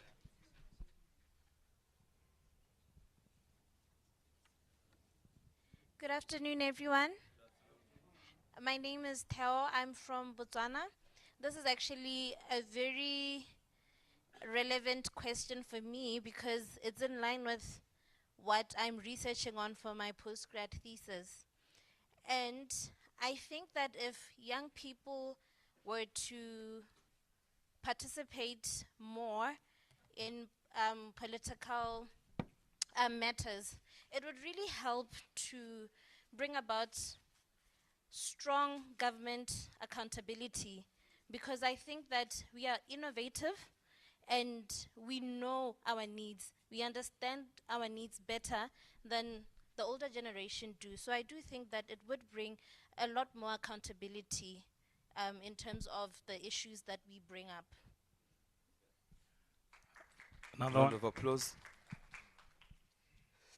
I'm under your direction, my leader. Where do I go? Anywhere. You know, when the leader says anywhere, I have the discretion. Thank you so much. So I think once, young people get to take over the governance, right? A lot of things will change. Now we are young people in this room, and most of us are representing different organizations. And what I've observed is that some of the people have been in those organizations for over 3 years. Already they know what's really happening and how to maneuver, or rather, navigate the political environment. So in South Africa, when Nelson Mandela took over, he ensured that he had young people in his cabinet, the likes of the late who's this? The former minister, I'm forgetting his name now, Tito Mboweni, the likes of Trevor Manuel, and so on, right? Now you look at Trevor Manuel, what he has done. When they were young, they were energetic, full of enthusiasm. Now they are older, they have already built that legacy that cannot be touched. Even today in South Africa, we still struggle to compare the ministers that Nelson Mandela had. They were young, they were innovative. Now it's more like we're having older people that the energy is not there, they're just leading with wisdom. So what I would encourage the SADC region is that let's just find a way to bring young people in power. By instance, doing this. Not necessarily copying what Namibia, what they're doing. So Namibians, what they're doing is that in order for them to balance the gender equity, if a chairperson is a male figure, they ensure that a deputy is a female. So what we can get to do in our governance is that probably the ministers that hold power or the chairpersons that hold power can be the elders, and then the deputy ministers can be young people. Then that is another way of having innovative thinking according to the succession plan. Because a succession plan has to be, you have to be intentional about it. It's not a thing of five months and then I'm resigning. No, you should literally groom this person, groom this young person, so that when I leave and I'm 72, when this 30-year-old comes in, it's not just them being innovative, it's about them collecting what I've been teaching them and elevating it and enhancing the betterment of our people. Thank you. Clap for him, for her. We were discussing youth participation. She started with taking over now. I like that. My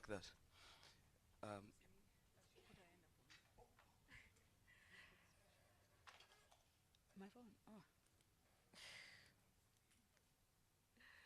Thank you very much. My name is Ulebohang Tuli from South Africa. I would like to partially concur with my brother in the front. Yes, I agree. Being young doesn't necessarily mean that you are progressive.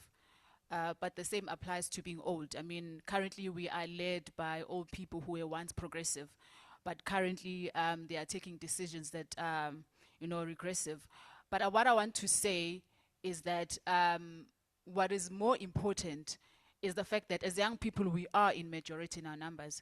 And being young at a particular time means that when you are more exposed to the issues that you are currently facing, which means it's you who are prone to all the socio-economic challenges that we are currently facing at that particular time. And it is you as a young person who are in a better position to provide solutions for those challenges. And that is why it's quite important as young people to get involved. And one thing that we need to remember as well is that there are so many revolutions that have taken place. There are so many struggles. And all of those revolutions, I mean, successful revolutions to be specific, have always been led by young people. We can never, even today, name one revolutionary that has been above 35. There's never been one. So it's very important as young people for us to get involved, not on the basis that you are radical or on the basis that you are the loudest voice. And remember that we are always speaking about inclusivity. We are always saying that everyone must be involved. It doesn't necessarily mean that it is the loudest voices that must be involved, but we need each and every young person to be involved. We need an introvert to be involved because we do not understand what struggle an introvert is going through. So for me, I would say that it doesn't necessarily have to be someone that is very vocal. It doesn't necessarily mean that it has to be someone that is known, popular, but a struggle can be led even by the most silent person. Thank you. A good one. My leader, I still proceed? Or, Yes, yes, please, okay. yeah. I have one hand here and... let everyone speak. Let everyone speak, yes. I like that. We have Even the the time. introverts, right? Yes, yes, yes. Okay.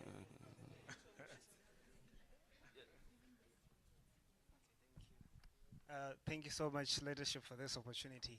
So I'm going to just express a small opinion, which I think most of us as young people, we are failing to really comprehend. Leadership is not really about being young or being old. Leadership is about a certain ideological framework that remains consistent and transformational, which means it graduates following a certain structure, but that structure should be consistent, tied to the roots of what we are standing for. The moment we sit down and we ideologically orient each and every young person from an African country, that's when we have started the journey of transforming Africa. The problem with young people, I've been in certain institutions where you have young people leading. You're literally asking yourself, are these people really knowing where we are going? Or they just want to be there? They understand nothing. 0, 0, 0, 0, 0, 0, 0. And you're like, okay, what exactly are we doing here? I'll give you an example. I'm not going to be too political because, but I come from Zimbabwe. And there is a political party that is called ZANU-PF, which is, it is a mass party. China is a communist party. You qualify to be part of the communist party. ZANU-PF is a mass party. The president says, it is a pocket, everyone is invited. It is an inclusion type of framework, but which also comes with consequences. Because everybody you involve, trust me, all of them may not really be ideologically trained to be involved and to do the work that is needed. So I'm not against the involvement of young people. I'm always for the training of young people, for consistency, and for them to be able to know what is to be done. Go and read Lenin's speech on what is to be done and the role of Youth League.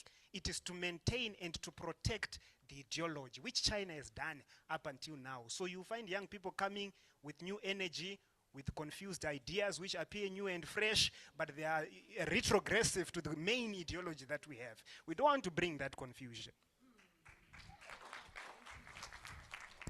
How many zeros were those?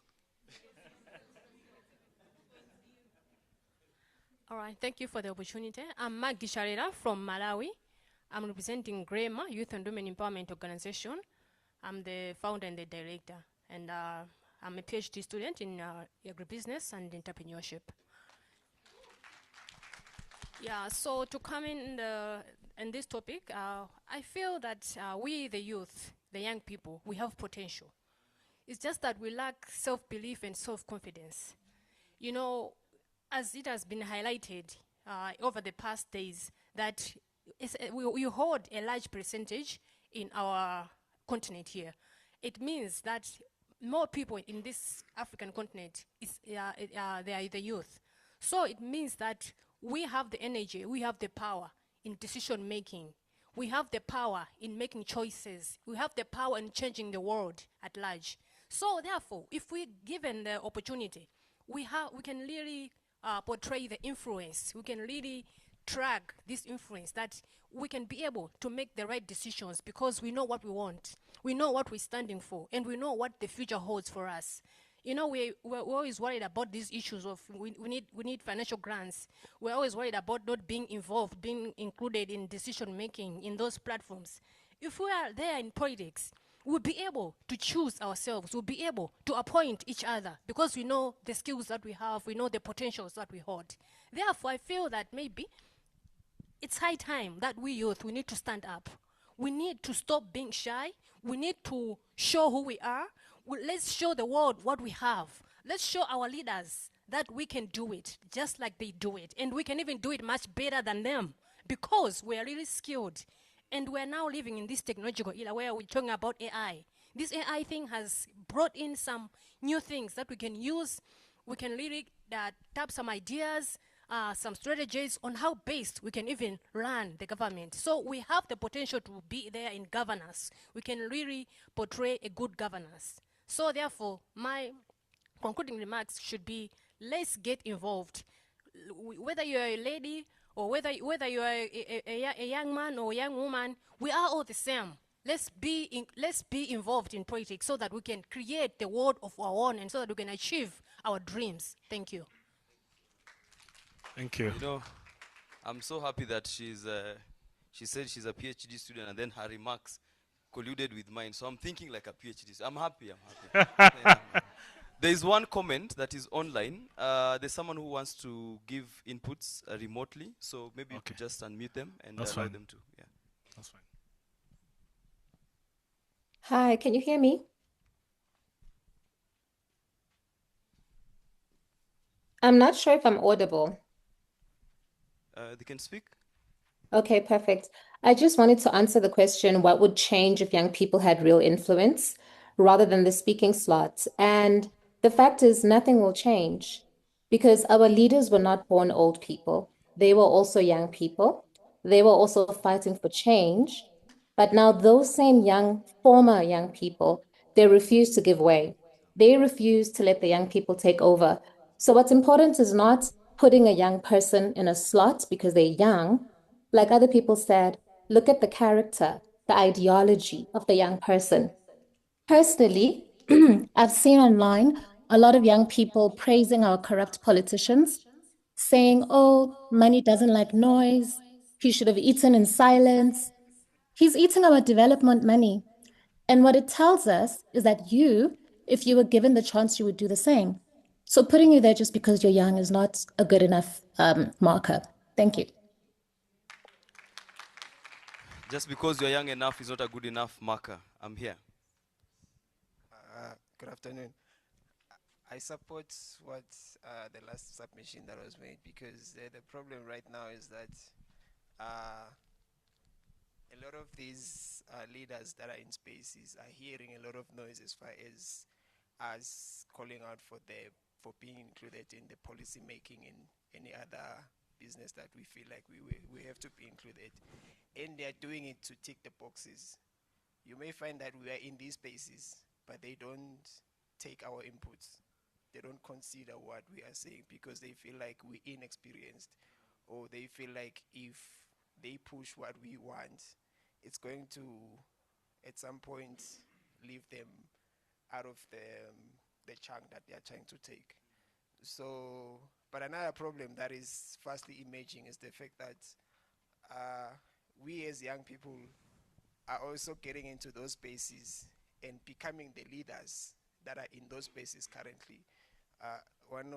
Someone in my country once said, I'm from Eswatini, once said the problem that we are fastly going to is that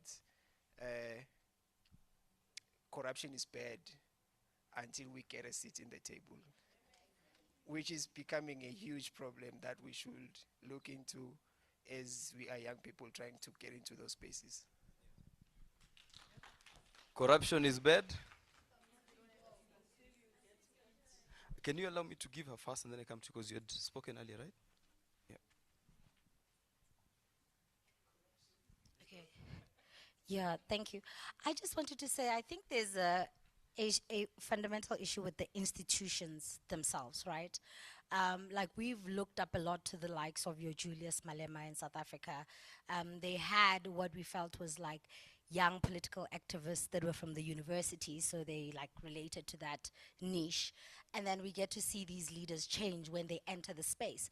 So a friend of mine were discussing how maybe the issue is in fact the way that the parliament is run.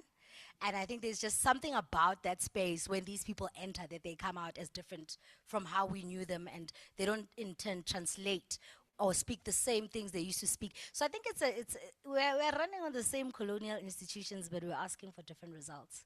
Yeah, so I think we just need to deconstruct and also decolonize the way we politically organize. I wanted to say they enter black, they come out white, but I choose a different color. They enter blue, they come out red. I have one, and then there's one online one, and then we can take it back to you, because then we need to start looking at so what, right? We're talking about the challenges, but then so what? Okay, I just wanted to say I agree with what everyone is saying. In fact, young people are there. We are getting involved. The problem is that for us to get into those spaces, as much as we are talking and discussing here that young people must be involved, when we start getting involved, then what? I think that's what the question is going. Because we get involved and then we don't see progress. We don't see our leaders. Right now, we are going for local government elections. Young people are stepping up to become councillors. But as they step up to become councillors, how many years it's going to take them to reach the top? When they reach the top, will they still be young? Even political parties have young youth wings. Those youth don't get to parliament up until they are no longer youths. So that's the thing. We don't show results. We don't bring those young people in parliaments while they were still young. We bring them while we have exhausted them and manipulated them and changed their way of thinking. Then when they are old enough, then they become ministers. A round of applause for that. Yeah. Clap for her. And then so we're going to get one maybe you can help our colleague who's joining us online, please just unmute, give your inputs, and then we hand it over to Dan, who will then talk to us about the what next. Please proceed. Hello guys, can you hear me? Yes, we can. Yes, my name is Wisdom Sauga from Malawi. I am a mental health advocate and a psychologist, and I'm really enjoying the conversation. And from my point of view, I would say that it all starts from mindset change. Because most people, most communities in Africa, we have this mindset that for you to be a leader, you have to be in your 60s, you have to be in your 70s, because you possess the wisdom, you possess the experience. But as you all can see, nowadays, the youth now have the skills, they have the wisdom to govern, but because the people themselves do not accept that a youth can actually take part in things like decision making, in politics, in giving some or making some impactful changes into the community, that's where the support for us youth taking part in those places is not actually happening.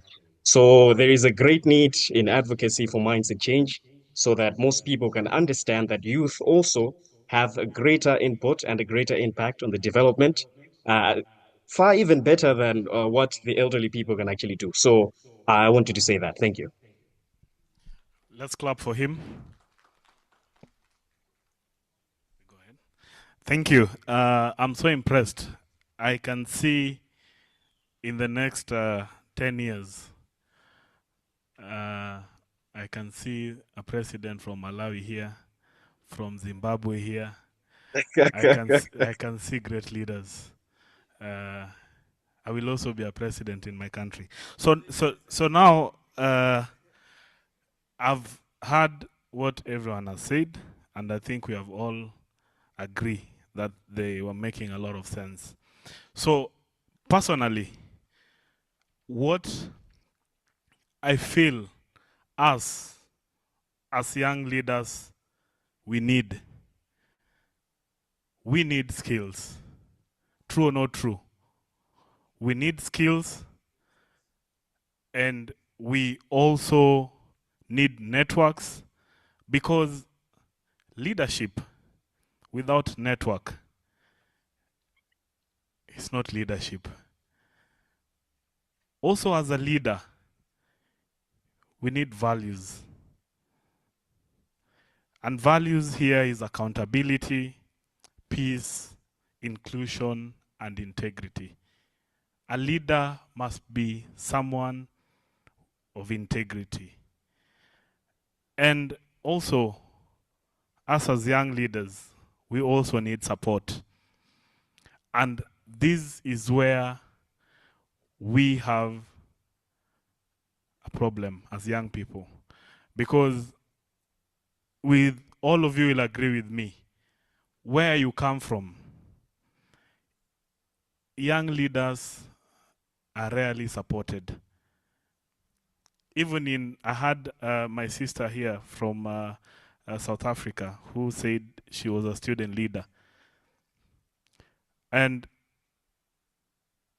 one of the support us as young leaders we lack is financing. True or not true? Because in my country, it is not easy to be elected even as a member of county assembly, as a councillor, as I had us saying, if you don't have money. We have people who are member of county assembly or councillors where I come from, people who are 70 years, just because they have worked for the last 60 years and they have retired, got their pension, and they come and vie for seats.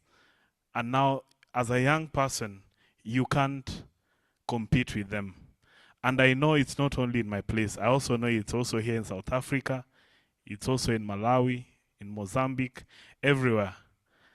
And if we can find how we can go about us being supported or getting support, most especially financially, as young leaders, we can move mountain. Also, safe space. There's data access and protection. So I think one of the gentlemen said, leadership, you don't have to make too much noise. You just need these 5 things I've said. Trust me, you will do so well in leadership. And as you can see down there, I've said, leadership is not only about who speaks the loudest. Leadership, it is about who can build trust, mobilize others, and follow through. And the key point there is to mobilize. Because as a leader, you can't lead without mobilizing people. True or not true? So I think from today, we have to leave this place after we have agreed that everybody, wherever you will go, make sure you ask yourself, how will you transform yourself to be a great leader? Because of time, I wanted us to do that, but now you can take a picture, and in the evening, you can have a group discussion. I think, okay, people want to take pictures. I think these are good. This will make a very good group discussion. But just because we don't have time, is it okay? So now, I think there is a report, maybe you can see. But then now, just to cut the long story short, what I just want to pose to all of us, what will we do differently after this session? I want to just get two views from two people. What are we going to do differently after this session? I think. So other than the challenges, the problems, what are you going to do differently now that we know our problems are the same? Okay, thank you. So this is the 8th SIOF conference, right? So I think moving forward as young people, we should say, hey, Mr. Gunde is here. Okay, that can be controversial. So you must say, you must demand, you must hold us accountable to say, the 9th conference mustn't hold until all the recommendations are met.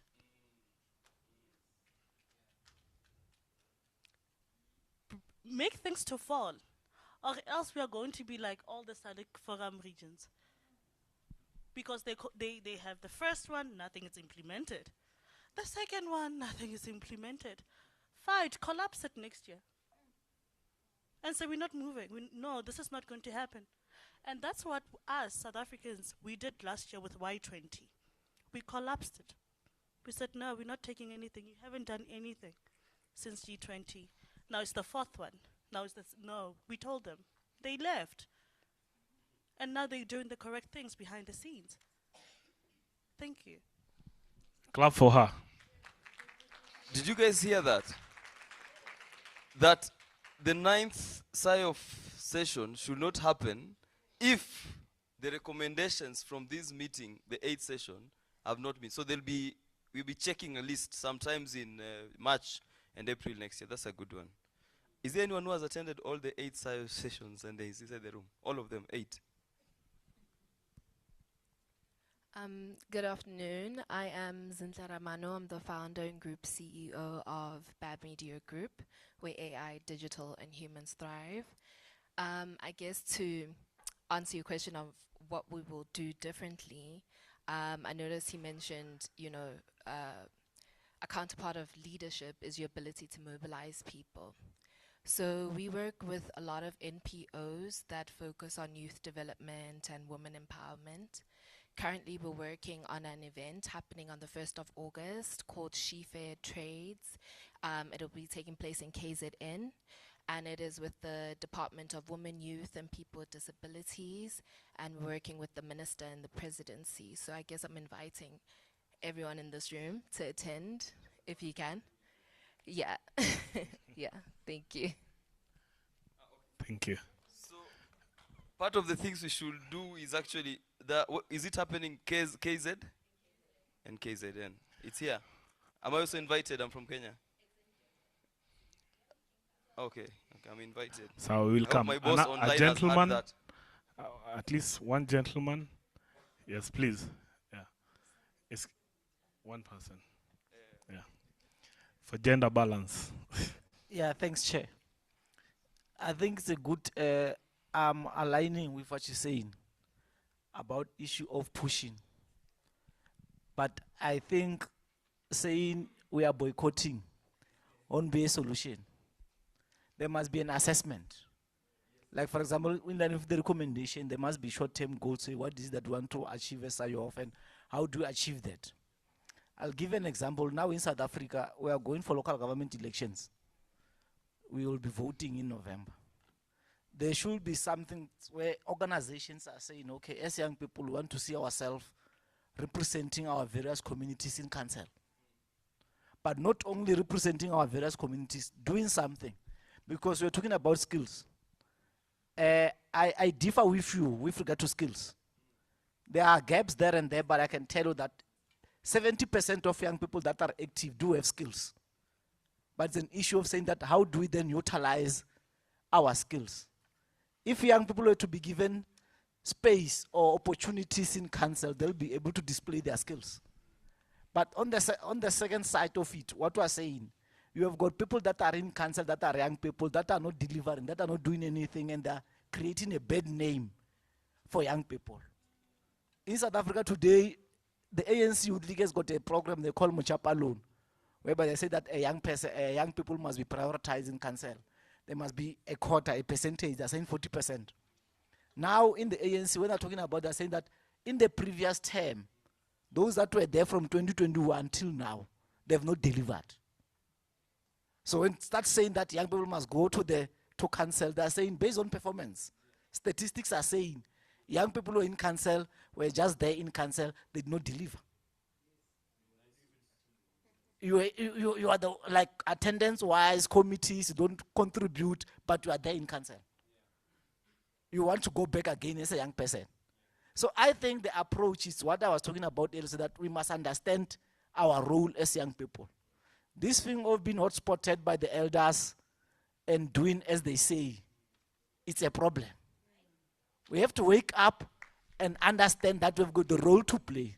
We must have a revolution whereby as young people, we replace these elders because they're no longer having anything to offer. We must push them out if we have to push them out. Thanks. Thank you. I think, okay, I think it will be unfair to leave the gentleman out if we, yeah. I think he's the last one now, then we can So my guy is conclude. saying that even the sample youth leaders have not delivered. What is the surety that the next ones will deliver? Thank you so much. I just thought I can't go back home without saying something on the mic. So, but, but yeah, I mean, I concur with my brother there. Contrary to what my sister said, I think I would rather say what we should do differently in terms of, say, of maybe we should have even 5 in a year. Because my thinking is this is a platform where we are coming to learn, where we are coming to connect and coming up with solutions. So if we are here at this conference and we go back and there are no solutions, it means we were the wrong people at the conference.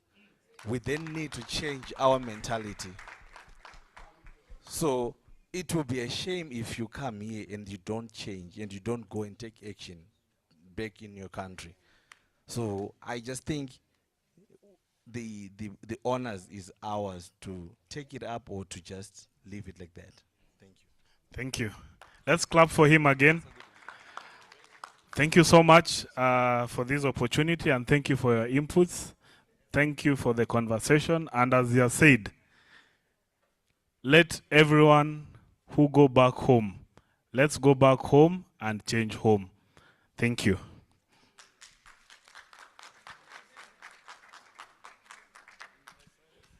Wow, that was amazing. Thank you very much. A big round of applause once again for them. Yes, as young people, we're not folding hands. We are taking up the space, right? Yes. Okay, so we're moving on. Right about now, I would like to call upon Kia from New Economy Hub to give us the Last Seed documentary.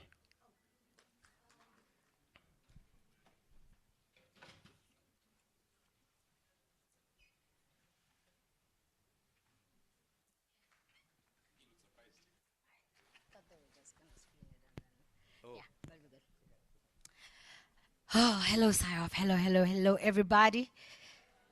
We all peopled out. I'm very peopled out at this point. Nah. So let's do something a little bit different. Let's watch a film. Right?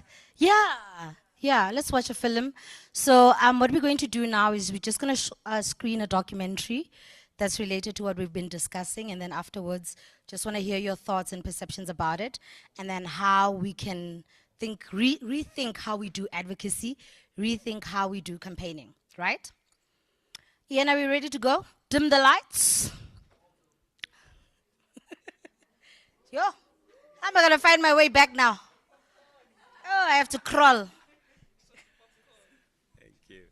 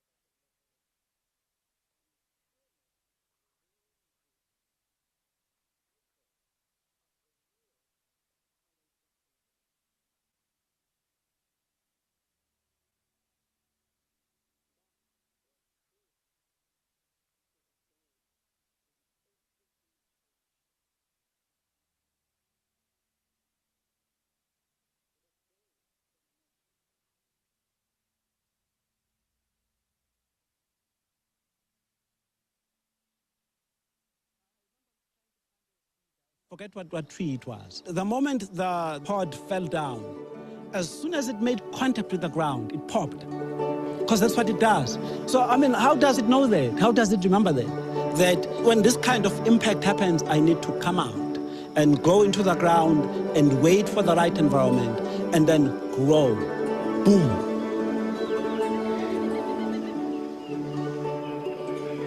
So seed's really important because if you have seed and you control your seed, you are in control over the rest of your production process. And it's become such a huge site of struggle because corporations have seen the opportunity to take that seed and manipulate it and own it, and in that way determine how food production happens in the world.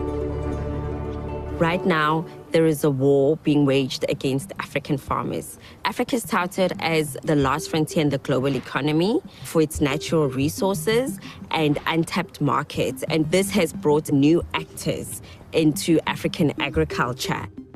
Powerful multinational companies that run the global seed industry are trying to take away farmers' seed sovereignty. International investors are being invited to exploit these resources in the name of development.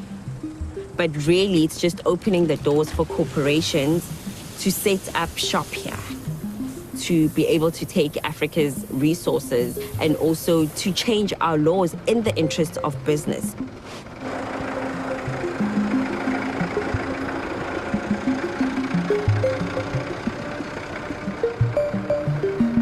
Farmers are fighting for their lives. They're fighting to hold on to their seed, to be able to pass down that seed to their children. These are the people who feed the majority of the population.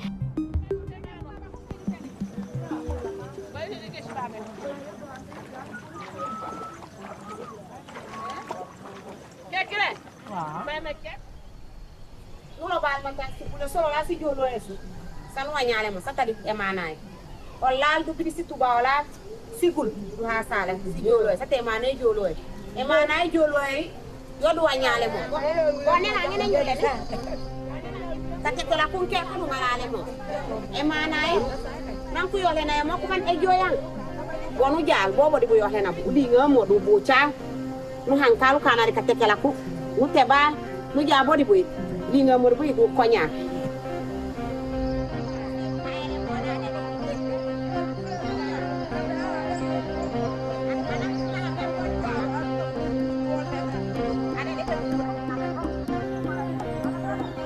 The current system of farming in many African countries is small-scale farmers. They supply 70 to 80% of the food consumed in African countries.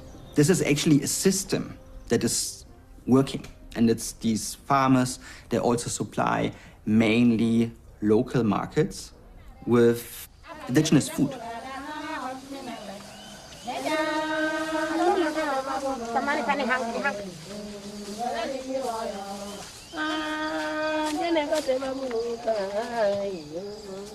With tubers, with many different kinds of potatoes, with cassava and many other traditional crops. This is a crucial moment in our history, and as Africans, we should be aware of what's happening. This idea of modernizing our agriculture by replacing a functioning system with something that is so extractive is completely illogical. At the center of this massive agricultural restructuring that we're witnessing on the continent is the fight for seed.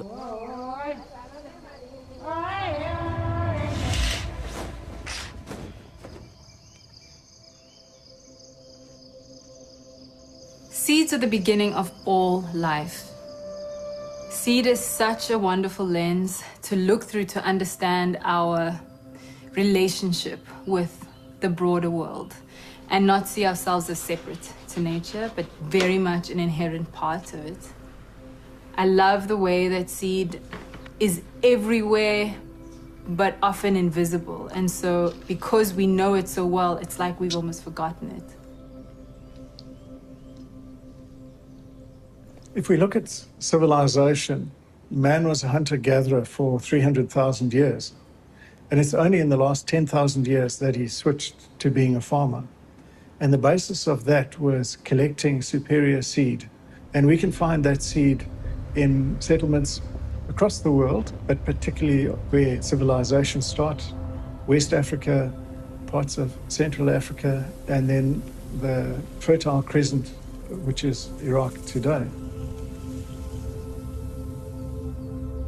Seeds hold the genetics of plants that determine the qualities of the plants we eat and the plants in the field. Seeds adapt organically. They accumulate knowledge about their environment. They're able to respond to changes over time and survive, essentially, because of all this knowledge that sits within them.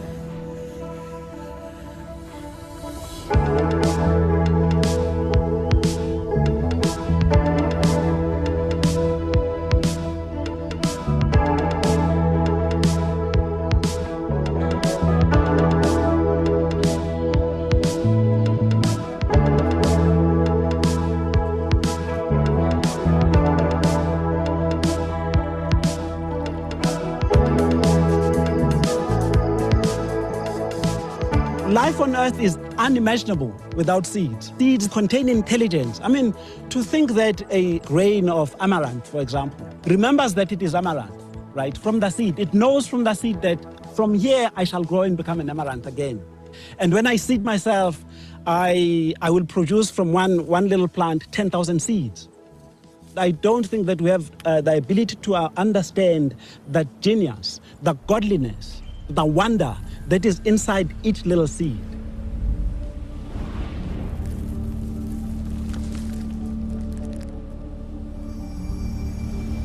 Farmer seed, sometimes called indigenous seed, these are the seeds that we've inherited from our ancestors. They've been nurtured by farmers through the ages. They accumulate knowledge about the environment.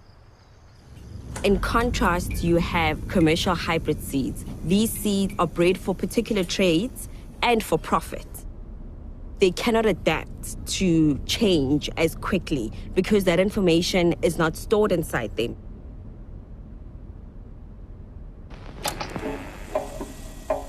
The day the merchant arrived, he was carrying a heavy weight on his back.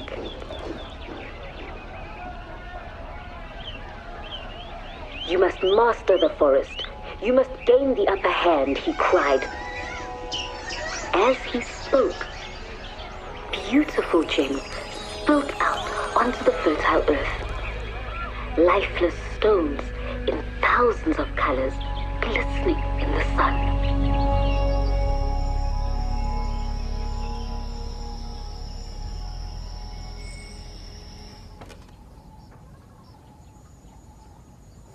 Depuis situ ba, depuis situ ba, kuma mon grand-père il t'offrait rien, il t'offrait rien, bon, il a un bon c'est un trop monsieur. Donc il va gagner de bons résultats depuis le bon bien fait. Kadiam Abel Sambou, chef de village. Moi je beaucoup mal selon, moi je me dis moi du rof, non le monsieur plus pension, c'est pension, ni le canama. Banyak kan so des Canaries et les elum, je les lumbe, je que des lumbe, je que le farme tout. Babo je mo man oui eset du ngaw kan en ma nya je canama. Ngaw ka dong panu ka sous le soleil pendant que 2 mois que 3 mois donc hay findina.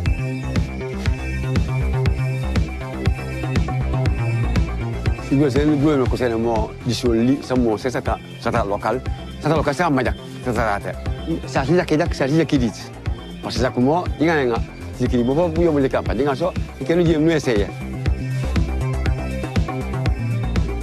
The seeds, the crops, and the food we have today is the product of millennia from selection processes and nurturing and caring processes of farmers. They were looking at what they were getting, and they kept what they liked and what they needed. I keep seed from you because you seem to be very healthy, you seem to not be very, susceptible to diseases or certain pests. Or they understand you can withstand flood, you can withstand drought. They don't know what's coming up next year, so they keep them both, so they will have something to eat, regardless. They look at the entire organism and its performance in their environment, and then they keep the seeds in hoping that what will grow out of those seeds will be pretty much reflecting that again. It's never identical, thank God. That's the powerful generator that allows us to adapt to changing environments, because environments don't stay stable, they change.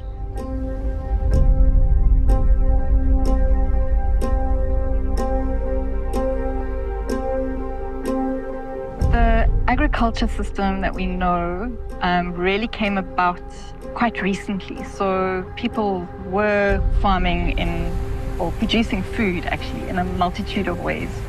But in the 1950s, a person called Norman Borlaug started looking at wheat varieties and saying that they could breed the seed in a different way to make it more productive. I guess he actually had good intentions, because he saw that there were a lot of hungry people and he wanted to find a way to increase food production in the world. And that was his way of doing it, creating a wheat variety that was more high yielding. But that then started something called the Green Revolution. And the Green Revolution became an amazing opportunity for a whole lot of companies that were developing to find ways to sell products that they had. The Green Revolution package always consists of seed, hybrid seed, not farmer seed. And these hybrid seed, they only grow nicely, so to say, in combination with oftentimes highly hazardous pesticides and also with artificial fertilizer.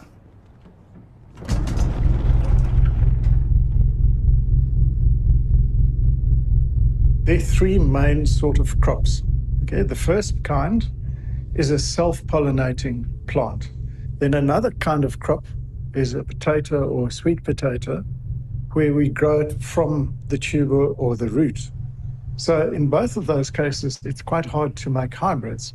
But in the case of something like maize, which is an outcrossing or open pollinating crop, where the pollen comes from one parent and it lands on the female, and then the seed is made there. What we can do is we can take clans of maize, so an A clan and a B clan, and we self-pollinate amongst that clan. And then when we cross them, every chromosome has got either A or B. When we do that, we get what's called hybrid vigor, and that gives us a 30% yield increase. You must remember that hybridization is a natural process. Nature hybridizes where breeding lines from different seed varieties are mixed.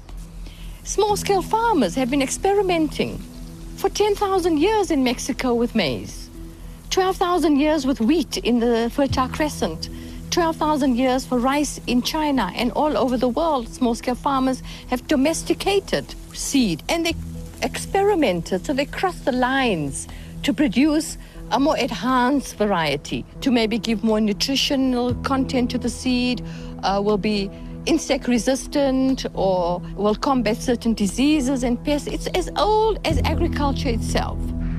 When they produce seeds commercially, it's for large-scale commercial monocrop production.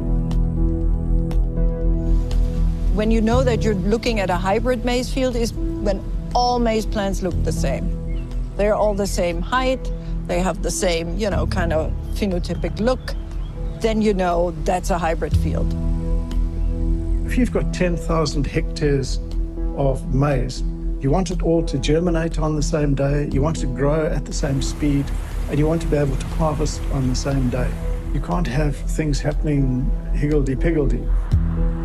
The planting is done by mechanical planting. Fertilizers will go down at planting. Maybe you'd use an aeroplane to spray fungicides because the aeroplane can cover hectares at a time. Every plant is exactly the same, so that it ripens exactly at the same time, exactly at the same size, and the combines just go through and efficiently harvest the maize. That's the real massive advantage that you have. That's why hybrid maize has taken off all over the world. One of my fields I've been researching in for 25 plus years now was the ecological fallouts, risks, safety issues with what we call genetically modified seeds or genetic engineering. And the fundamental premise of genetic engineering is that DNA, which they alter, is code, you know, pretty much like an IT code. And those parallels, those comparisons to the IT sector are not mine. They use that language of coding, cutting, pasting, editing, in order to convey the message that they could master this and they could reprogram it, you know? And that's, of course, not true.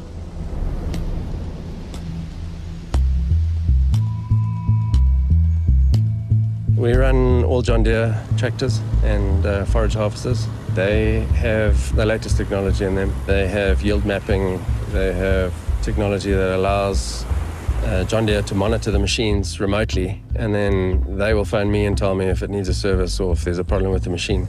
They have satellite receivers mounted on the roofs. You can plot your line and basically push a button that's got a steering wheel on it and it'll drive itself. I was fortunate enough to go to Germany with John Deere, and they showed us around all their facilities and all their factories. They were just saying that in the last 3 years, Bill Gates and Warren Buffett are their largest shareholders, and obviously they've realized that technology is the basis of their tractors and their equipment now, and it's all technology driven.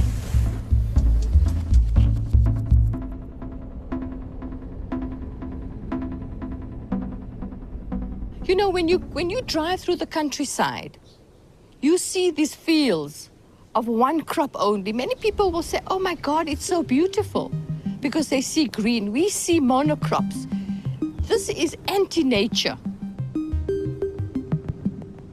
We as human beings, we are rich because of our diversity. The more we exchange ideas with each other, even intergenerationally, the stronger and richer we are. That's the same thing with nature.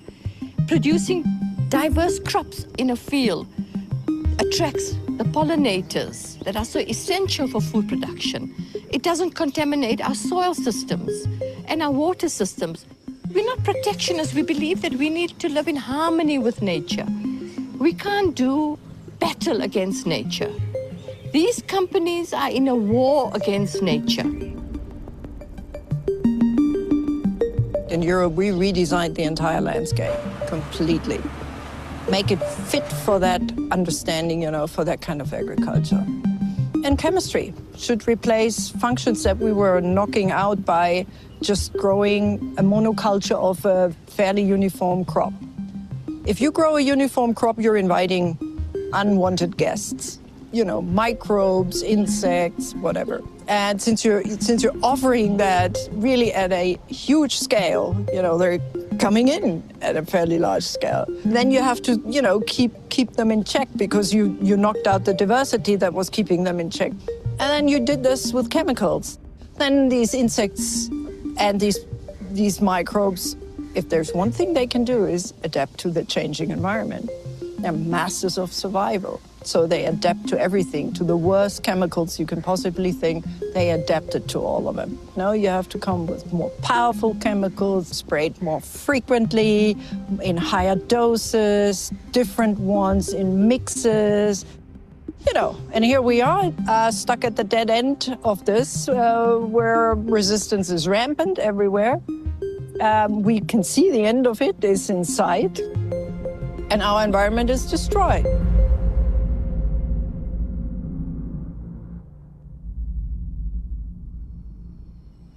The natural world that we see around us is built on all these small systems that all work together and that connect one to the other to make bigger systems. And the more diversity you have, the stronger those systems often are, because if one small part fails for whatever reason, there's not rain at one particular time, or it's a bit hot or whatever, there might be something else in that system that can step into that role. But as soon as we start cutting down diversity, we cut down those opportunities for the connections and for systems that support each other and link together.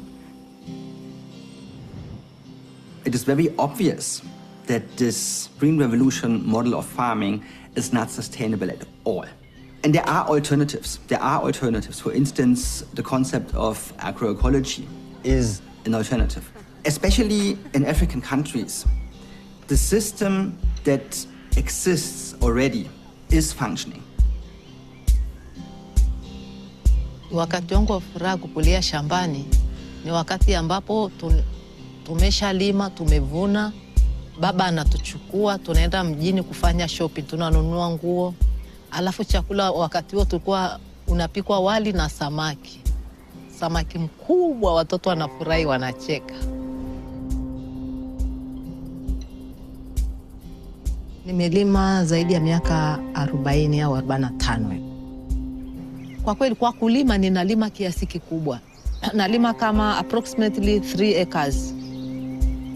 Japo nafanya shughuli zingine za kufundisha wajasiriamali wengine Arusha, wapi Dodoma, wapi nachukuliwa na mashirika naenda kufundisha. Lakini wakati wa kilimo ninalima, alafu tuna favor.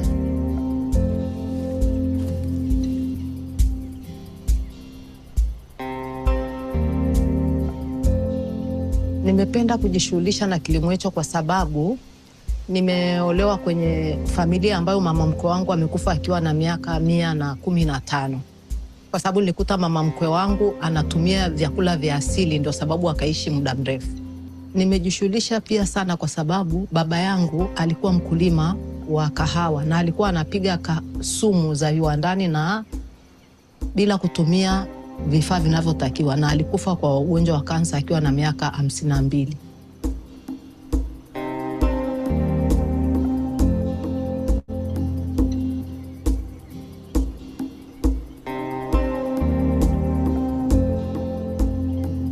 Mbegu zote nilizootesha hapa ni mbegu ambazo tunazalisha wenyewe sisi wakulima. Ni za asili, tumezikuta kuanzia vizazi, wazazi wetu walikuwa wanalima.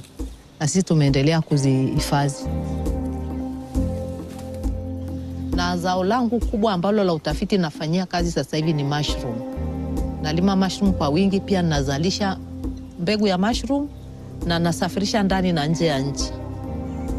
Kwa sababu kama mushroom nimezalisha mbegu na nimefundisha peleka Rwanda, Uganda na Burundi kupitia umoja wa vikundi vya wakulima Tanzania.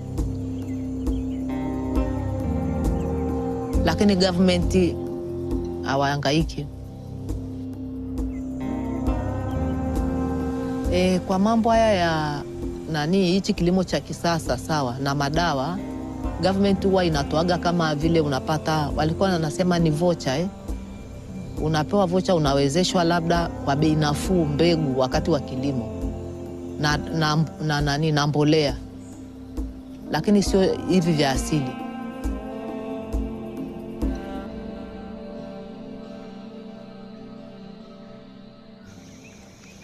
Governments spend billions, honestly, on subsidizing seed and inputs to farmers. And so if one had to put all that money into supporting a different system, one could have so much progress, but that doesn't happen. And then you get the commercial sector saying, oh, agroecology doesn't work, or, it's not comparing the same effort and money going into the one system as the other. What we really need to be doing is transforming these large-scale systems towards agroecology. The idea of collecting your own seed is important because they work with the indigenous microbes in our soils. I mean, the life that happens underneath in the soil is incredible. There's a whole universe under there that we are only now beginning to understand.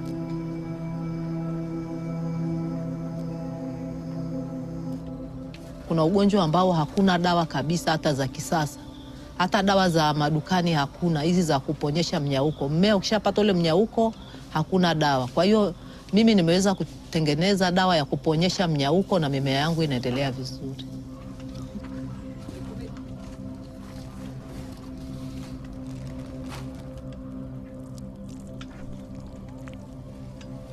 Faida ya kutumia mbolea za viwandani kwenye udongo, kwanza kuna vile viinilishe ambavyo kuna virutubisho vile vya asili kama wadudu wanaotengeneza zile mbolea. Tunawatunza tusipotumia mbolea za viwandani, kwa sababu vile zile mbolea za viwandani zinaua wale wadudu.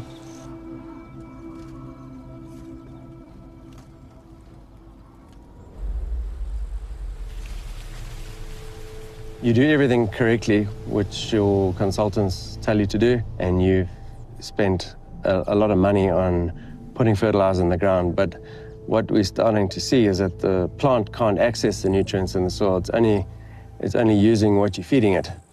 The plant becomes lazy, and when it's fed food, it stops looking for food.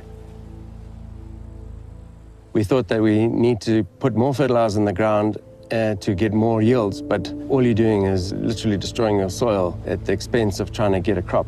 50 years ago, we used a third less fertilizer to get a ton of grain, and that's just because the soil has now just been so denuded that it can't actually produce anymore. So you're literally force-feeding it, if you could call it that, to try and get it to function.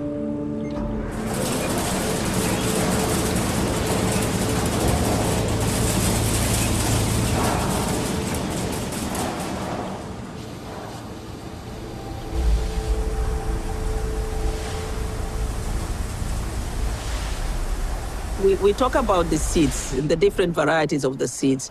What we have always noticed with the hybrid seeds is like a spoiled babies, because they have been bred for that. Like, your food will be there, don't have to worry very much. Weed will be removed by the herbicide, by the weed killer, so you have no struggle. Pests will be all killed and removed completely. So you are nice, baby, protected. So just do your job, suck what you are given, and produce a crop. Then we are complaining that our food lacks nutrition, and then we have to do supplement. And that's another line of the business. If we look at the way that industrial agriculture thinks about soil health, where it is something abstract and we put in the fertilizer and we spray the different chemicals, it becomes a very dangerous thing, because after time, even a short time, you've completely depleted the soil to the point that those soils are toxic. The insects also become resistant to a lot of the chemicals. And we're seeing with the herbicides that it's also like that, because now there's too much of the same herbicide used, that then those normal weeds are becoming super weeds that don't respond to herbicide, and you've got to use more and more stronger herbicides to control them. The use of chemical fertilizer is also masking problems that we have in the soil. I kept putting more and more fertilizer down, spraying all the correct sprays and doing everything that I was told to do, and I kept getting the same yield. And it just made me start to question the whole thing. You go and dig in a field and you won't find many earthworms, and the earthworms are an indicator of the soil health. The nutrient density that is in the food that we're producing now is significantly lower than what it used to be. I remember my dad telling me that when he used to go into the fruit shop, you could smell the tomatoes. And I don't know if you go into a shop now, you will not, there's no smell to a tomato now. It's got no taste, it doesn't have that sweetness anymore. Everything is grown, all the varieties are engineered to have shelf life. And all the big chain stores, that's all they want is shelf life. And if you go and buy a packet of lettuce that's in a bag, that has been pumped full of preservatives. Healthy food should rot. If you picked a flower, it doesn't last 2 weeks. It only lasts a few days and then it dies. It's a vicious circle. The farmers will put pressure on to produce the right type of food that the shops want to buy. You're sort of compelled to go down that path that they tell you.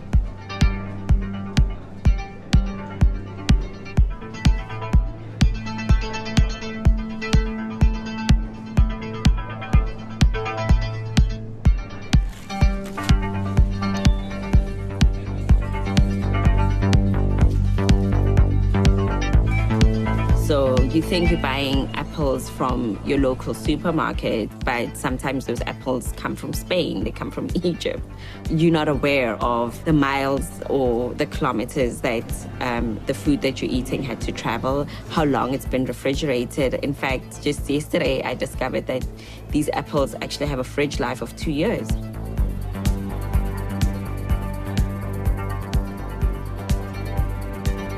The supermarket has become our kitchen. The supermarket system is more important than our schooling system. Schools have been shut for over, 2 years now under COVID, but you can't keep the supermarket system shut because people would starve. a recent invention, by the way, the supermarket. It's a really recent invention. A few decades ago, we didn't have this, but people were eating. This idea that we are dependent on 5 supermarket chains in this country that produce the vast majority of our food is criminal. I mean, we know about collusion in the prices of food, that they work together to raise the price of particular products. We have no control over it. It's their food. Who are we to tell them what the cost of bread ought to be? Well, if you're living in the city and you go to the supermarket to buy your food, there's a package of food that's available to you. You might look at a cabbage and see it's beautiful and it doesn't have any holes in it, and you buy it and you avoid the lettuce next door, which has got holes in it. You might actually be better off with the lettuce with holes in it because that didn't have as much insecticide as the cabbage that hasn't got any holes in it. But it's a trade-off. You really don't know what is in it.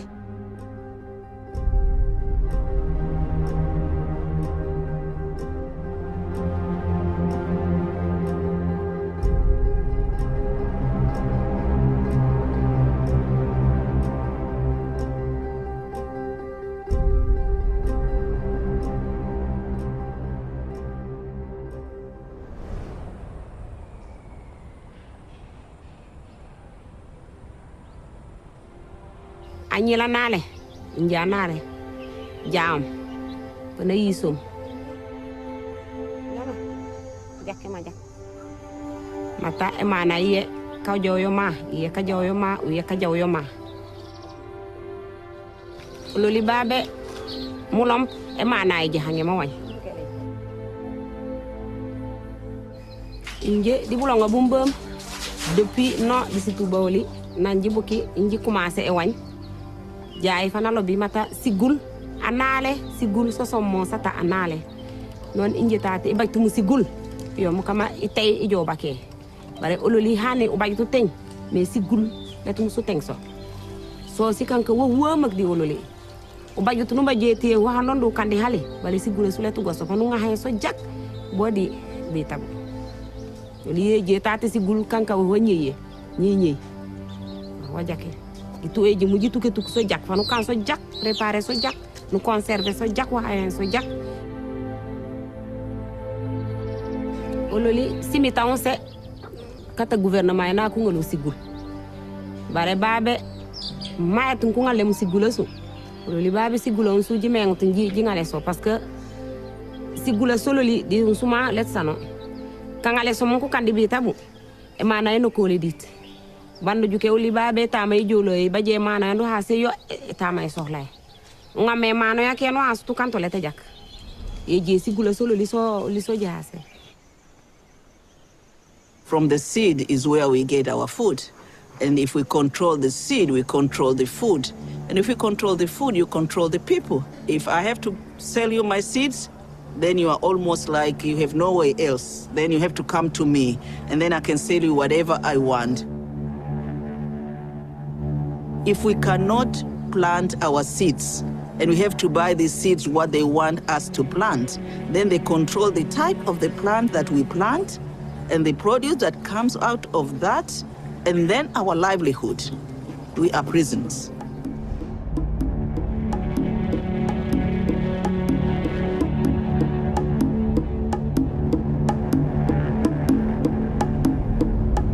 Agriculture changed largely after World War II, but it was initiated and encouraged and made possible, if you wish, by a lot of technological or chemical interventions and discoveries made during the wars in the military field.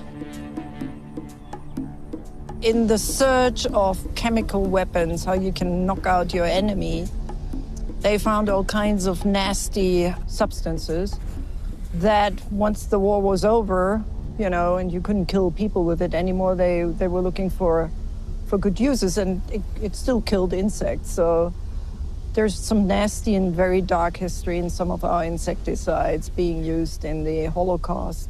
Same thing with fertilizers. They were discovered in a search for a cheap source of nitrogen to create dynamite for bombs, for blowing up your enemies. So most of the stuff has a pretty dark, what we call dual use history.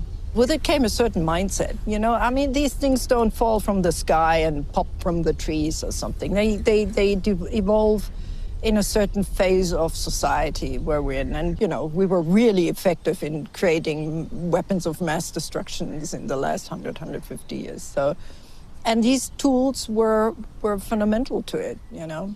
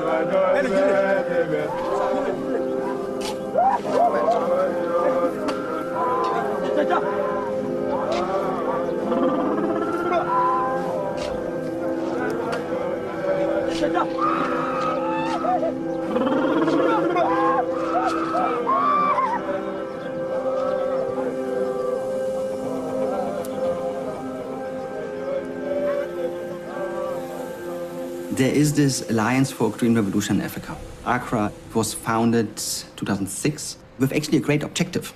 They promised that they would double the incomes and also the yields of 35 million small-scale food producer households, which is actually more or less the entire small-scale food producer population in Africa. And they also promised at the same time that they would halve poverty and hunger in 20 African countries.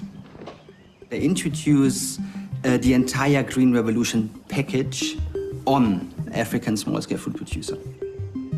They had more than $1 billion of funding, which is massive. So they set up a new seed system that kicks the farmers actually out of the system. Their promise was to achieve all of these objectives by the year 2020. And we found out that instead of halving poverty and hunger in 13 African countries where AGRA is actually focusing on its work, hunger increased by 30%. Whatever they had promised, and also with a lot of support from many international organizations, it was a complete failure.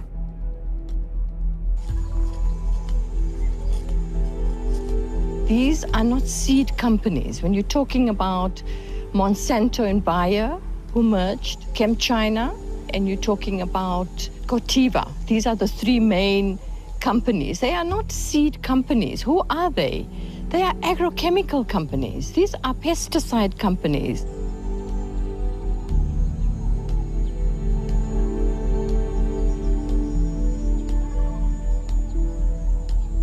This package, we call it a Green Revolution package. There's nothing revolutionary about it. That's the first thing. When you make a new plant variety artificially, you must remember that corporate seed is made in a laboratory. We always say it's made by white men in white coats in white labs. Not experimented in the field. It doesn't include farmers. It's a sterile enterprise where the seed is bred for a certain purpose. The motive behind seed breeding is for corporate interests, not consumers. We just given products on the market and we have to buy it. We receive a number of funds from outside the country. Bill and Melinda Gates Foundation, Feed the Future. Most of the funding, especially from these companies, are for hybrids. Funding the open pollinated varieties, to them, is not a business. Because what you are telling farmers, like, you have option to recycle for more than 3 generations, which means more than 3 years, there is no business.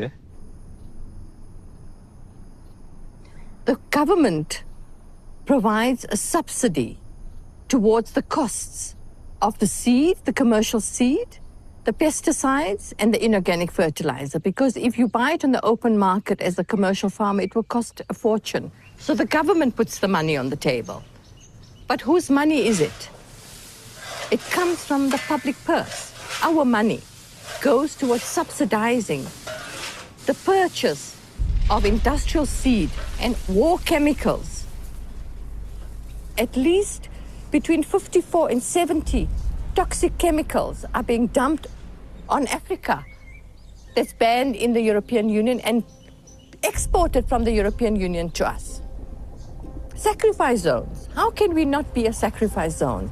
It's not good enough for Europe, but we're being poisoned by an industrial food system that we never asked for.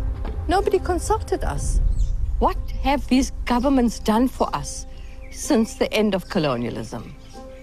Can they show us that they've provided every single African with at least access to clean water and sanitation? Why do we have malaria on the continent and it's wiped out in other parts of the world? So the failure is on the part of the state, the African state. Looters, we call them. State looters, because they have siphoned off public resources for the past 50, 60 years, ably assisted by their partners in the North. Why is the North doing business with despots?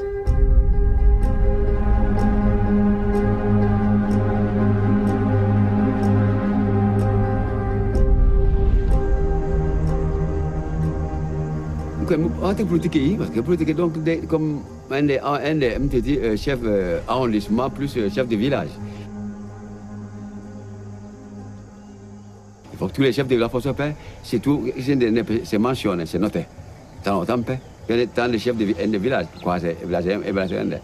Oui, moi, on fait, on a connu que arrondissement. Arrondissement, c'est un des Oussou, c'est un des Loujalo, et puis comme des chefs de village, et puis tant des chefs de village.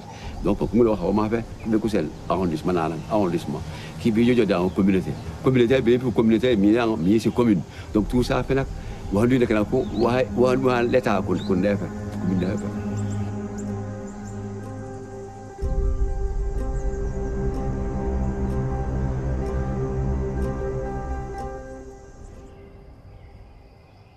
On an annual basis, the government here for the last 5 years comes and assists small-scale farmers. And by the way, nobody comes here to do like a survey or anything like that to say, what are your needs? So there's just an announcement that on such and such a day, the tractors are going to be coming to help you plow the fields, and you are going to get seeds, a particular bean. If you get this bean, it comes with this other entourage of stuff. From your seed to your plate, basically. This is controlled by this one thing that the government has provided. So you get locked in. We can see through the multi-pronged strategy that these companies are coming into the continent with that actually undermines what people have been building for centuries, for generations, in their communities and in their families. This extractive model takes away from the people. Kanka kuli yake parce que si ululi baba hinkili baye akiano hase akila gutim sankung sigula sankung luminya raja ngaso makandi bita bola minyana ku kam ku ban afurenut nona jola kane mo afurenut wananda afuren bo sigul sata henke jaaw dalo boda ne a bunak fankungulu donc déjà commencé kanka kuli parce que ku ban commence bagnel let ku nahana katino déjà bagnela bu banto minye ku commencé mu ku ne sigula unsu jo mu bodi tang yake ata ende yake generation yake let kuna ku fulen sigula solo la fan ku fan ku ne sata mu ma sata mansa ban sata mansa le sanori solo la nye hinki nan ku jom ku ngaluso ku bet so ku ban hanika kon ku ito kano san ku ito nye ya mera ta sanke ku se ko no jake parce que olola la jola olola la jola a jola replen sigul la tu ko mana ke aseni sigul.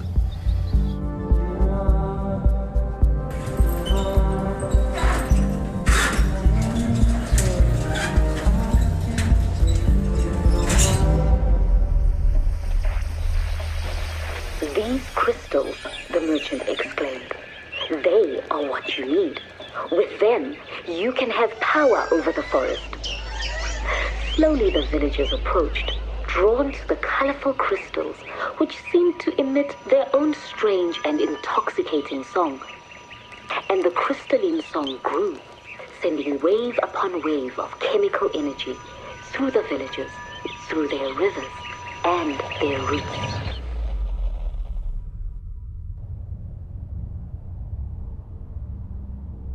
The Agra model of farming focuses only on a very limited amount of crops, or actually only maybe one or two. The main Agra crop is maize.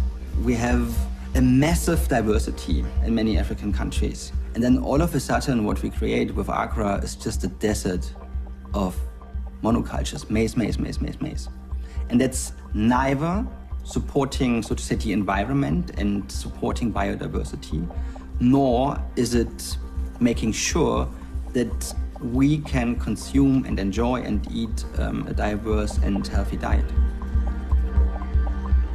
More than 51% of the calories that we consume globally come from rice, maize, and wheat.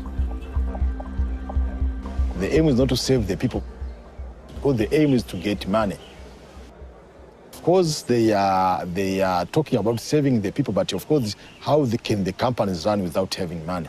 So you can see that the concentration is on maize. We used to have indigenous crops, indigenous cereal crops like the finger millets, like the sorghum, like the pear millet. But due to the introduction of maize, we have realized that people now, they are tending to growing more maize than growing those traditional crops, even in areas where maize does its sweet.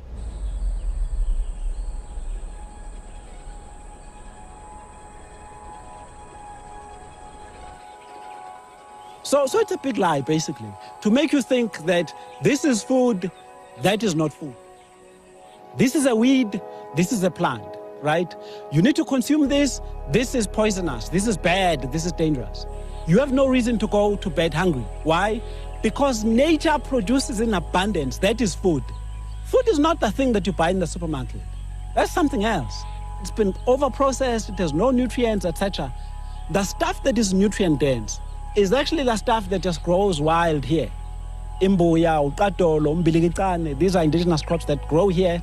But you're not going to find this in the supermarket. Have you ever seen imbuya in the supermarket? Maybe once or twice, but it does not feature, it's going to be hidden somewhere in a corner. To me, this is food. It's nutritious, it's dense, it has high minerals, vitamins, etc. All the other stuff, all the other crap that we eat in the supermarket is stuff that is designed to make money for the corporations. The rise in cardiovascular diseases, the rise in diabetes in this country is clearly linked to the crap that we are consuming as human beings. These diseases are modern diseases. They are linked to the changes in agriculture and to the changes in the food system that we currently have. In order to solve our health crisis, food is the answer.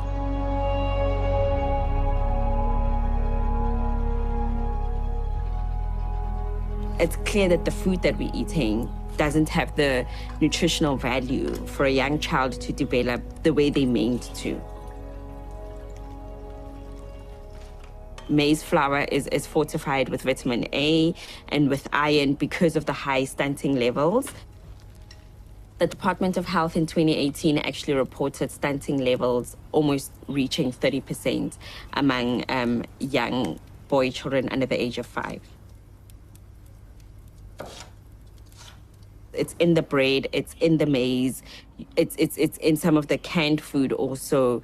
It all has to be artificially fortified. In other words, strengthened with these artificial vitamins, because the way the food is being grown, it no longer contains those minerals and essential micronutrients organically. So today we went to the farm.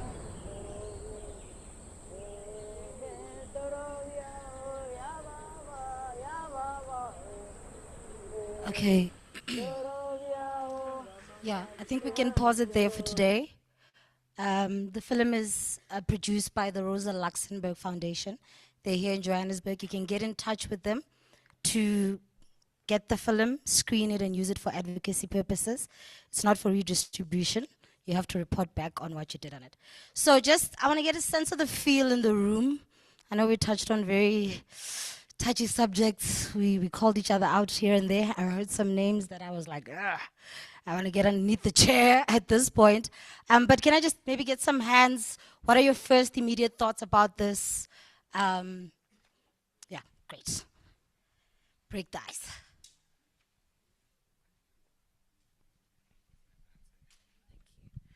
Good evening, everybody. Once again, my name is Lisa Badenhorst from Eswatini. By profession, I'm a psychologist, and I'm the founder of an organization called Courage to Conquer. But I'll just address what we just watched right now, which I really think it's some of the things that some people, when I speak to them about, they don't understand. One of the things that it's really important that we understand is that there's nothing that is so painful. Like we all here, youth advocates, we're all striving to do something to make change and maybe expand our businesses just to make it in life. However, the problem is when your health fails you. And that is because of what is happening in the farms. So I always like to say to my sister, if we're just doing shopping, she always says, I want the seedless as grapes. And I'm like, do you know that you're eating poison? And she's like, no, why would you say that? I'm like, every fruit must have a seed. What are you eating then? And she was confused. So I'm just bringing this out that let us be aware of this. Anything that you eat that is seedless, just know that you're eating poison. It's obviously a hybrid, something that was mixed for it to produce that. Even now, I was just outside. I wanted to take one of the apples there, but it's so huge. It looks weird. And I was like, I'm not going to eat this. It's obviously processed. It's obviously mixed up with other things for it to look good and marketable for the industry, right? So let us be cautious of the things that we eat. And if possible, let's find certain things that can substitute the nutrients that we need. There's certain other products that are there that are organic, and we can take that because, honestly speaking, out there in the market, that is not food, like they were saying. Thank you. That's powerful. Do I have another hand over there?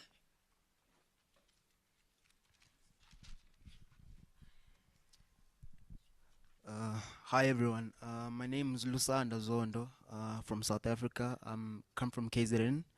I work with the Association for Rural Advancement. I was shocked to see Umvu, the guy who spoke first when the video started, and Uvanessa.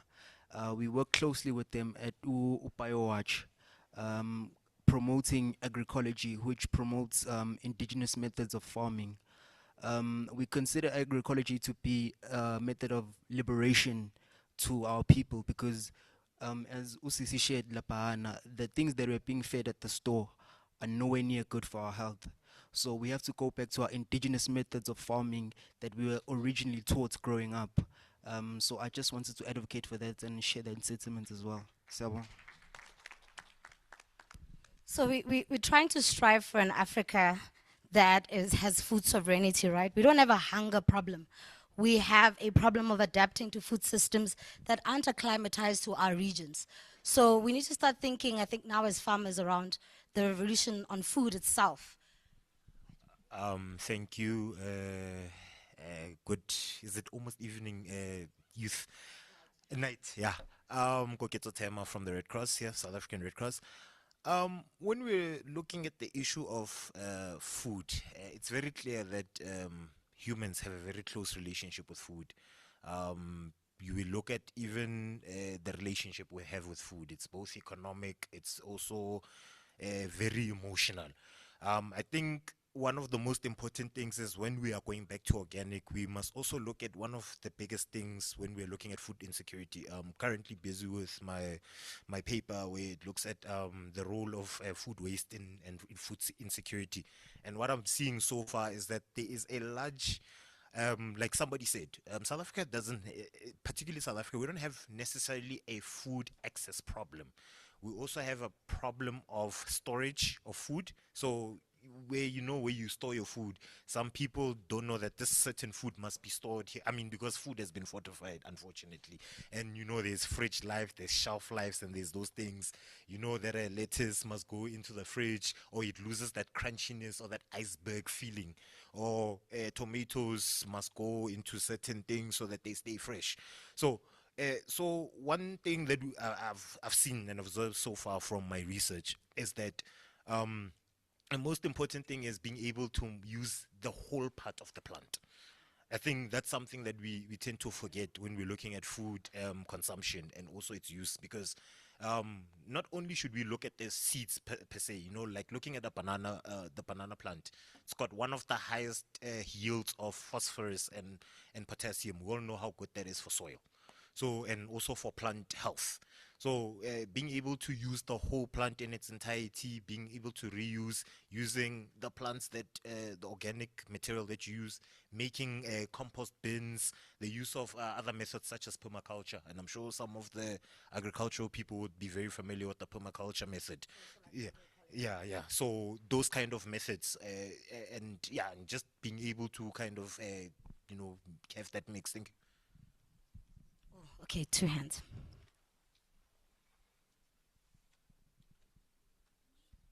Thank you so much. Mtembukazi Pavuma here from the Project 90 by 2030 organization and representing the Warsaw Fellowship.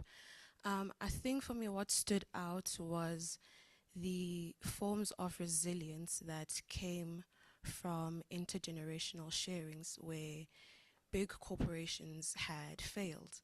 And that is through indigenous knowledge, Afrocentric knowledge that we then need to go back to. If we are able to understand how there's a certain piece of information that these big corporations are not giving to us, that is a form of gatekeeping. There's a certain truth that they are not giving to us, but there are ways of resilience that we are able to go back to. And I think it's very important for us to really think of these systems that have been shared with us by the older generation and really think as young people, how can we pass those systems, that knowledge that we are currently living by, what we've been told, for the next generation.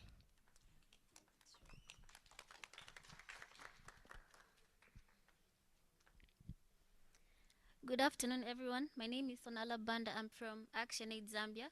And I deeply resonate with the video. This could be a very sensitive issue to talk about. I work with young farmers, and I've seen how seed sovereignty is being undermined in the rural communities that they work in, and it's also affecting our food security. Probably it's leading to food insecurity in these communities, because we've seen how the rights of farmers and communities to save and use, exchange, and control their own seed is being undermined and diminished, and there's so much dependence on artificial fertilizers, chemicals, or artificial fertilizers, pesticides, which are slowly degrading the soil and also leading to food insecurity. So there's need for a green transition to have a green transition that feeds the community and advocate for agroecology practices and also promote seed sovereignty in these communities that we live in. Thank you. Do we have any questions online? Our online audience even there? Okay, there's one more hand there. One interesting thing I would like us to also think about is how colonialism wasn't just about capturing people, but it was also capturing land and capturing the kind of produce that grows on the land, right? And there's still a need to reclaim that. Was that your hand? So when you think about it also, you realize there's a lot to undo. Okay, thank you. Good day, everyone. So what I have learned from this video is how this food is affecting the natural growth process of children. It has taken me to a debate that I saw on social media where people were saying that we're having big babies. Like women, they're maturing very fast and they've got very, very big bodies, but their minds are still very, very, very small. Some women, you understand? So it's because of the food that they are what? They are eating. You have a 10-year-old who looks like an 18-year-old. Understand? It's in the food. Like this woman has rightly put it out to say the food has actually affected the natural process of growth. A kid is supposed to grow like there are certain expectations of growth. Yes. So it takes us back to the issue of having our own indigenous food, prioritizing that. A long time back, it used to be fashionable to eat the modern food. But now we are seeing that we're eating poison, living our own good food. So I think it's high time we should go back to our food so that we remain healthy. Thank you. Thank you so much for that. When I was looking into the video, I really saw the issue of seed sovereignty, how they're saving and replanting, the issues of having control, and how it ends up at the end of the day ensuring that biodiversity is also protected.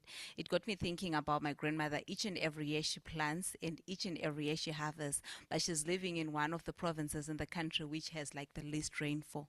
So you see that IKS is actually something that is very big, and it's something that we really need to harness. Thank you.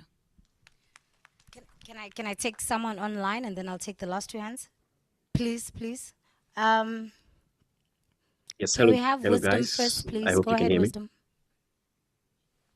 Yes, this video or this film was very insightful, emotional as well.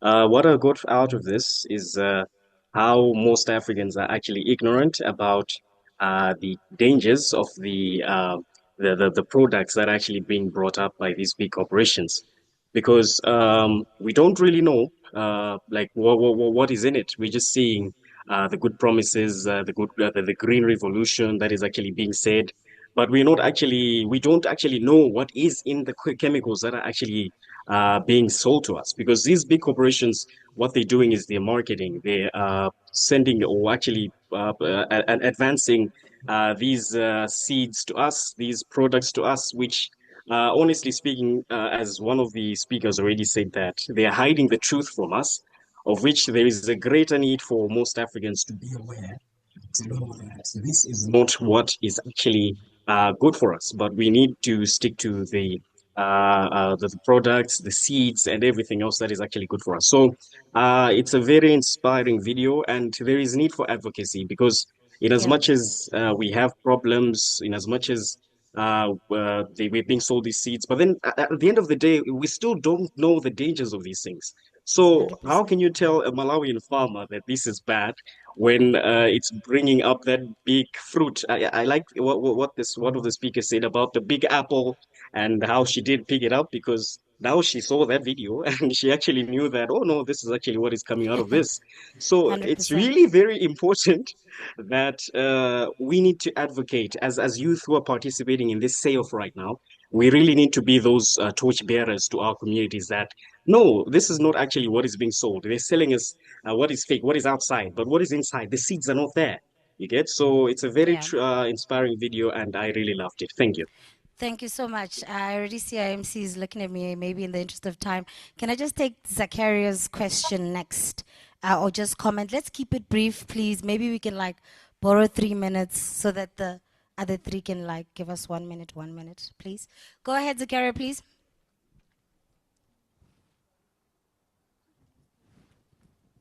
Is it coming through? Zachariah, can you hear us?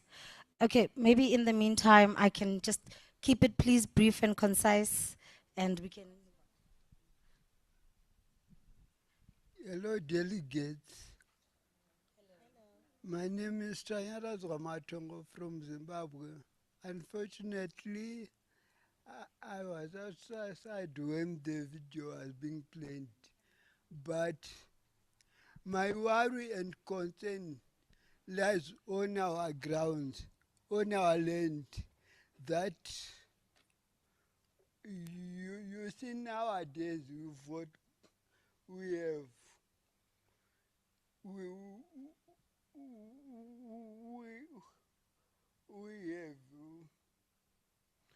we are treating with the wheat. We are no longer plowing Kanakote. We call it kusakura in my Shona vernacular. I'm very worried and concerned that in the long run, this chemical will actually kill our soil, kill our land. In the long run, our land will not produce what is expected. So my suggestion is let us go back to our traditional way of farming.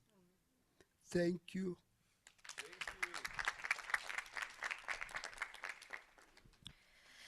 Okay.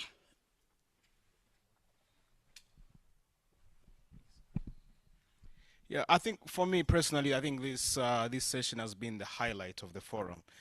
You know, and I think we need to take this conversation seriously, because I think in our quest in wanting to be bougie with the foods that we are eating, we are actually ruining our own lives.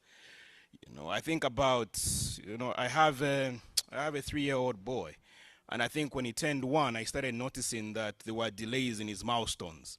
So I went to my grandmother and I told my grandmother this. I think I'm noticing delays in baby milestones. And then my grandmother, the first question she asked me is, what are you giving your boy? You know, and I wanted to sound all cool. You know, Cerelac, you know, you haven't put an accent to it. You know, but then later on, she told me to say, go back and start feeding your child. Just get the natural groundnuts, pound them, make porridge, keep on feeding that boy. In a few months, you begin to notice that there's a complete turnover in this boy's life, you know. So I think everything then comes back to, it borders back to the kind of foods that we are actually eating. You know, in my country, I'm running for office as member of parliament, and I think come August, I think when I get into parliament, there's some of the conversations we need to start having. You know, how can we turn this into policy? Because only policy then can it, you know, can we have certain things turned around. Thank you.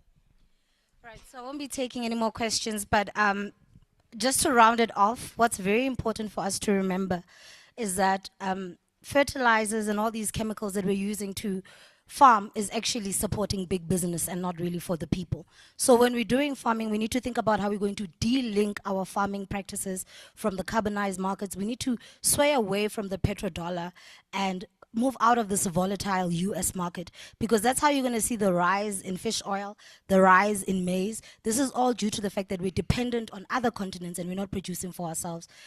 So that was pretty much why we shared the video. Feel free to get in touch if you want to screen it another time. Thank you.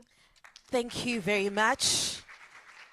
The last seed, such an urgent, you know, look at how corporate capture is threatening the African agriculture and also our food security baseline and our health as well. So one more time, give it up for the last seed. Seeds. Okay, so it is our absolute honor to introduce the official closing of the 8th Southern Africa Youth Forum. And to kick off this historic finale is the absolute heartbeat of what has been of our 3 days here, the reading and adoption of the SIOF SADC Youth Declaration. Are we ready for that? Are we ready for that? Yes, and this is not just a document, ladies and gentlemen. It is our blueprint. It is our mandate and the unified voice of the 16 nations that will be directly delivered to the heads of state and the government summit. So we need to take it seriously, as we have been. To take us to this proceeding, or through these proceedings, allow me to call upon Mr. Magadu. Let's put our hands together for him.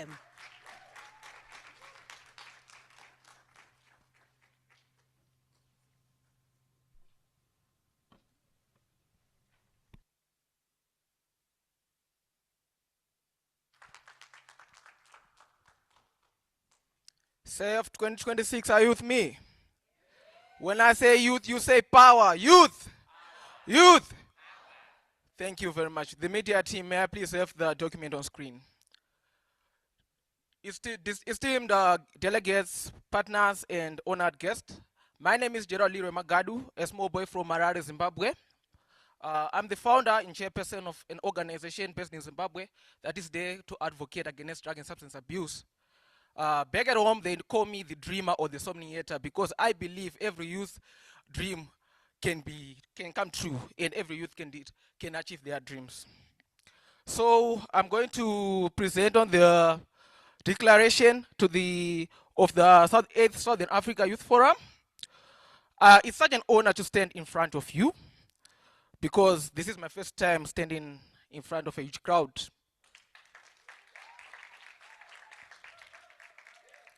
I'm used to standing like in front of school kids, college students, but I'm standing of regional colleagues.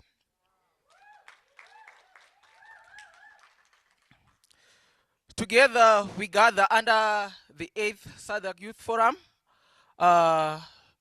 in order to voice out as a region so that our youth can have brighter futures. Okay, the media team, can I please have the, oh, sure. Okay, as we wait for them, is it okay if I use my phone? Okay, sure. We, the youth delegates, youth-led focused organizations, and stakeholders from across the Southern African Development Community SADC region and beyond, gathered at the 8th Southern Africa Youth Forum, SAYOF, held from 21 to 23 July 2026 at the Beachwood Hotel, Johannesburg, Republic of South Africa, under the theme, Nourishing Futures, Enhancing Food Security and Water Resiliency through Sustainable Agriculture and Climate Action for Youth Empowerment. Recognizing the participation of more than 1,000 delegates attending in person and joining virtually, reflecting growing commitment of young people and partners to shaping a resilient, inclusive, and prosperous Southern Africa. Acknowledging the leadership of the Southern Africa Youth Forum, SAYOF, and the support of the contributions of national and regional international partners, including the African Union Commission, AEUC, AUD, NEPAD, SADC Secretariat, SADC Parliamentary Forum, SADC PF, United Nations Economic Commission for Africa, UNECA, AGRA, AMREF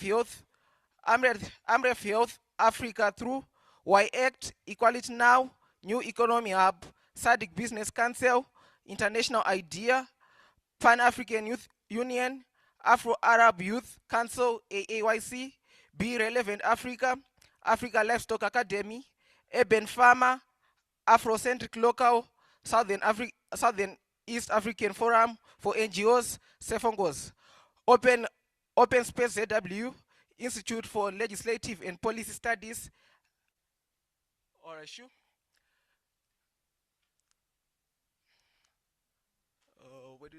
Open Space ZW, Institute for Legislative and Policy Studies, ILPS, farmers organizations, development partners, research institutions, academia, civil society organizations, and private sector in promoting youth inclusion in agriculture and agri-food systems, and other partner institutions that enrich the dialogue and outcomes of the forum.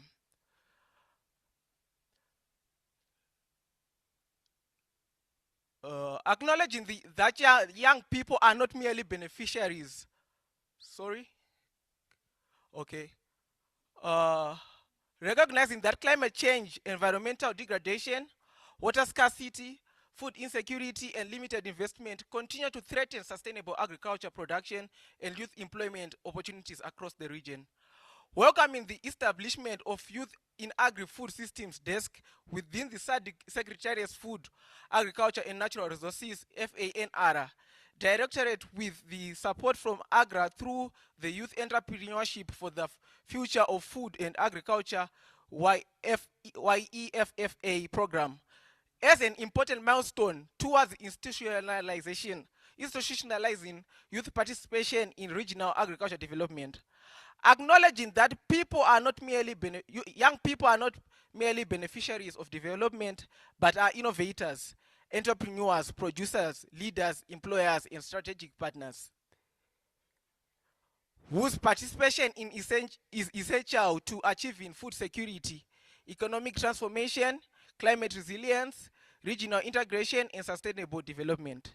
Reaccounting our commitment to regional integration, inclusive economic growth, gender equality, environmental sustainability, innovation, social justice, and meaningful youth participation in policy development. Implementation, monitoring, and accountability at national, regional, continental, and global levels. Guided by the aspirations of continental and regional frameworks that advance youth development, food security, economic transformation, climate resiliency, and sustainable livelihoods. Recognizing further that Southern Africa continues to face interconnected challenges, including food insecurity, climate change, water scarcity, unemployment, inequalities in access to opportunities, and barriers to meaningful youth participation in governance and economic development. Taking note that young people are not merely beneficiaries of development, but are critical partners, innovators, producers, entrepreneurs, leaders, and agents of change, whose participation is essential to shaping sustainable solutions for food systems, transformation, climate action, democratic governance, trade integration, health promotion, and inclusive economic growth. And further affirm that young people will move, and further affirm that, and further affirm that young people will move a needle of change through strategic partnerships for an impactful change within the region in the spirit of Ubuntu. I am because we are realizing the power of negotiation in youth development. Recalling the rich deliberations, high-level presentations, panel discussions, masterclasses, ignite talks, innovation sessions, policy dialogues, and intergenerational exchanges on youth participation and influence, sustainable agriculture, the Southern Africa Poultry Initiative, regional trade opportunities under the tripartite simplified trade regime, green transitions, digital rights, and technology governance, alternative livelihoods, democratic participation, and regional policy influence, and youth engagements on agribusiness development, climate smart agriculture, digital agriculture, regional agriculture trade, the Southern Africa Poultry Initiative, SAPI, youth entrepreneurship, agricultural financing, food systems transformation, and regional policy implementation, and further recalling the presidency of Her Excellency Bumo Sekugoma, the Secretary General of SADC Parliamentary Forum,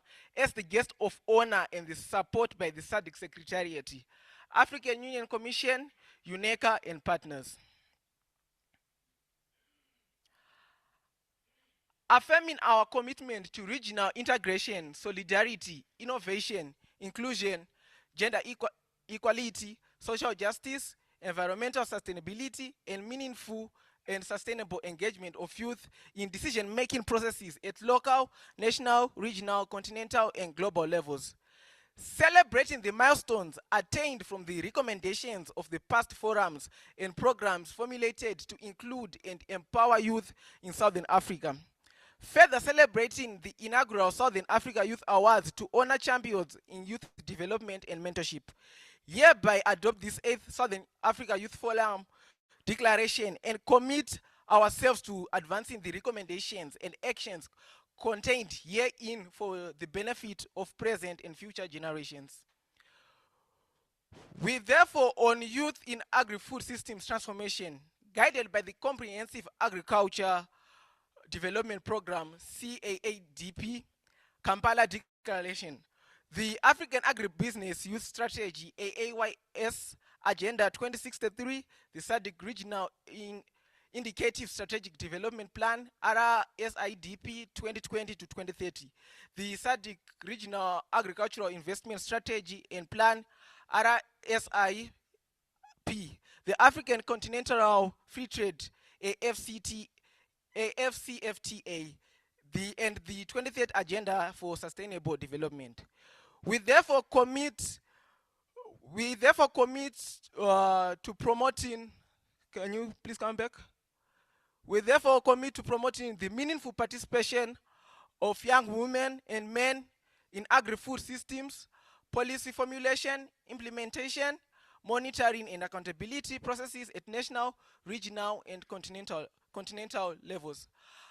Call upon member states, development partners, financial institutions, and private sector to increase investments in youth-led agribusinesses through dedicated financing facilities, blended finance mechanisms, guarantee schemes, venture capital, and other innovative financing instruments that improve access to affordable capital. Urge governments and relevant stakeholders to improve equitable access for young people to land, water, irrigation, mechanization, quality seed, inputs, digital technologies, extension services, and other productive resources necessary for competitive and sustainable agribusinesses. Commit to strengthening entrepreneurship, technical and vocational education, digital literacy, research, innovation, mentorship, incubation, and climate smart agriculture to prepare young people for the future of agri-food systems.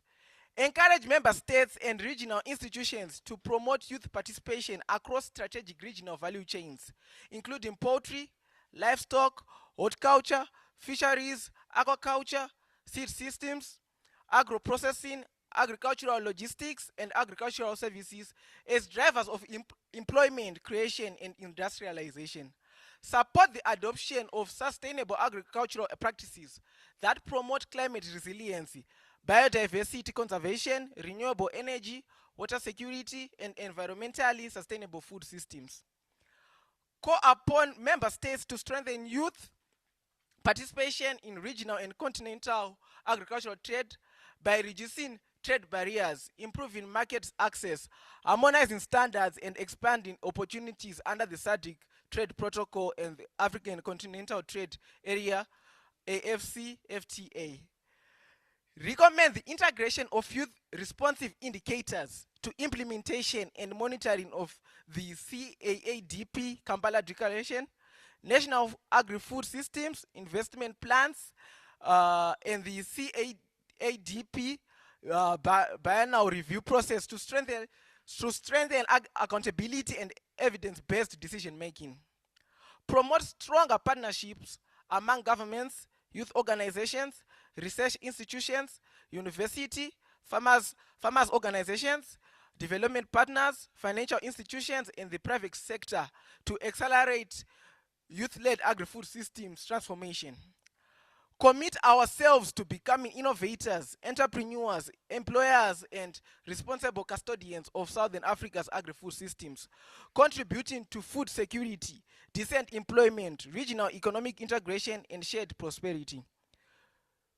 We therefore call upon SADC heads of state and government, SADC Parliamentary Forum, member states and partners to establish and operationalize youth in agri-food systems desks within ministries responsible for agriculture in all SADC member states to strengthen youth coordination, policy engagement, and program implementation.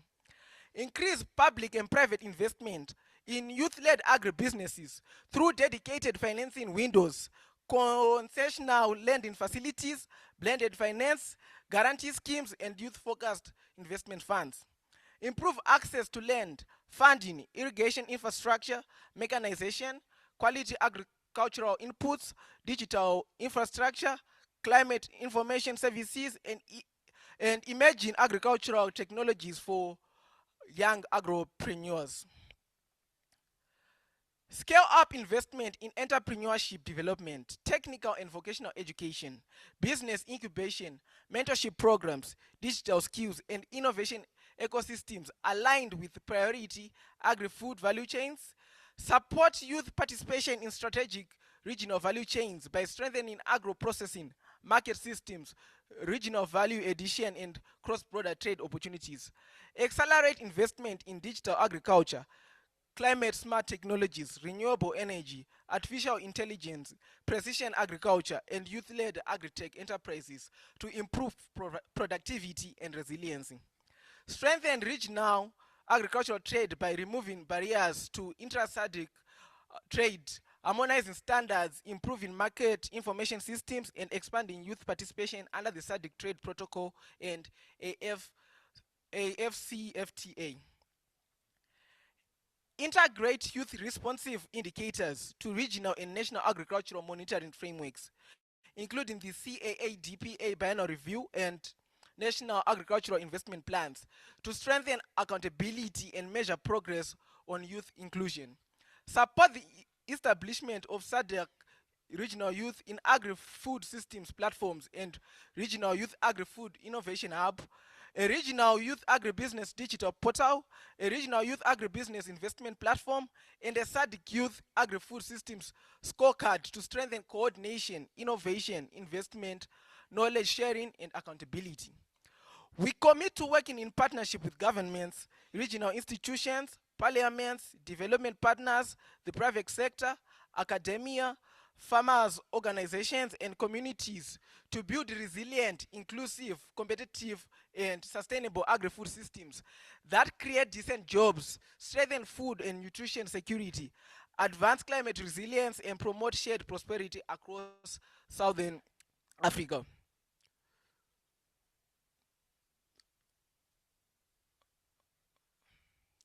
Our collective message is clear. Nothing for youth without youth. From policy to prosperity, Southern Africa's young people are ready to lead and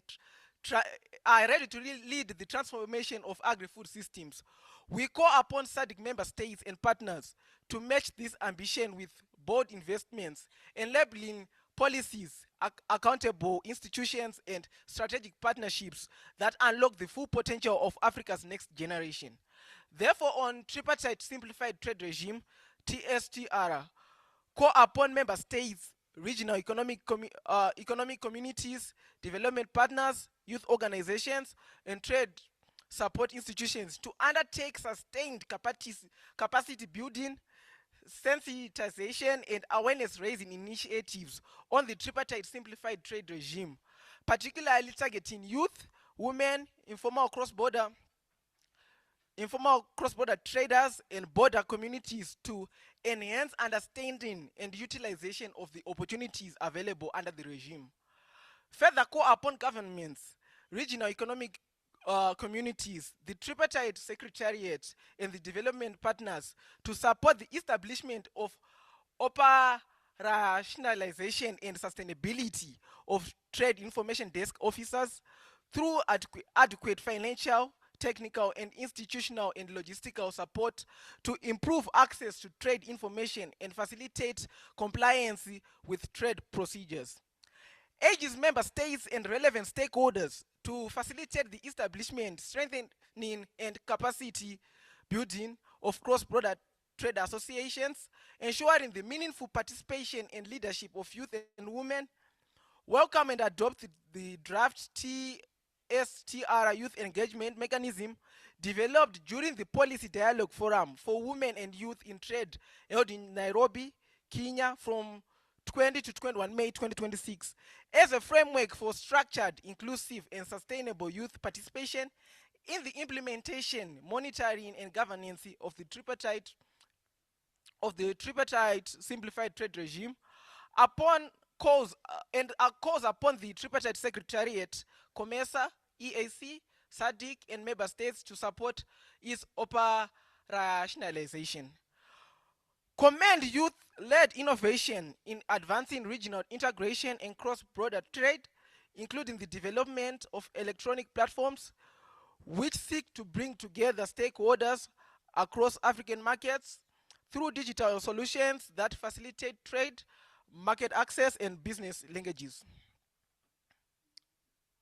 Commit to continue embracing, promoting, and utilizing opportunities presented by the tripartite simplified trade regime through entrepreneurship, innovation, digital trade solutions, participation in regional value chains, and youth-led initiatives that contribute to inclusive trade, sustainable livelihoods, and regional economic integration. Therefore, on fertilizer sovereignty, delinking from fossil fuels for long-term food security. 1. Delink fertilizer supply chains from fossil fuels.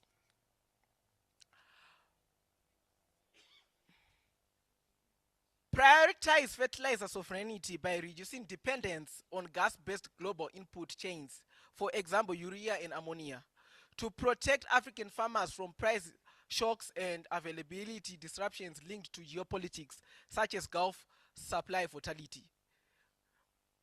Soil health first policy reform. Shift national and regional agricultural policy from a fertilizer-centered approach to a soil health-led strategy, and domesticate the Africa Fertilizer and Soil Health Action Plan to align funding, extension services, and procurement with soil fertility resilience rather than input volatility. Number 3, build resilient intra-African fertilizer markets via AFC FTA. Use AFC FTA to accelerate localized inter-African fertilizer procurement and distribution systems, strengthening regional affordability and insulating internal markets from external volatility. Invest aggressively in soil health as a fertility buffer.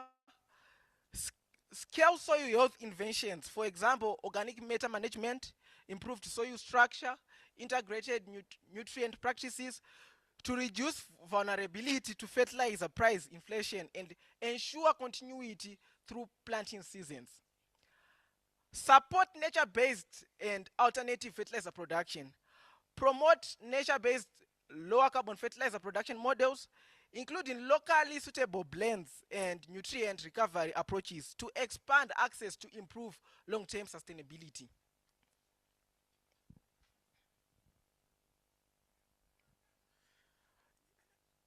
Establish a second round shock monitoring mechanism. Create mechanisms to track how fertilizer costs cascade across the value chain and into consumer prices, enabling faster policy response during planting windows. Deploy heat-ready farming systems for Southern Africa. Implement region-specific heat stress adaptation programs using localized projections and seasonal guidance, enabling farmers to adjust crop management before losses occur. Strengthen water resilience in heat impacts. Increase investment in water security for agriculture, water harvesting efficiency, drought-resistant practices to reduce combined stress of extreme heat and reduced water availability on yields. Protect agricultural labor through heat safety protocols. Adopt labor protections for agricultural workers, revised work schedules, protective clothing, health protocols, and enforcement mechanisms, especially for women farm laborers and small-scale subsistence farmers. Integrate smart technologies and early warning systems. Scale smart agricultural technologies and early warning systems to anticipate heat, stress, and manage risk for both crops and labor, improving timely decision making.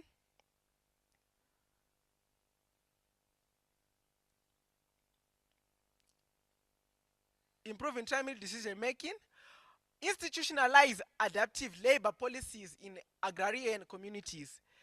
Design and implement agrarian-specific labor policies. Shift adjustments, safety provisions, community-level preparedness that respond to extreme heat realities, moving from reactive measures to planned protection. Transition from fossil fuels. Prioritize a rapid transition from fossil fuels.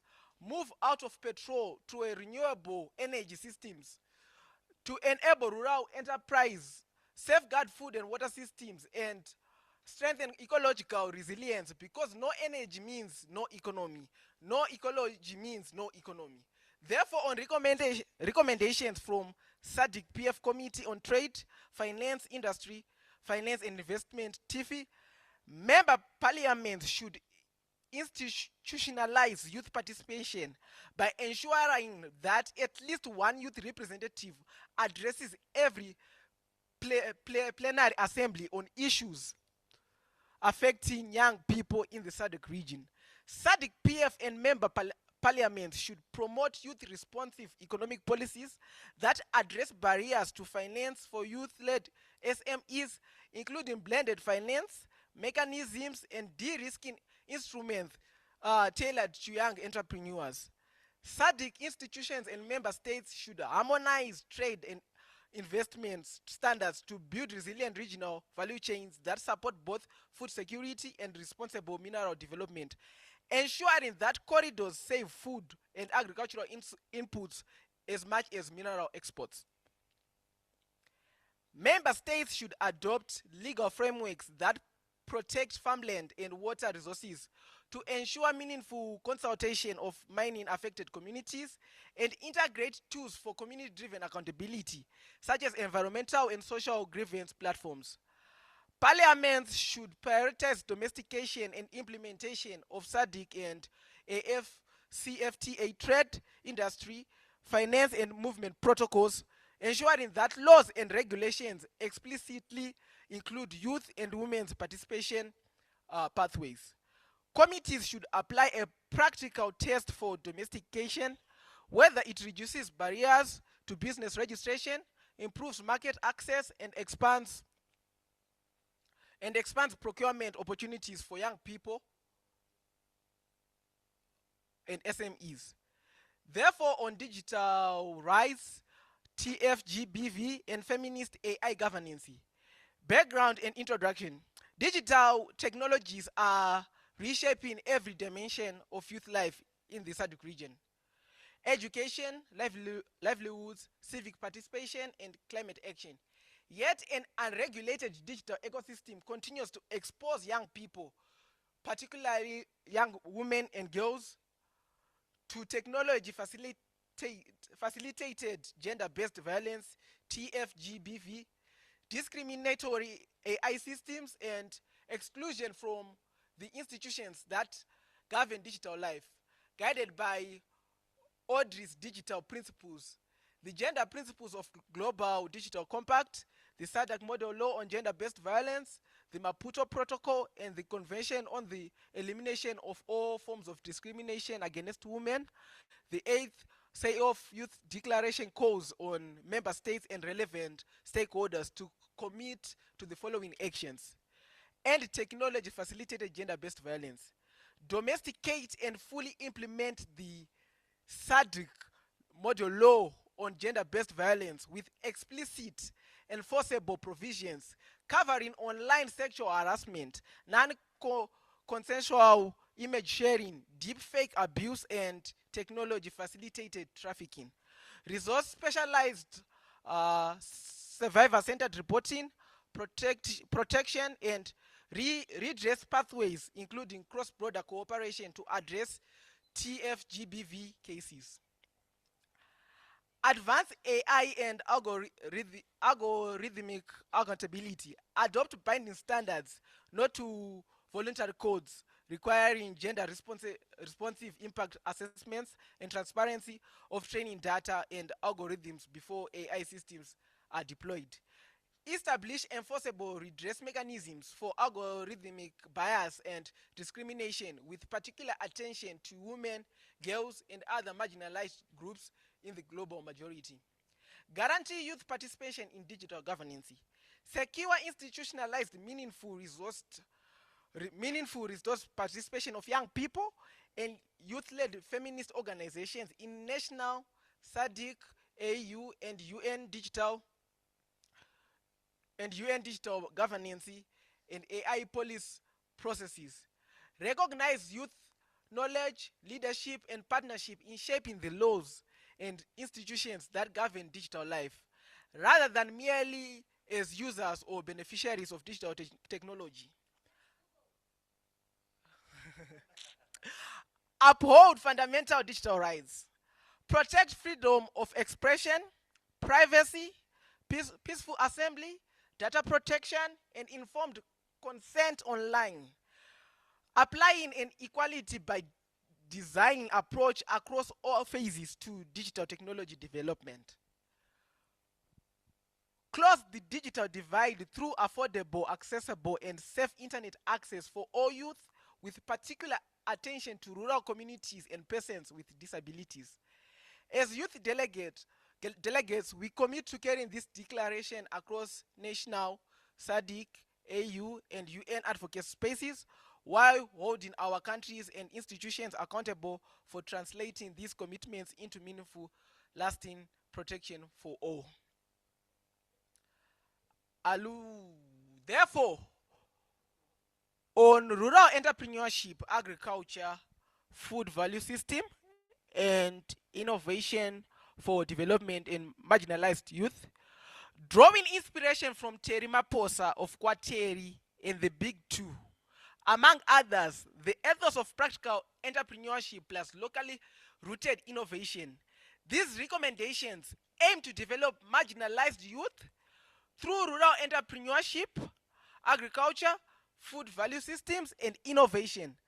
The focus is on turning rural livelihoods into scalable business pathways, not short-term projects. 1. Launch youth to value rural enterprise incubators. Create rural incubators that train youth to start businesses across the food value chain. Input supply, aggregation, processing, transport, retail, catering. Require market-based milestones in business mentoring, not only workshops. Number 2, guarantee first mover starter packs for entrepreneurial agriculture. Provide targeted starter assets, seed or fertilizer budgets, simple equipment, irrigation options, storage materials, weighing or measuring tools, tied to performance and sales outcomes with transparent community targeting. Support youth-led aggregation and market access. Fund youth aggregation models, community collection points, cooling or cold storage where feasible, contract buying, so young entrepreneurs can sell higher volumes and negotiate better prices. Build practical skills for food safety and compliance. Offer certification pathways and on-the-job coaching in food safety, grading and standardization, packaging, labeling basics, and basic quality assurance so youth can access buyers and avoid rejection of produce. Create rural innovation challenges with real customer contracts. Run innovation sprints where youth teams solve specific value chain problems. Post-harvest loss reduction, low-cost packaging, affordable irrigation, pest monitoring, feed formulation. Winners receive pilot funding and guaranteed buyer trials. Develop agri-processing micro enterprises. Promote small-scale processing opportunities suited to rural context. Drying, milling, sorting or grading services, juice, soy or oil value additions, cereal blending, and hygienic small batch production. Emphasize feasibility, power or water realities, and maintenance support. Establish or strengthen youth-focused finance and risk-sharing mechanisms.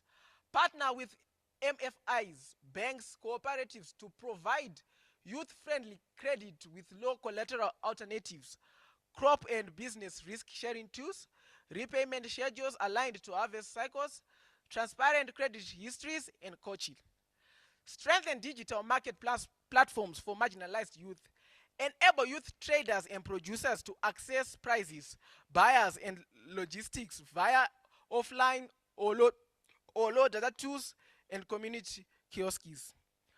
Provide training in using platforms for orders, payments, and delivery tracking. Therefore, on financing youth agribusinesses, create youth-friendly agricultural financing mechanisms, including seasonal repayment structures and collateral-light lending products that align with farm cash flows.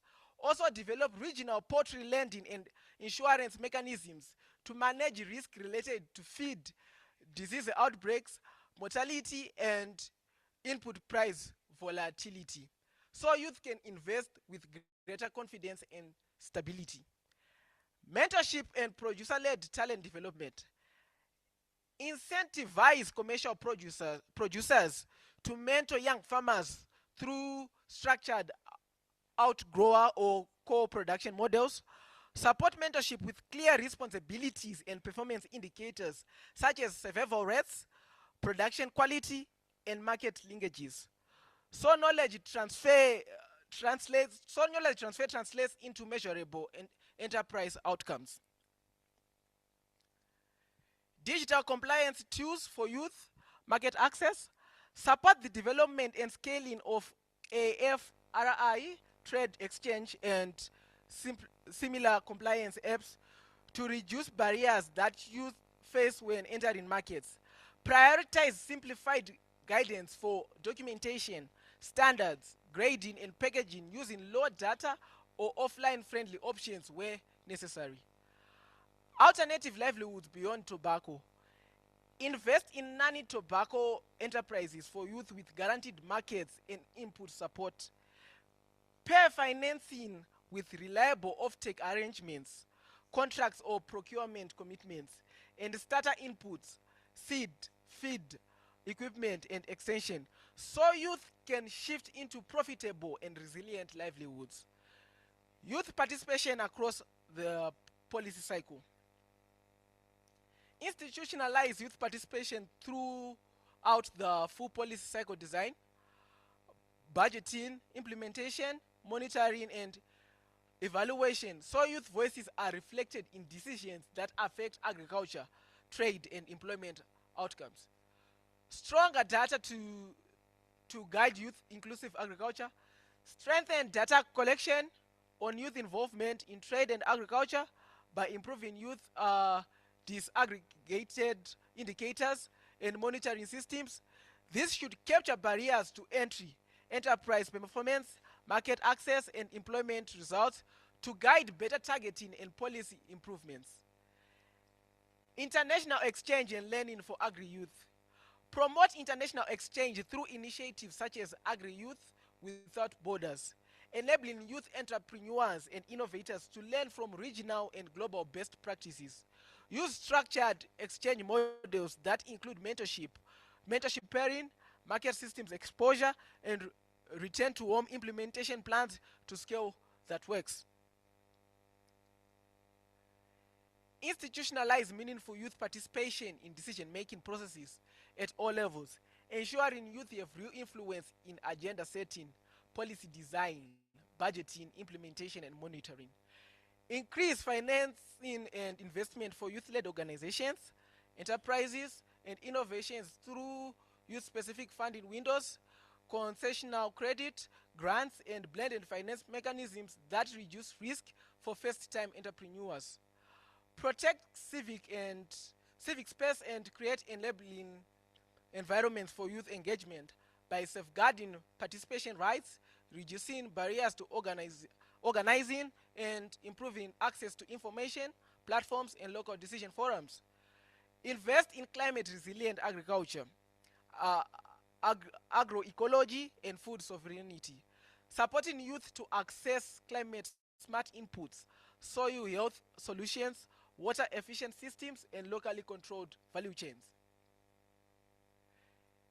Ensure extractive industries operate responsibly through meaningful community consultation, strong environmental accountability, and equitable benefit sharing that translate resource wealth into long-term community development. Support youth-led research and evidence generation by funding youth research fellowships, community data initiatives, and pilot projects that produce actionable evidence for inclusive and responsive policy making. Okay, here end the presentation. Aluta continua. Siyabonga, zikomo, asante sana. Thank you.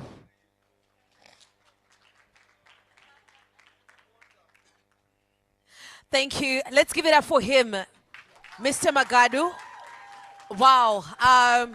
There you have it, the reading and adoption of the 8th SIOF SADC Youth Declaration. And this is our blueprint, our collective mandate, and the unified voice of the youth in this room today. Can you give a huge round of applause for yourselves? We are officially into the closing ceremony, and would I kindly ask you to tell those that are outside to come inside so that we make this as colorful as possible. This is the final moment. But also, if you can, at least come in front. We'd like to fill up these chairs here so that we have good and beautiful memories. If you can, please. Backbenchers, how you doing? Back seat, are you good? Okay. So at this moment, we may kindly ask you to stand on your feet for the national anthem, the South African national anthem, the SADC national anthem, as well as the African Union national anthem.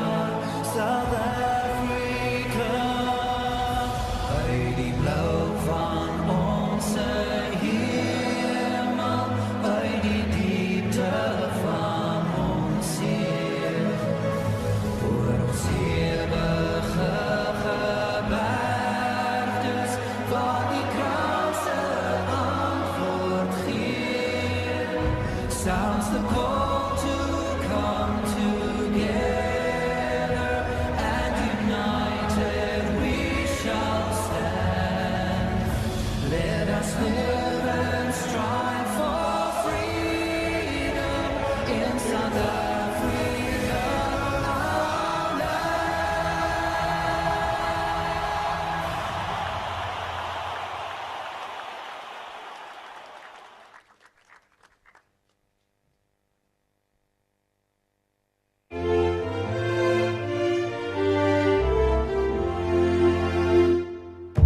Let us all unite and celebrate together the victories won for our liberation.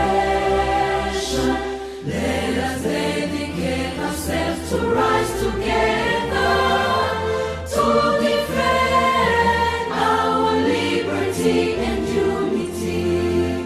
All sons and daughters of Africa, flesh of the sun and flesh of the sky, let us make Africa a tree of life. Let us all unite and sing together to uphold the bonds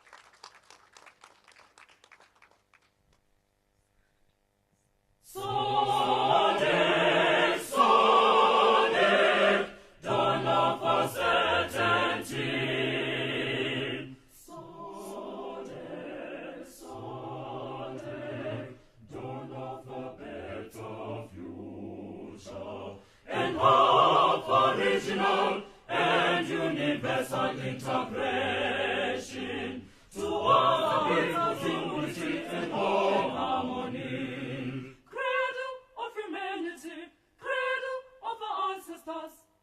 Let us praise with joy the realization of our hopes and raise the banner of solidarity.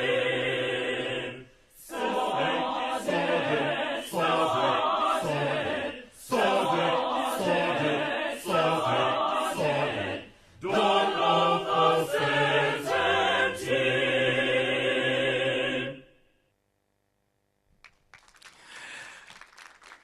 Thank you very much. You may get seated. And this makes us so proud to be African. Amandla! Amandla! At this moment in time, I would like to invite Ms. Maseo Mkhapase to introduce the team that has been working day in, day out to make sure that all this happens. Let's put our hands together for her as she comes.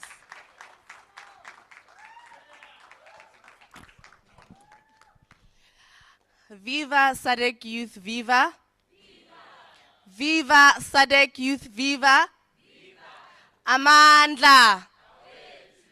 I cannot hear you. Amandla. Amandla. Are you all happy to be here? Wonderful. Well, my name is Masero Mkhapase, as they have said, and I had the honor of serving as your 8th Southern Africa Forum chairperson.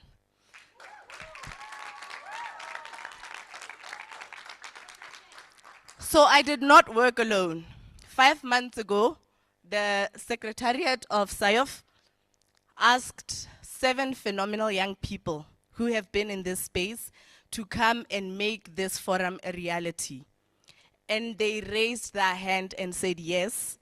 They have agreed to sacrificing their time and some even their resources to ensuring that all of us are convened here today. We are looking as lovely as we are in our very nice t-shirts, and we are in this very nice place, right? And all of you are attended for. So at this very juncture, I'm going to ask them to come up front.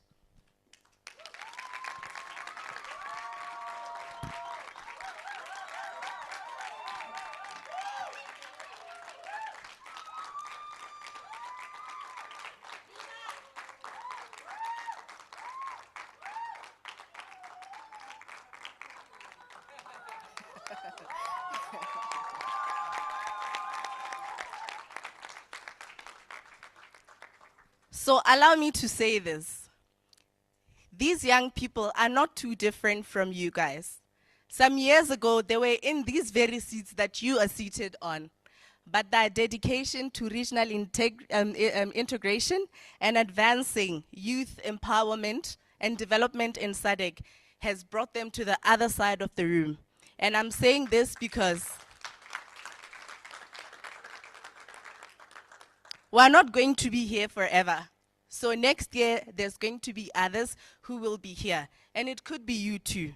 So allow me to express my deepest appreciation to my team for the wonderful work that you have done. You have relieved my...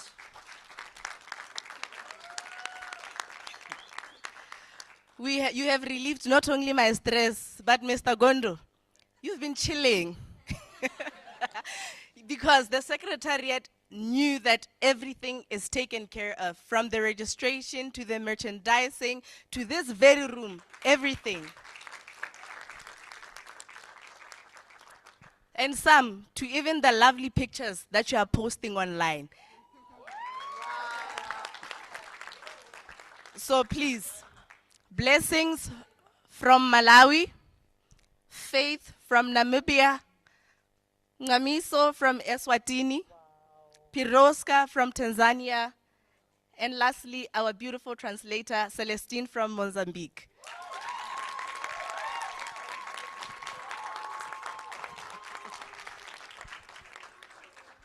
Thank you, and thank you for working beautifully with us, and we are honored to have done this with you. Till next time. Thank you. Wow.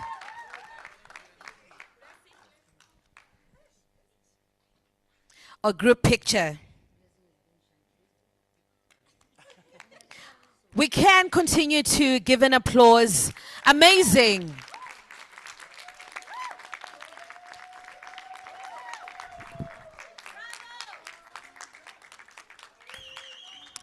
Clear testament that, you know, young people are truly the driving force for economic development and the advancement of our continent and region. This is impressive. One more time, make some noise. Come on. And what I love is the concaction of the different African countries represented here. Beautiful. Well done, team. This is truly impressive and remarkable. We move on to the next segment of the program. Let me call upon Kiara Betswe Mopelo from New Economy Hub. Let's put our hands together as she comes. Are we getting tired? The hands are so weak.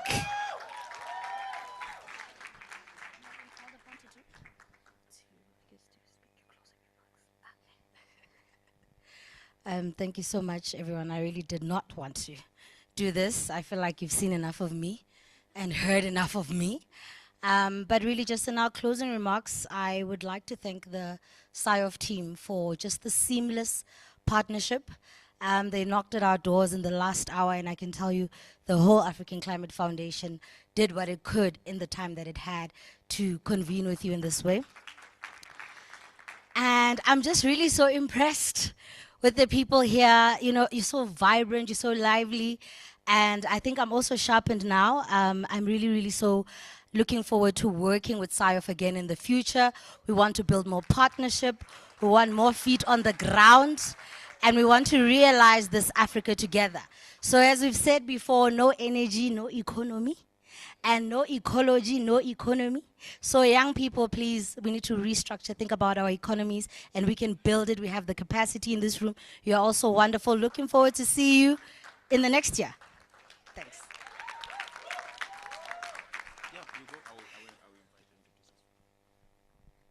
One more time, let's give it up for her.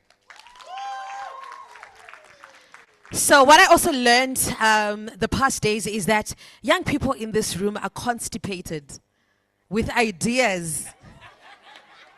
With ideas. And of course, we have the creme de la creme of the African region right here in this room. You were worried. It was a statement that was made, you know, and from a very passionate individual as well.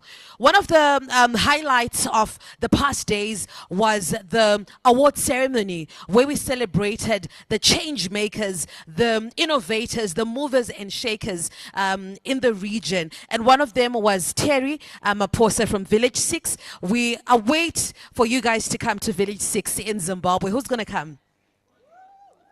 We can't wait. There is a whole Airbnb in the rural areas happening that side. And there was also Sally Ncube and, of course, Her Excellency Seroma, and just some amazing people. At this point, we are also going to award another remarkable individual who is pushing the envelope in the region. And for that award, I'll call upon our chief mentor, Shoneni, to present that award. Let's put our hands together for Mr. Kurasha as he comes.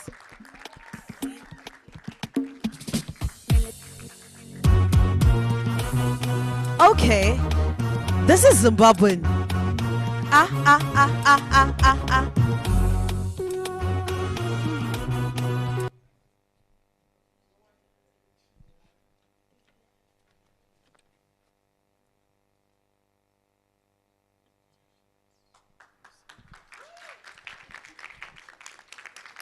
Thank you very much. And this award goes to Mr. Bricks Bomba. Let's put our hands together. Mr. Bricks Bomba.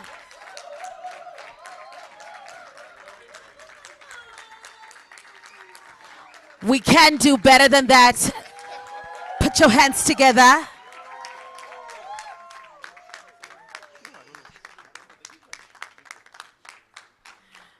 These are individuals making an impact and also ensuring, that the youth are enabled to go in the right direction, always supportive and always encouraging the youth.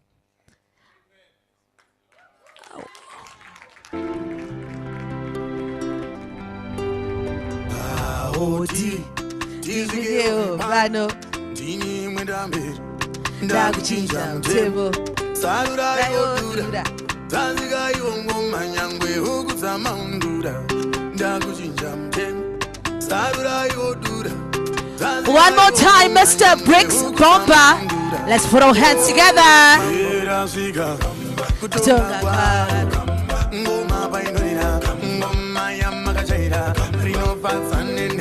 So if you're listening to this song, you can just get up and do this. This is our president's dance.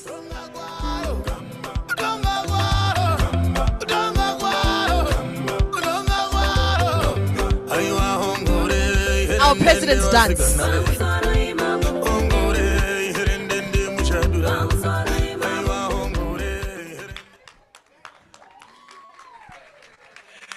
Congratulations once again.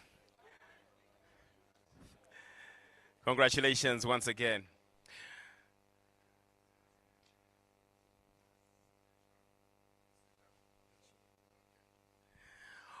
All right, at this moment in time, I would like to call upon Pempo Chavuta from African Union.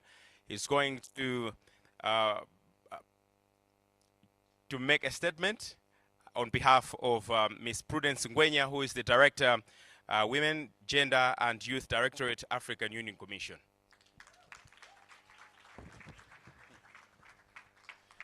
So again, thank you so much for an amazing 3 days. It's always nice to be in a room of young, passionate, young Africans rather.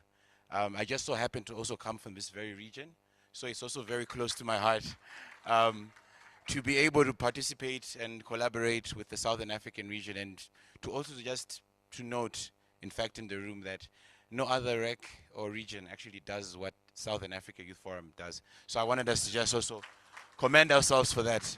Amazing. So allow me to read the remarks verbatim, because again, I'm just doing it on our behalf. I think development partners, distinguished guests, young leaders, innovators, entrepreneurs, and change makers, ladies and gentlemen, as we come to the close of this remarkable 8th Southern African Youth Forum, I leave Johannesburg with one overwhelming feeling: hope. Hope because over the past 3 days we have witnessed something truly extraordinary. We have seen young Africans move beyond identifying problems to designing solutions. We have seen innovation meet purpose. We have seen dialogue transformed into action. And above all, we have seen the unmistakable power of young people when they are trusted, equipped, and given the space to lead. The forum has reminded us that Africa's greatest resource is not buried beneath our soil. It is seated in rooms like this one. It is the creativity of our young entrepreneurs. It is the courage of our young farmers. It is the determination of our young innovators. And it is the passion of our young leaders who refuse to accept the future, that the future must look like the past. Over the last few days together, we have tackled some of the defining issues of our generation: food security, climate resilience, water sustainability, trade, innovation, entrepreneurship, governance, and youth leadership. These conversations were not simply discussions, they were investments in Africa's future. Distinguished delegates, this forum has marked an important milestone for the African Union. Through the African Youth Charter at 20 campaign, young people from Southern Africa have added their voices to the historic review of the African Youth Charter. Your recommendations will help shape the next chapter of Africa's most important youth policy instrument, ensuring it remains relevant for the aspirations of today's generations. Likewise, through the 1 Million Next Level initiative, which, for lack of a better way to put, is our Bible for youth development across the continent, we have demonstrated that youth development must be measured not only by promises, but by impact. Together, we are building a continent where every young person has greater access to education, employment, entrepreneurship, engagement, and health and well-being. But friends, this forum does not end when we leave this room. The real forum begins tomorrow. Tomorrow when you return to your communities. Tomorrow when you launch the business idea you have been postponing. Tomorrow when you mentor another young person that could have not been here and to be able to experience this in person. Tomorrow when you advocate for better policies. Tomorrow when you choose to become an African Youth Charter champion. That is when our success will truly be measured. Allow me again to express my sincere appreciation to the Southern African Youth Forum Secretariat, the Government of the Republic of South Africa, the SADC Parliamentary Forum, SADC, our development partners, and every institution and volunteer whose dedication has made this forum possible. Most importantly, thank you to every young person who traveled from across Southern Africa and beyond. Your energy, your ideas, and your unwavering commitment remind us why investing in youth is not an option. It is Africa's smartest investment. As we depart, let us carry with us one simple conviction. The future of Africa will not be built. The future of Africa will not be built for young people. It will be built by young people. And as the African Union Commission, we reaffirm our commitment to walking this journey with you every step of the way, including even making sure that this very important and very comprehensive declaration gets to see the policy processes, the policy spaces, where actual decisions can be made by the amazing work that you guys have done, which will inform these decisions. Travel safely, remain connected, continue collaborating, and above all, continue believing in the Africa we all know is possible. Together, let us move from conversation to collaboration, from commitments to implementation, and from aspiration to action. I thank you, and I look forward to seeing you all at the 9th Southern African Youth Forum. Safe travels. May God bless Africa. Tembo Chabuta, thank you very much, speaking on behalf of the African Union and Ms. Prudence Ngwenya. One more time, let's put our hands together. Appreciate you, the African Union, for the support. And as he said, okay, we can't do what you want us to do. We can't do it. We can vibe.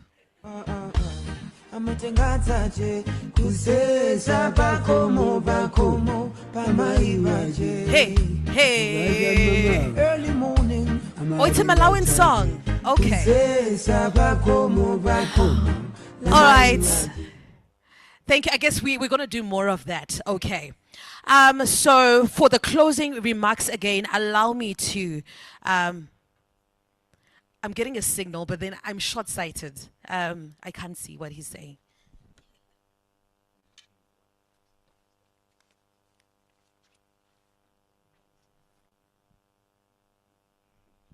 DJ, you can do the thing.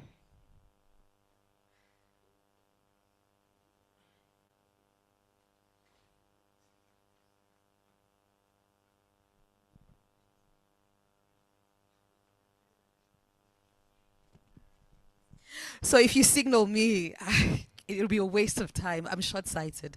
Okay. So at this point in time, allow me to call Mr. Brix Bomba for a short presentation. Let's put our hands together. It's an honor to have you here. We can do better.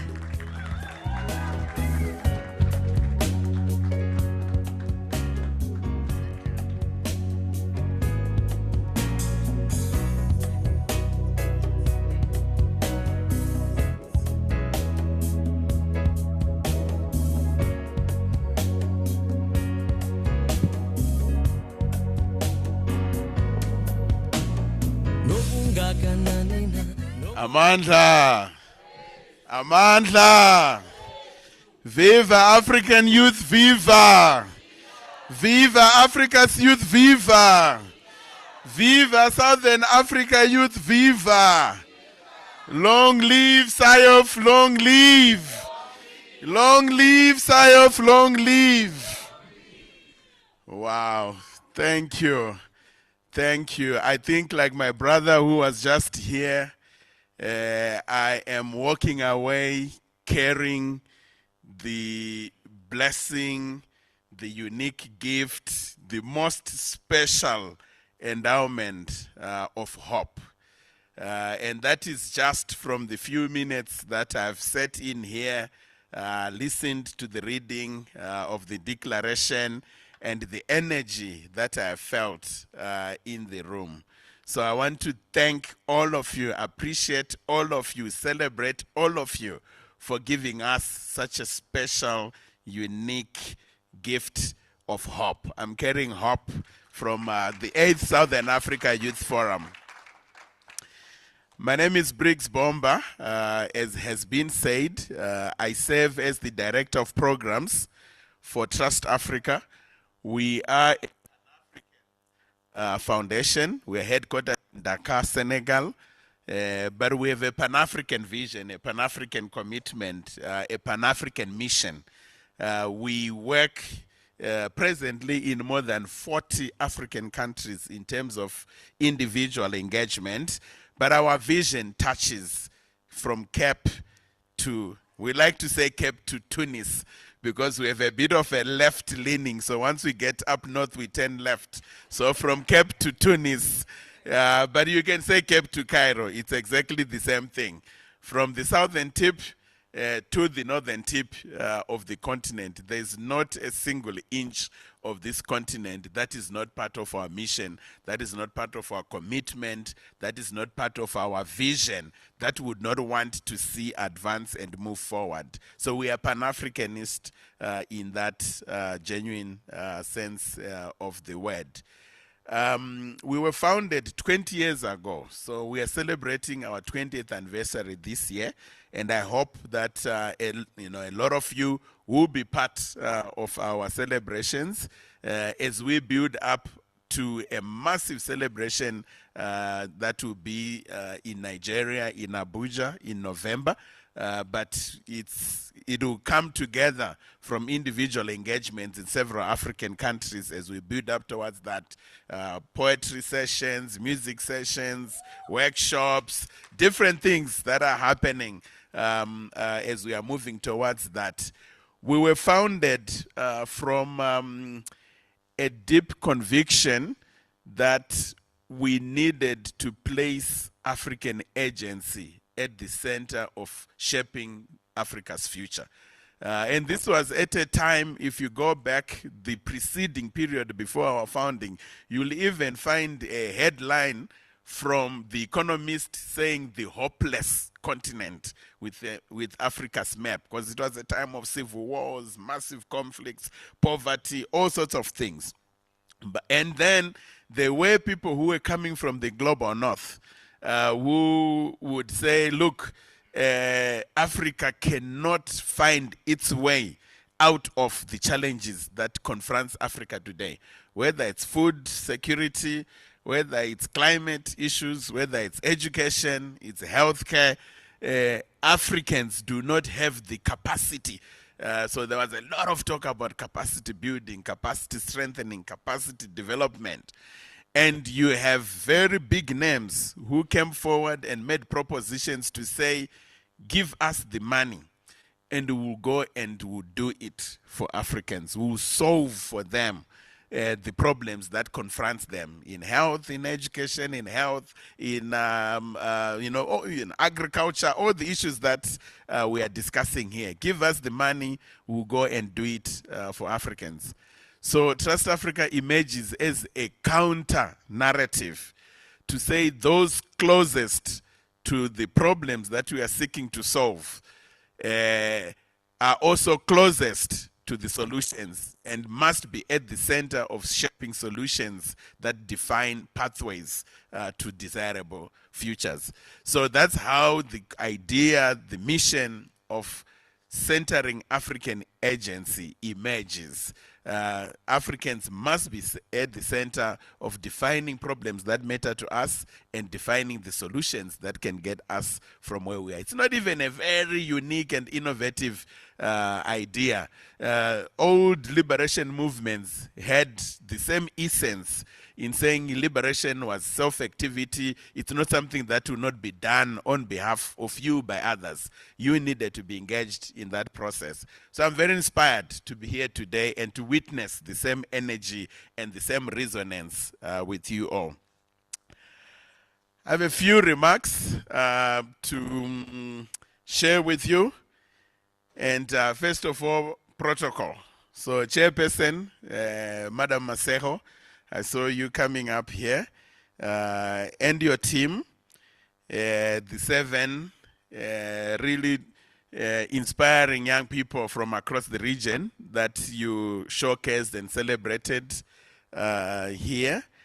The Secretariat for SIOF and our CEO, Comrade Gondo, distinguished representatives, the African Union Commission, SADC institutions. I had the SADC Parliamentary Forum mentioned, government representatives, development partners.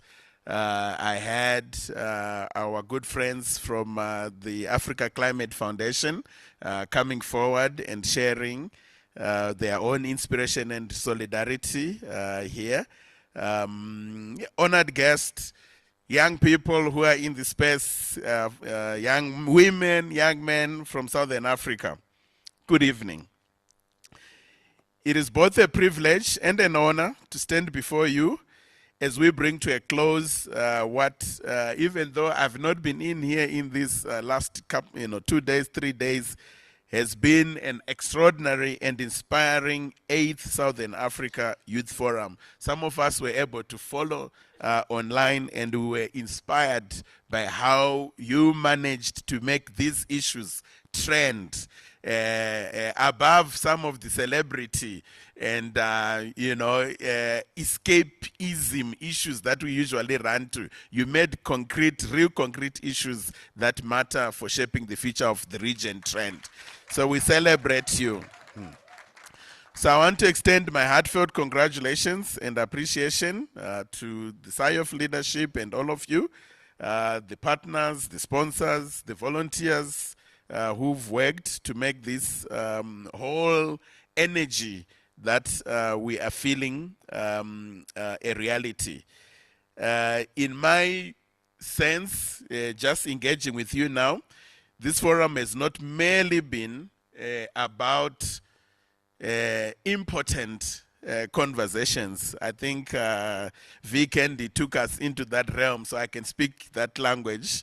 It has convened a movement of ideas, a movement of courage, a movement of young Africans who are determined to shape the future of our region and our continent, and indeed the future of the world. We meet at a really historical juncture where the solutions that all of us must be seeking are not solutions that only work for your own local neighborhood or for your region or for your country, but these are solutions that must work for the whole world, because the breakdown at this particular moment is a global breakdown, and the rebuilding task before us is a task to rebuild the world. The energy generated here has resonated far beyond these walls. The discussions, innovations, debates, the policy dialogues, the social media engagements that some of us were relying on before we got here have demonstrated that SIOF is not simply an event. It is increasingly becoming one of the continent's most important platforms for youth leadership, policy influence, and collective action. So I welcome and celebrate again the message from the AU representative when they said there is no other region that is doing what you are doing here today. So you deserve a big pam-pam. I told you we are working in more than 40 African countries, and we're actually based in West Africa. So as I was sitting here, I was giving myself a homework to say I want to ensure that there is a West Africa Youth Forum that emerges maybe in the next 3 years. So, and you are the model for that. Too often we hear the phrase that youth are leaders of tomorrow. At Trust Africa, we respectively challenge that notion. We believe that young people are not only leaders of tomorrow, young people are leaders today and leaders tomorrow. You are already shaping markets, you are already influencing policy, and you are already driving social movements. Young people are already producing food, creating jobs, defending democracy, protecting ecosystems, advancing technology, and transforming communities. The question before us is therefore not whether youth should lead. The question is whether our institutions, our policies, and our development systems are prepared to recognize, support, and invest in the leadership that young people are already exercising. And I want to spotlight philanthropy, which is the sector that I come from. And I'm happy again, I've seen MasterCard Foundation on the program. I've seen Africa Climate Foundation. These are people coming from the same sector that I'm coming from. And sometimes, whilst we have the resources, we are not insightful enough to be able to deploy them in ways that amplifies what you are already doing, the leadership that you're already exercising. And I think it's food for thought for all of us. It's something that we need to get to engage around and make sure that we meet you halfway in terms of the journey that you are already on. So the conversations throughout the forum are focused on food systems, water security, climate resilience, sustainable agriculture, democracy, entrepreneurship, and civic participation. And these issues may appear distinct, but they are deeply interconnected. At least this is something that we have learned from Trust Africa. So you will not hear us saying Trust Africa is about this one issue, human rights, democracy, or even climate and stuff. We come to that when we are going deeper. But we talk a lot about African agency, because we believe when we strengthen agency, it positions you, it strengthens you, it capacitates you to be able to respond even to themes that you do not see emerging on the horizon. I think COVID is the most recent lesson for all of us. We all got engaged, but if you looked at our profiles, we never said we are going to be working on public health emergencies. But this is something that presents itself, and that's how life is. That's how the social process is. It's very dynamic, it's very unpredictable, so we don't believe in silos. We actually like to emphasize the interconnectedness across all these different issues that we are working on. So these are issues that are really deeply connected. There can be no food security without climate resilience. There can be no agricultural transformation without water security. There can be no sustainable development without democratic participation. And there can be no lasting solutions to any of these challenges without meaningful youth leadership. This is why we must stop treating youth engagement as a separate sector, a separate silo, a separate box that, or a separate ghetto, to use the most appropriate language. Youth are not a ghetto. Youth are a force that cuts across every sector. Whether we are discussing agriculture, climate, governance, public health, technology, education, peace building, youth leadership must be centered, not added as an afterthought. Because when young people participate, development becomes inclusive. When young people lead, development becomes innovative. And I've already felt that energy in the declaration that you were sharing with us. Very innovative ideas that do not, my brother from the AU, I'm sorry to say, I sit in the AU Heads of State Summit every year. Some of the innovative ideas you are bringing here, I wish are the ideas that I would be seeing popping up every day. So I celebrate you again. And this is also a moment of holding each other accountable. I heard him say that this declaration will find its way into the AU systems. It's very important. We cannot be having brilliant ideas on the other side of the river. That will just not add up. Unfortunately, Weekend, you started it. It's like masturbation. It's not productive. It will not give you any kids, any children. So we want to make sure that these ideas are productive. They bring about life. They bring about an offspring. And the only way to do that is to make sure that we are systematically, carefully, deliberately engaged with policy processes and policymakers and the leadership of this continent. Otherwise, yeah, we will be doing the other thing. So at Trust Africa, our work is rooted in a simple but powerful conviction that I shared with you earlier. Africa's future must be shaped by African agents. We believe that communities closest to challenges are also closest to solutions. We believe that those who experience injustice are best positioned to imagine alternatives. And we believe that young Africans must be at the center of defining the futures they wish to inherit. This commitment to strengthening African agency is embedded in Trust Africa's DNA. It guides our partnerships, it guides our grant-making, it guides our convenings. And increasingly, it guides our investments in youth leadership across the continent. One example that I wanted to cite for this gathering is our partnership with MasterCard Foundation through what we call the African Youth Panel.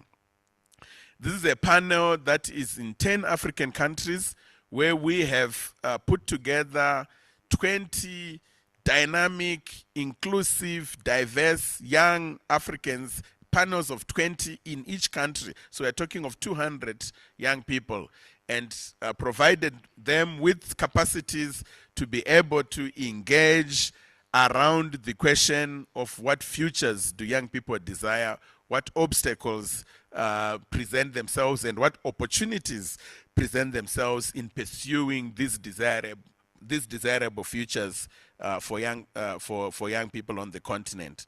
So the African Youth Panel represents our commitment to ensuring that young Africans are not merely consulted, but are actively influencing continental conversations about development, opportunity, inclusion, and transformation.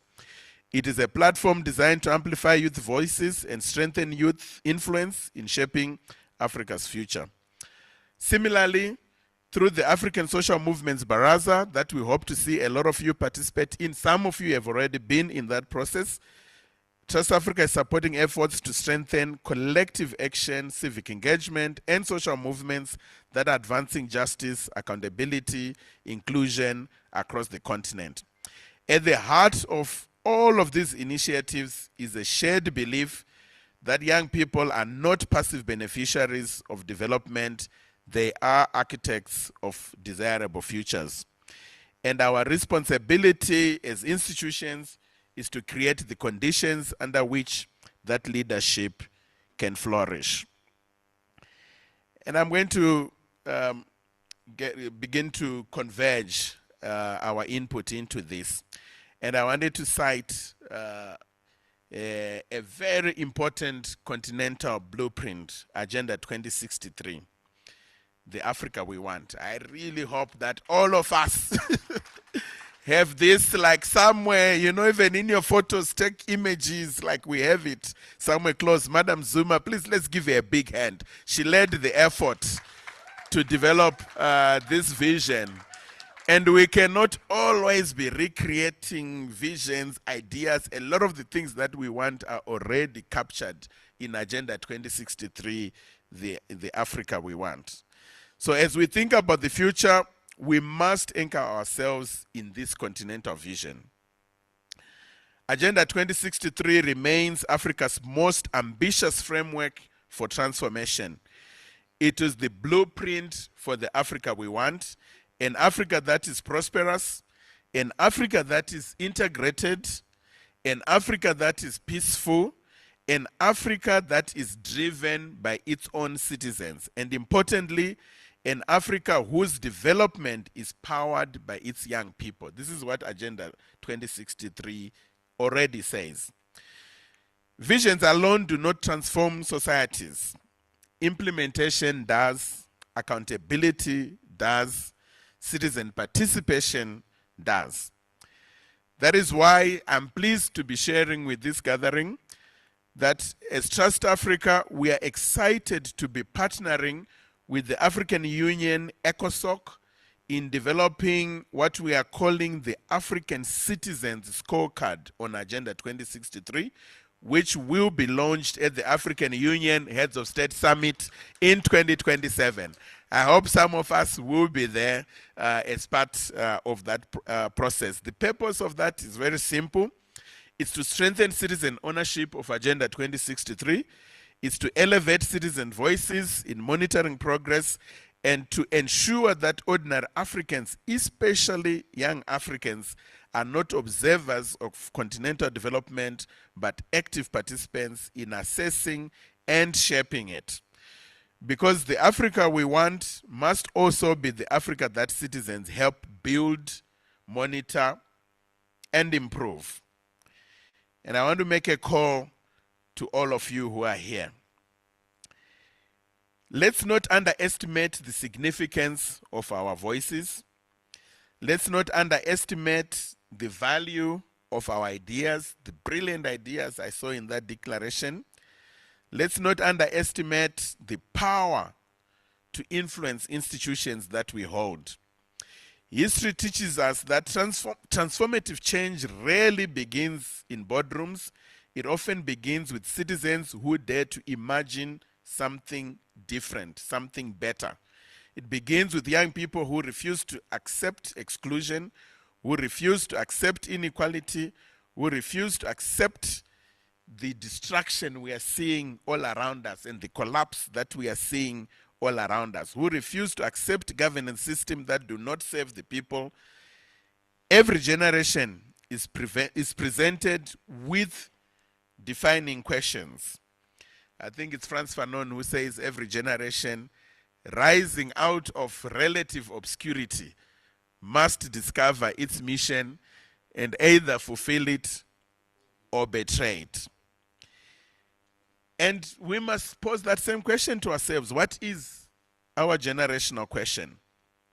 And I think it's around how will we build a resilient, democratic, prosperous, climate-conscious, food-secure Africa that leaves no one behind. If we were to just work around the themes that the organizers have presented for us here. So I think we are very close to crystallizing the generational task, not just for the region, but for the continent.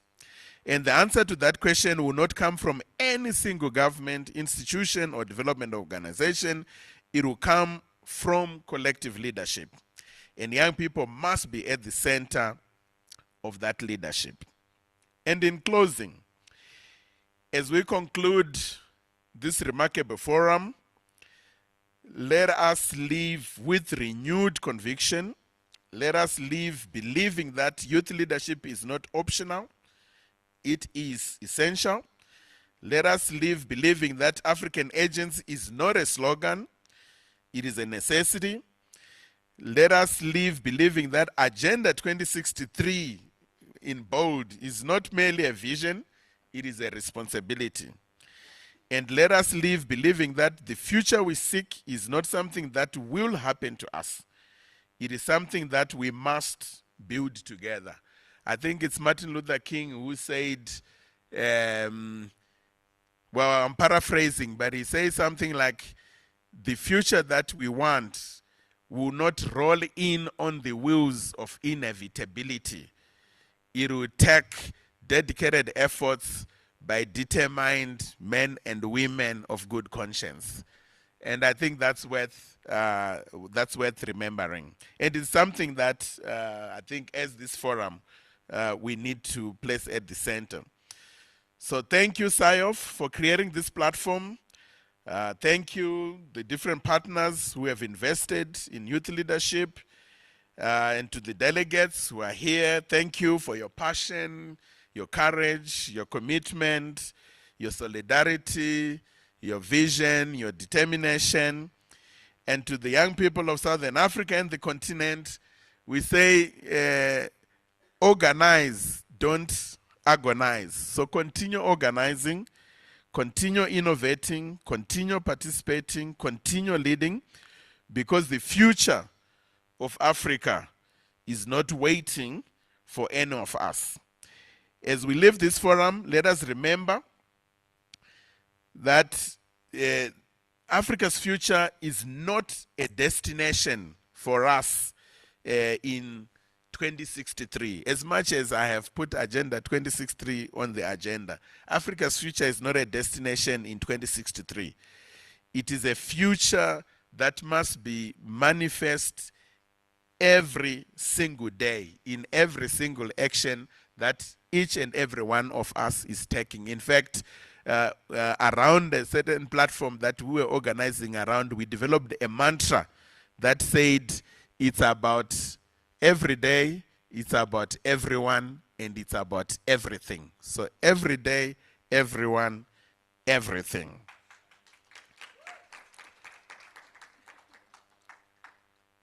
And I would say, again, you have put your finger on the pulse on the issues that you have identified for this forum. So let us create an Africa that is food secure. Let us create an Africa that is climate resilient. Let us create an Africa that is democratic, just, and prosperous. Let us create an Africa where every young person has the opportunity not to only dream, but to lead. Because the future of Africa is not ahead of us. The future of Africa is already in this room. Amandla! Amandla! Viva SIOF, viva! Long live SIOF, long live! Thank you.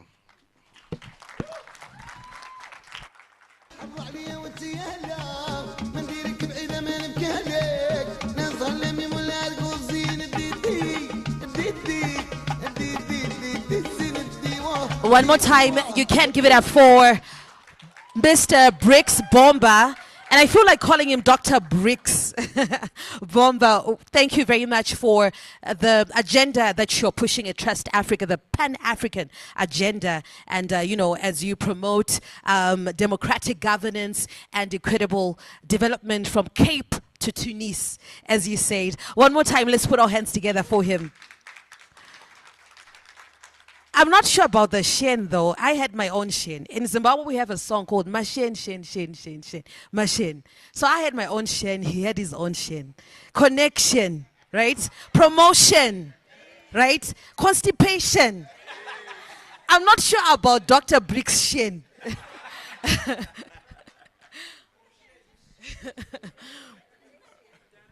Direction, right?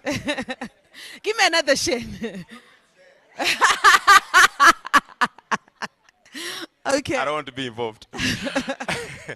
All right. Right now, let's invite Mr. Shoneni Kurasha from SADC PF as we are closing. Yes, let's do that. Advocate Shoneni Kurasha.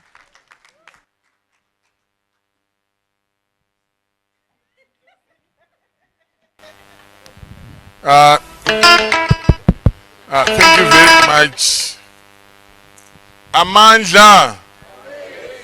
Where is the energy? Who is going to chant the slogan? Can I find someone? Dixon, are you in the room? Yes. Yes. Away two. Away two. Away two. Away two. Thank you very much. Right.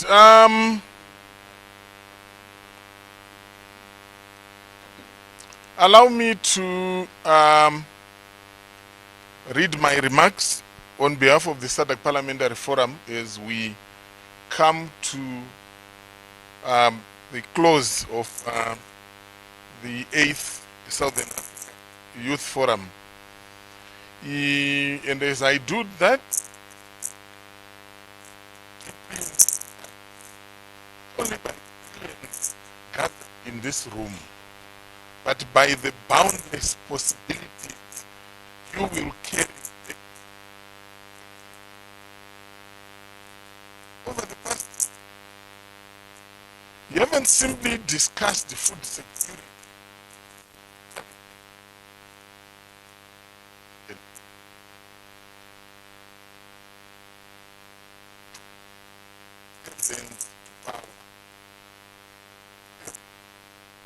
What definition looks like.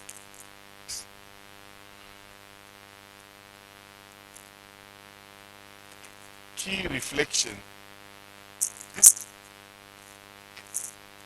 youth forum focused on revitalizing the agents of young people in the South. I have always says we have 5 fingers, 10 if put together. Why is it tempting to talk about 5 things? Talk about 3 things. Many things. One of the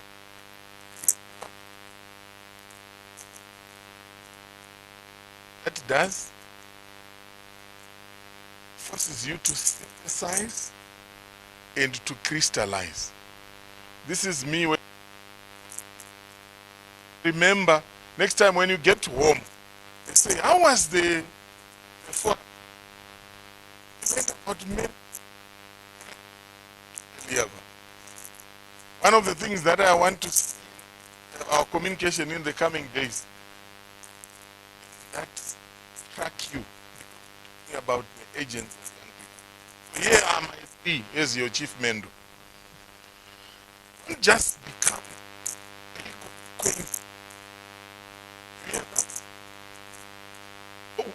descriptive representation gets you through the door. Representation gets you through the door, but that's what first. That's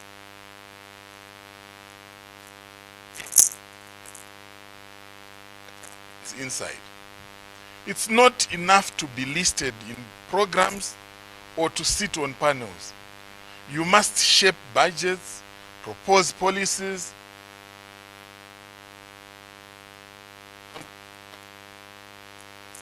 wherever you find space.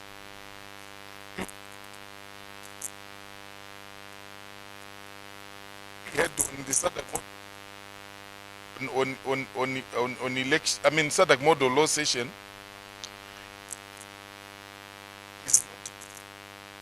It is exercised.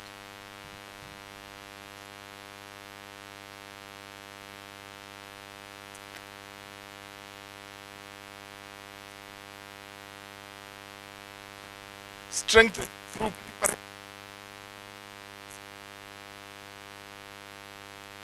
preparation. Talked about every generation having its own cause.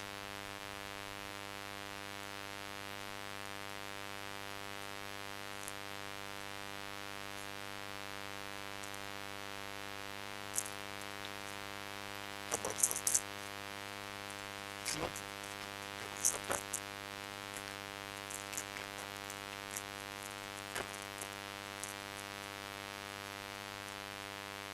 second takeaway for me, which again centers on reactivating the agents of you as an individual. Embrace diversity as a strategic asset.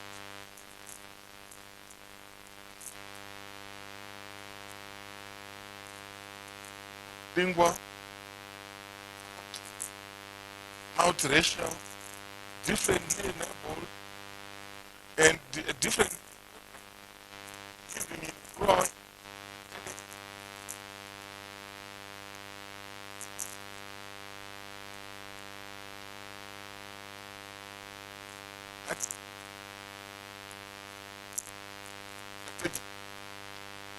leverage.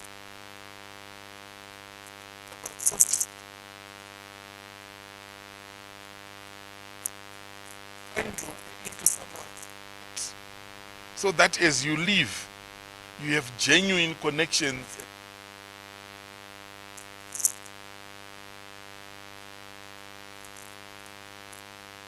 Every pitch, every panel, every plenary session, we saw how lived experiences shape, lived experience shapes. Take away. Both, so must your participation. You hear that? Indeed,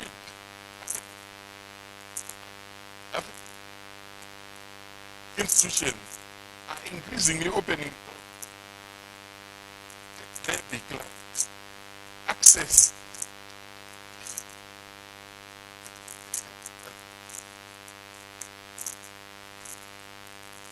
Those who have been in movements that struggled for long will know that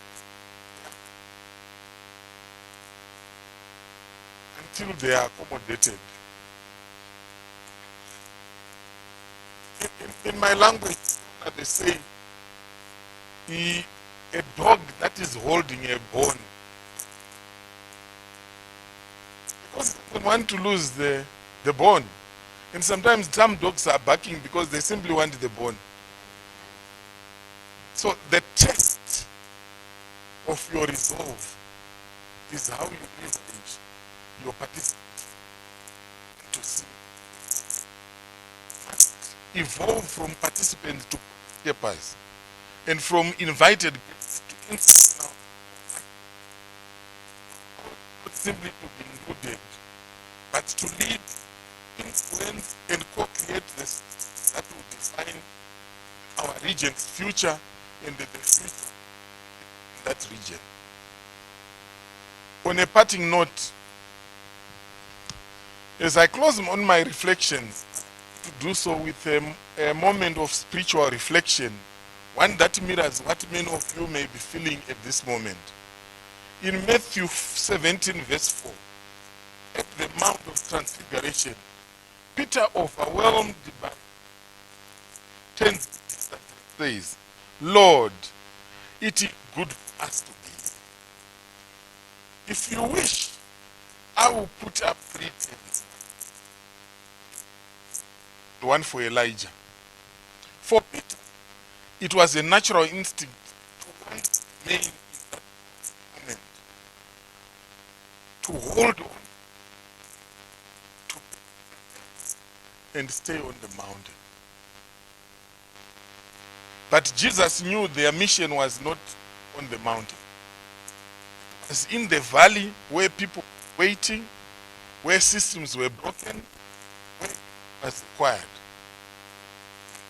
When tempted to ask, stay here.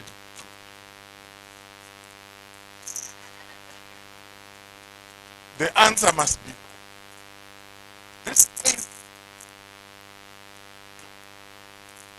but your villages, into your organizations, into your townships, space, into your farms, into your digital platforms. So I ask you both, will you that endure? Will you silence or rise to build movements that speak for generations? Will you cling fixated to familiarity or step forward as catalyst for transformational change? If your answer to the action, then don't wait. Go, build, lead. The region is watching and the future is listening. And it must not just be to reflect what's possible, but to and to put on the impact you would have made. So walk along on that journey. As you leave South Africa, remain by the enduring bonds of solidarity that transcend borders. The very spirit of unity that has defined the youth of Southern Africa for generations. Allow me to thank most our partners for believing in and with the youth of Southern. Asante sana, obrigado, merci, and thank you.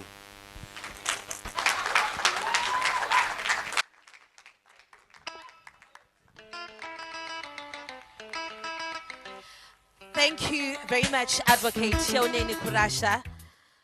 Wow, one more time, let's put our hands together. Always giving us invaluable nuggets, you know, that are really impactful if we are to implement and apply them. Thank you very much. We appreciate you so much, our chief mentor, and we do not take your presence here for granted, and you dedicating your time for us here. We really appreciate. One more time, let's put our hands together. I see that DJ is ready. Another Zimbabwean song. Love that as well. We move on to the last bit of the program. Allow me to call upon Honorable Taran Budu, SAIOF Deputy Secretary General. Let's put our hands together for him as he comes.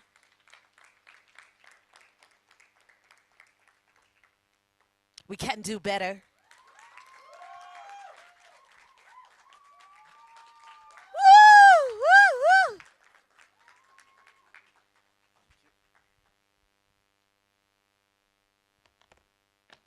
Guys, they save the best for the last.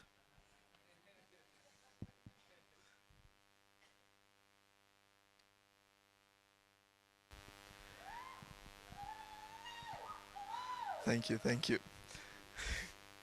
So, Your Excellencies, Honorable Ministers, and Member of Parliament, distinguished representatives of the African Union Commission, the SADC Secretariat, the SADC Parliamentary Forum, and my fellow board members of SAIOF, guests of honors, our partners and sponsors, youth delegates, ladies and gentlemen.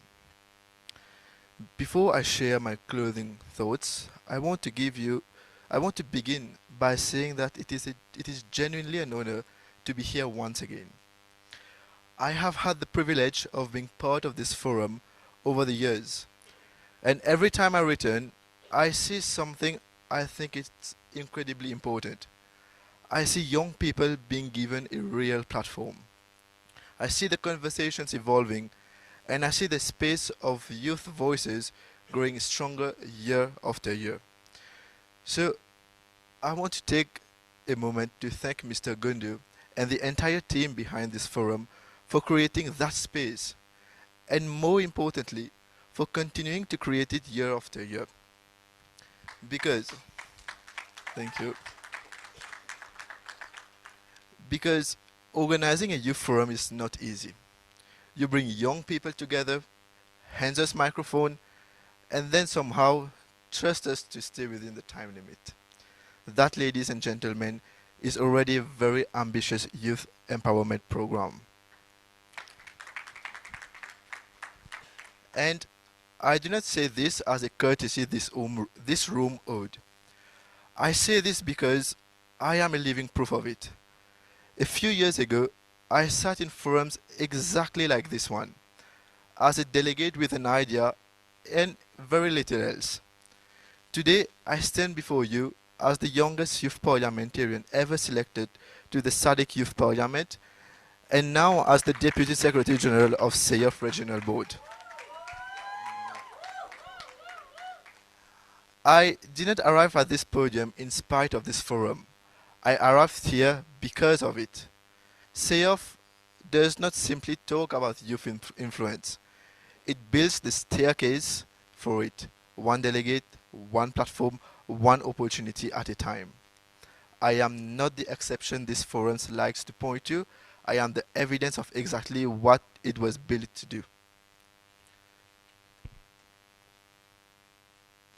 Since Tuesday, we have reflected on food security, water resilience, sustainable agriculture, and climate change. These were never abstract topics. Food is more than what we place on our plates. Water is more than what flows from our taps. Together, they represent life, dignity, and opportunity. You have just heard the 8th SAYOF youth delegation presented to this house. That delegation is not a ceremonial document to be filed away. It is a mandate, and its strength will not be measured by the applause it receives today, but by what each of us does with it tomorrow. Nelson Mandela once said, "It always seems impossible until it's done." This forum is proof that it isn't. I am proof that it isn't. So, my challenge to every young person here is simply, within the next 30 days, turn one concern into one commitment. Because guys, we all agree, we are very good at conversations.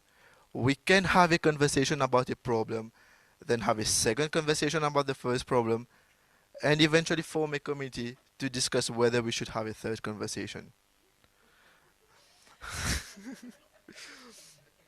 But at some point, someone has to send the email, write the proposal, send the email, organize the meeting, join the organization, ask the difficult question to the person who has the power to do something about it.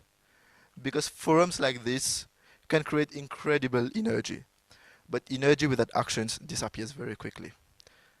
So I challenge every young person here, choose one problem you care about and move one step closer to solving it within the next 30 days. And I challenge the governments and institutions in this room as well.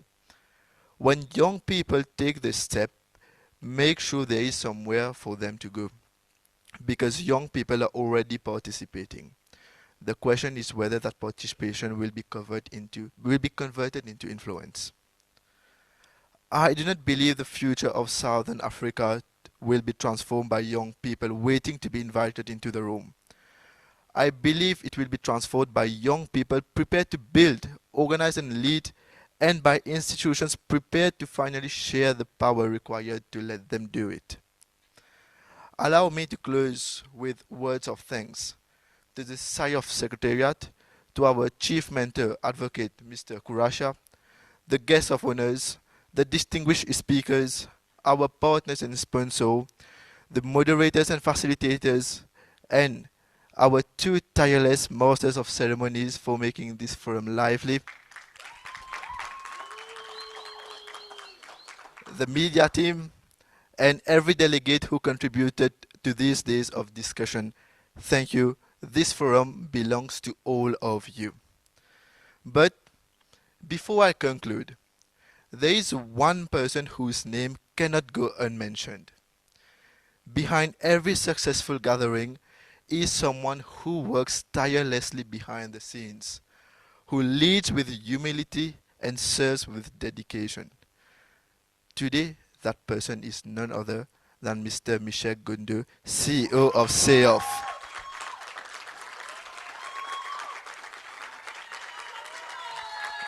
Ladies and gentlemen, I think we need to stand up and give a well-deserved round of applause to Mr. Michel Gundu.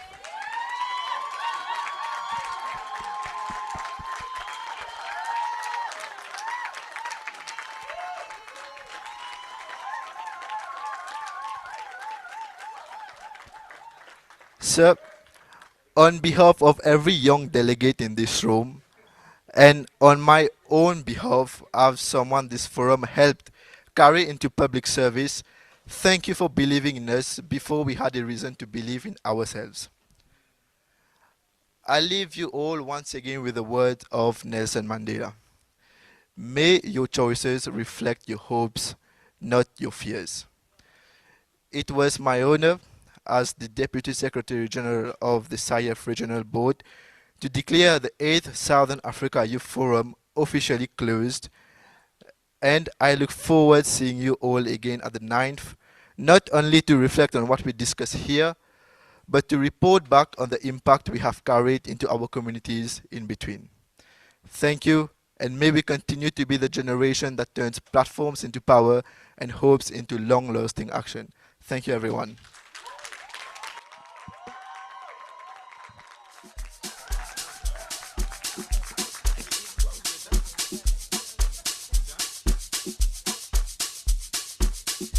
We're done. Goodbye. See you next year. I'm open for booking. See you. God bless.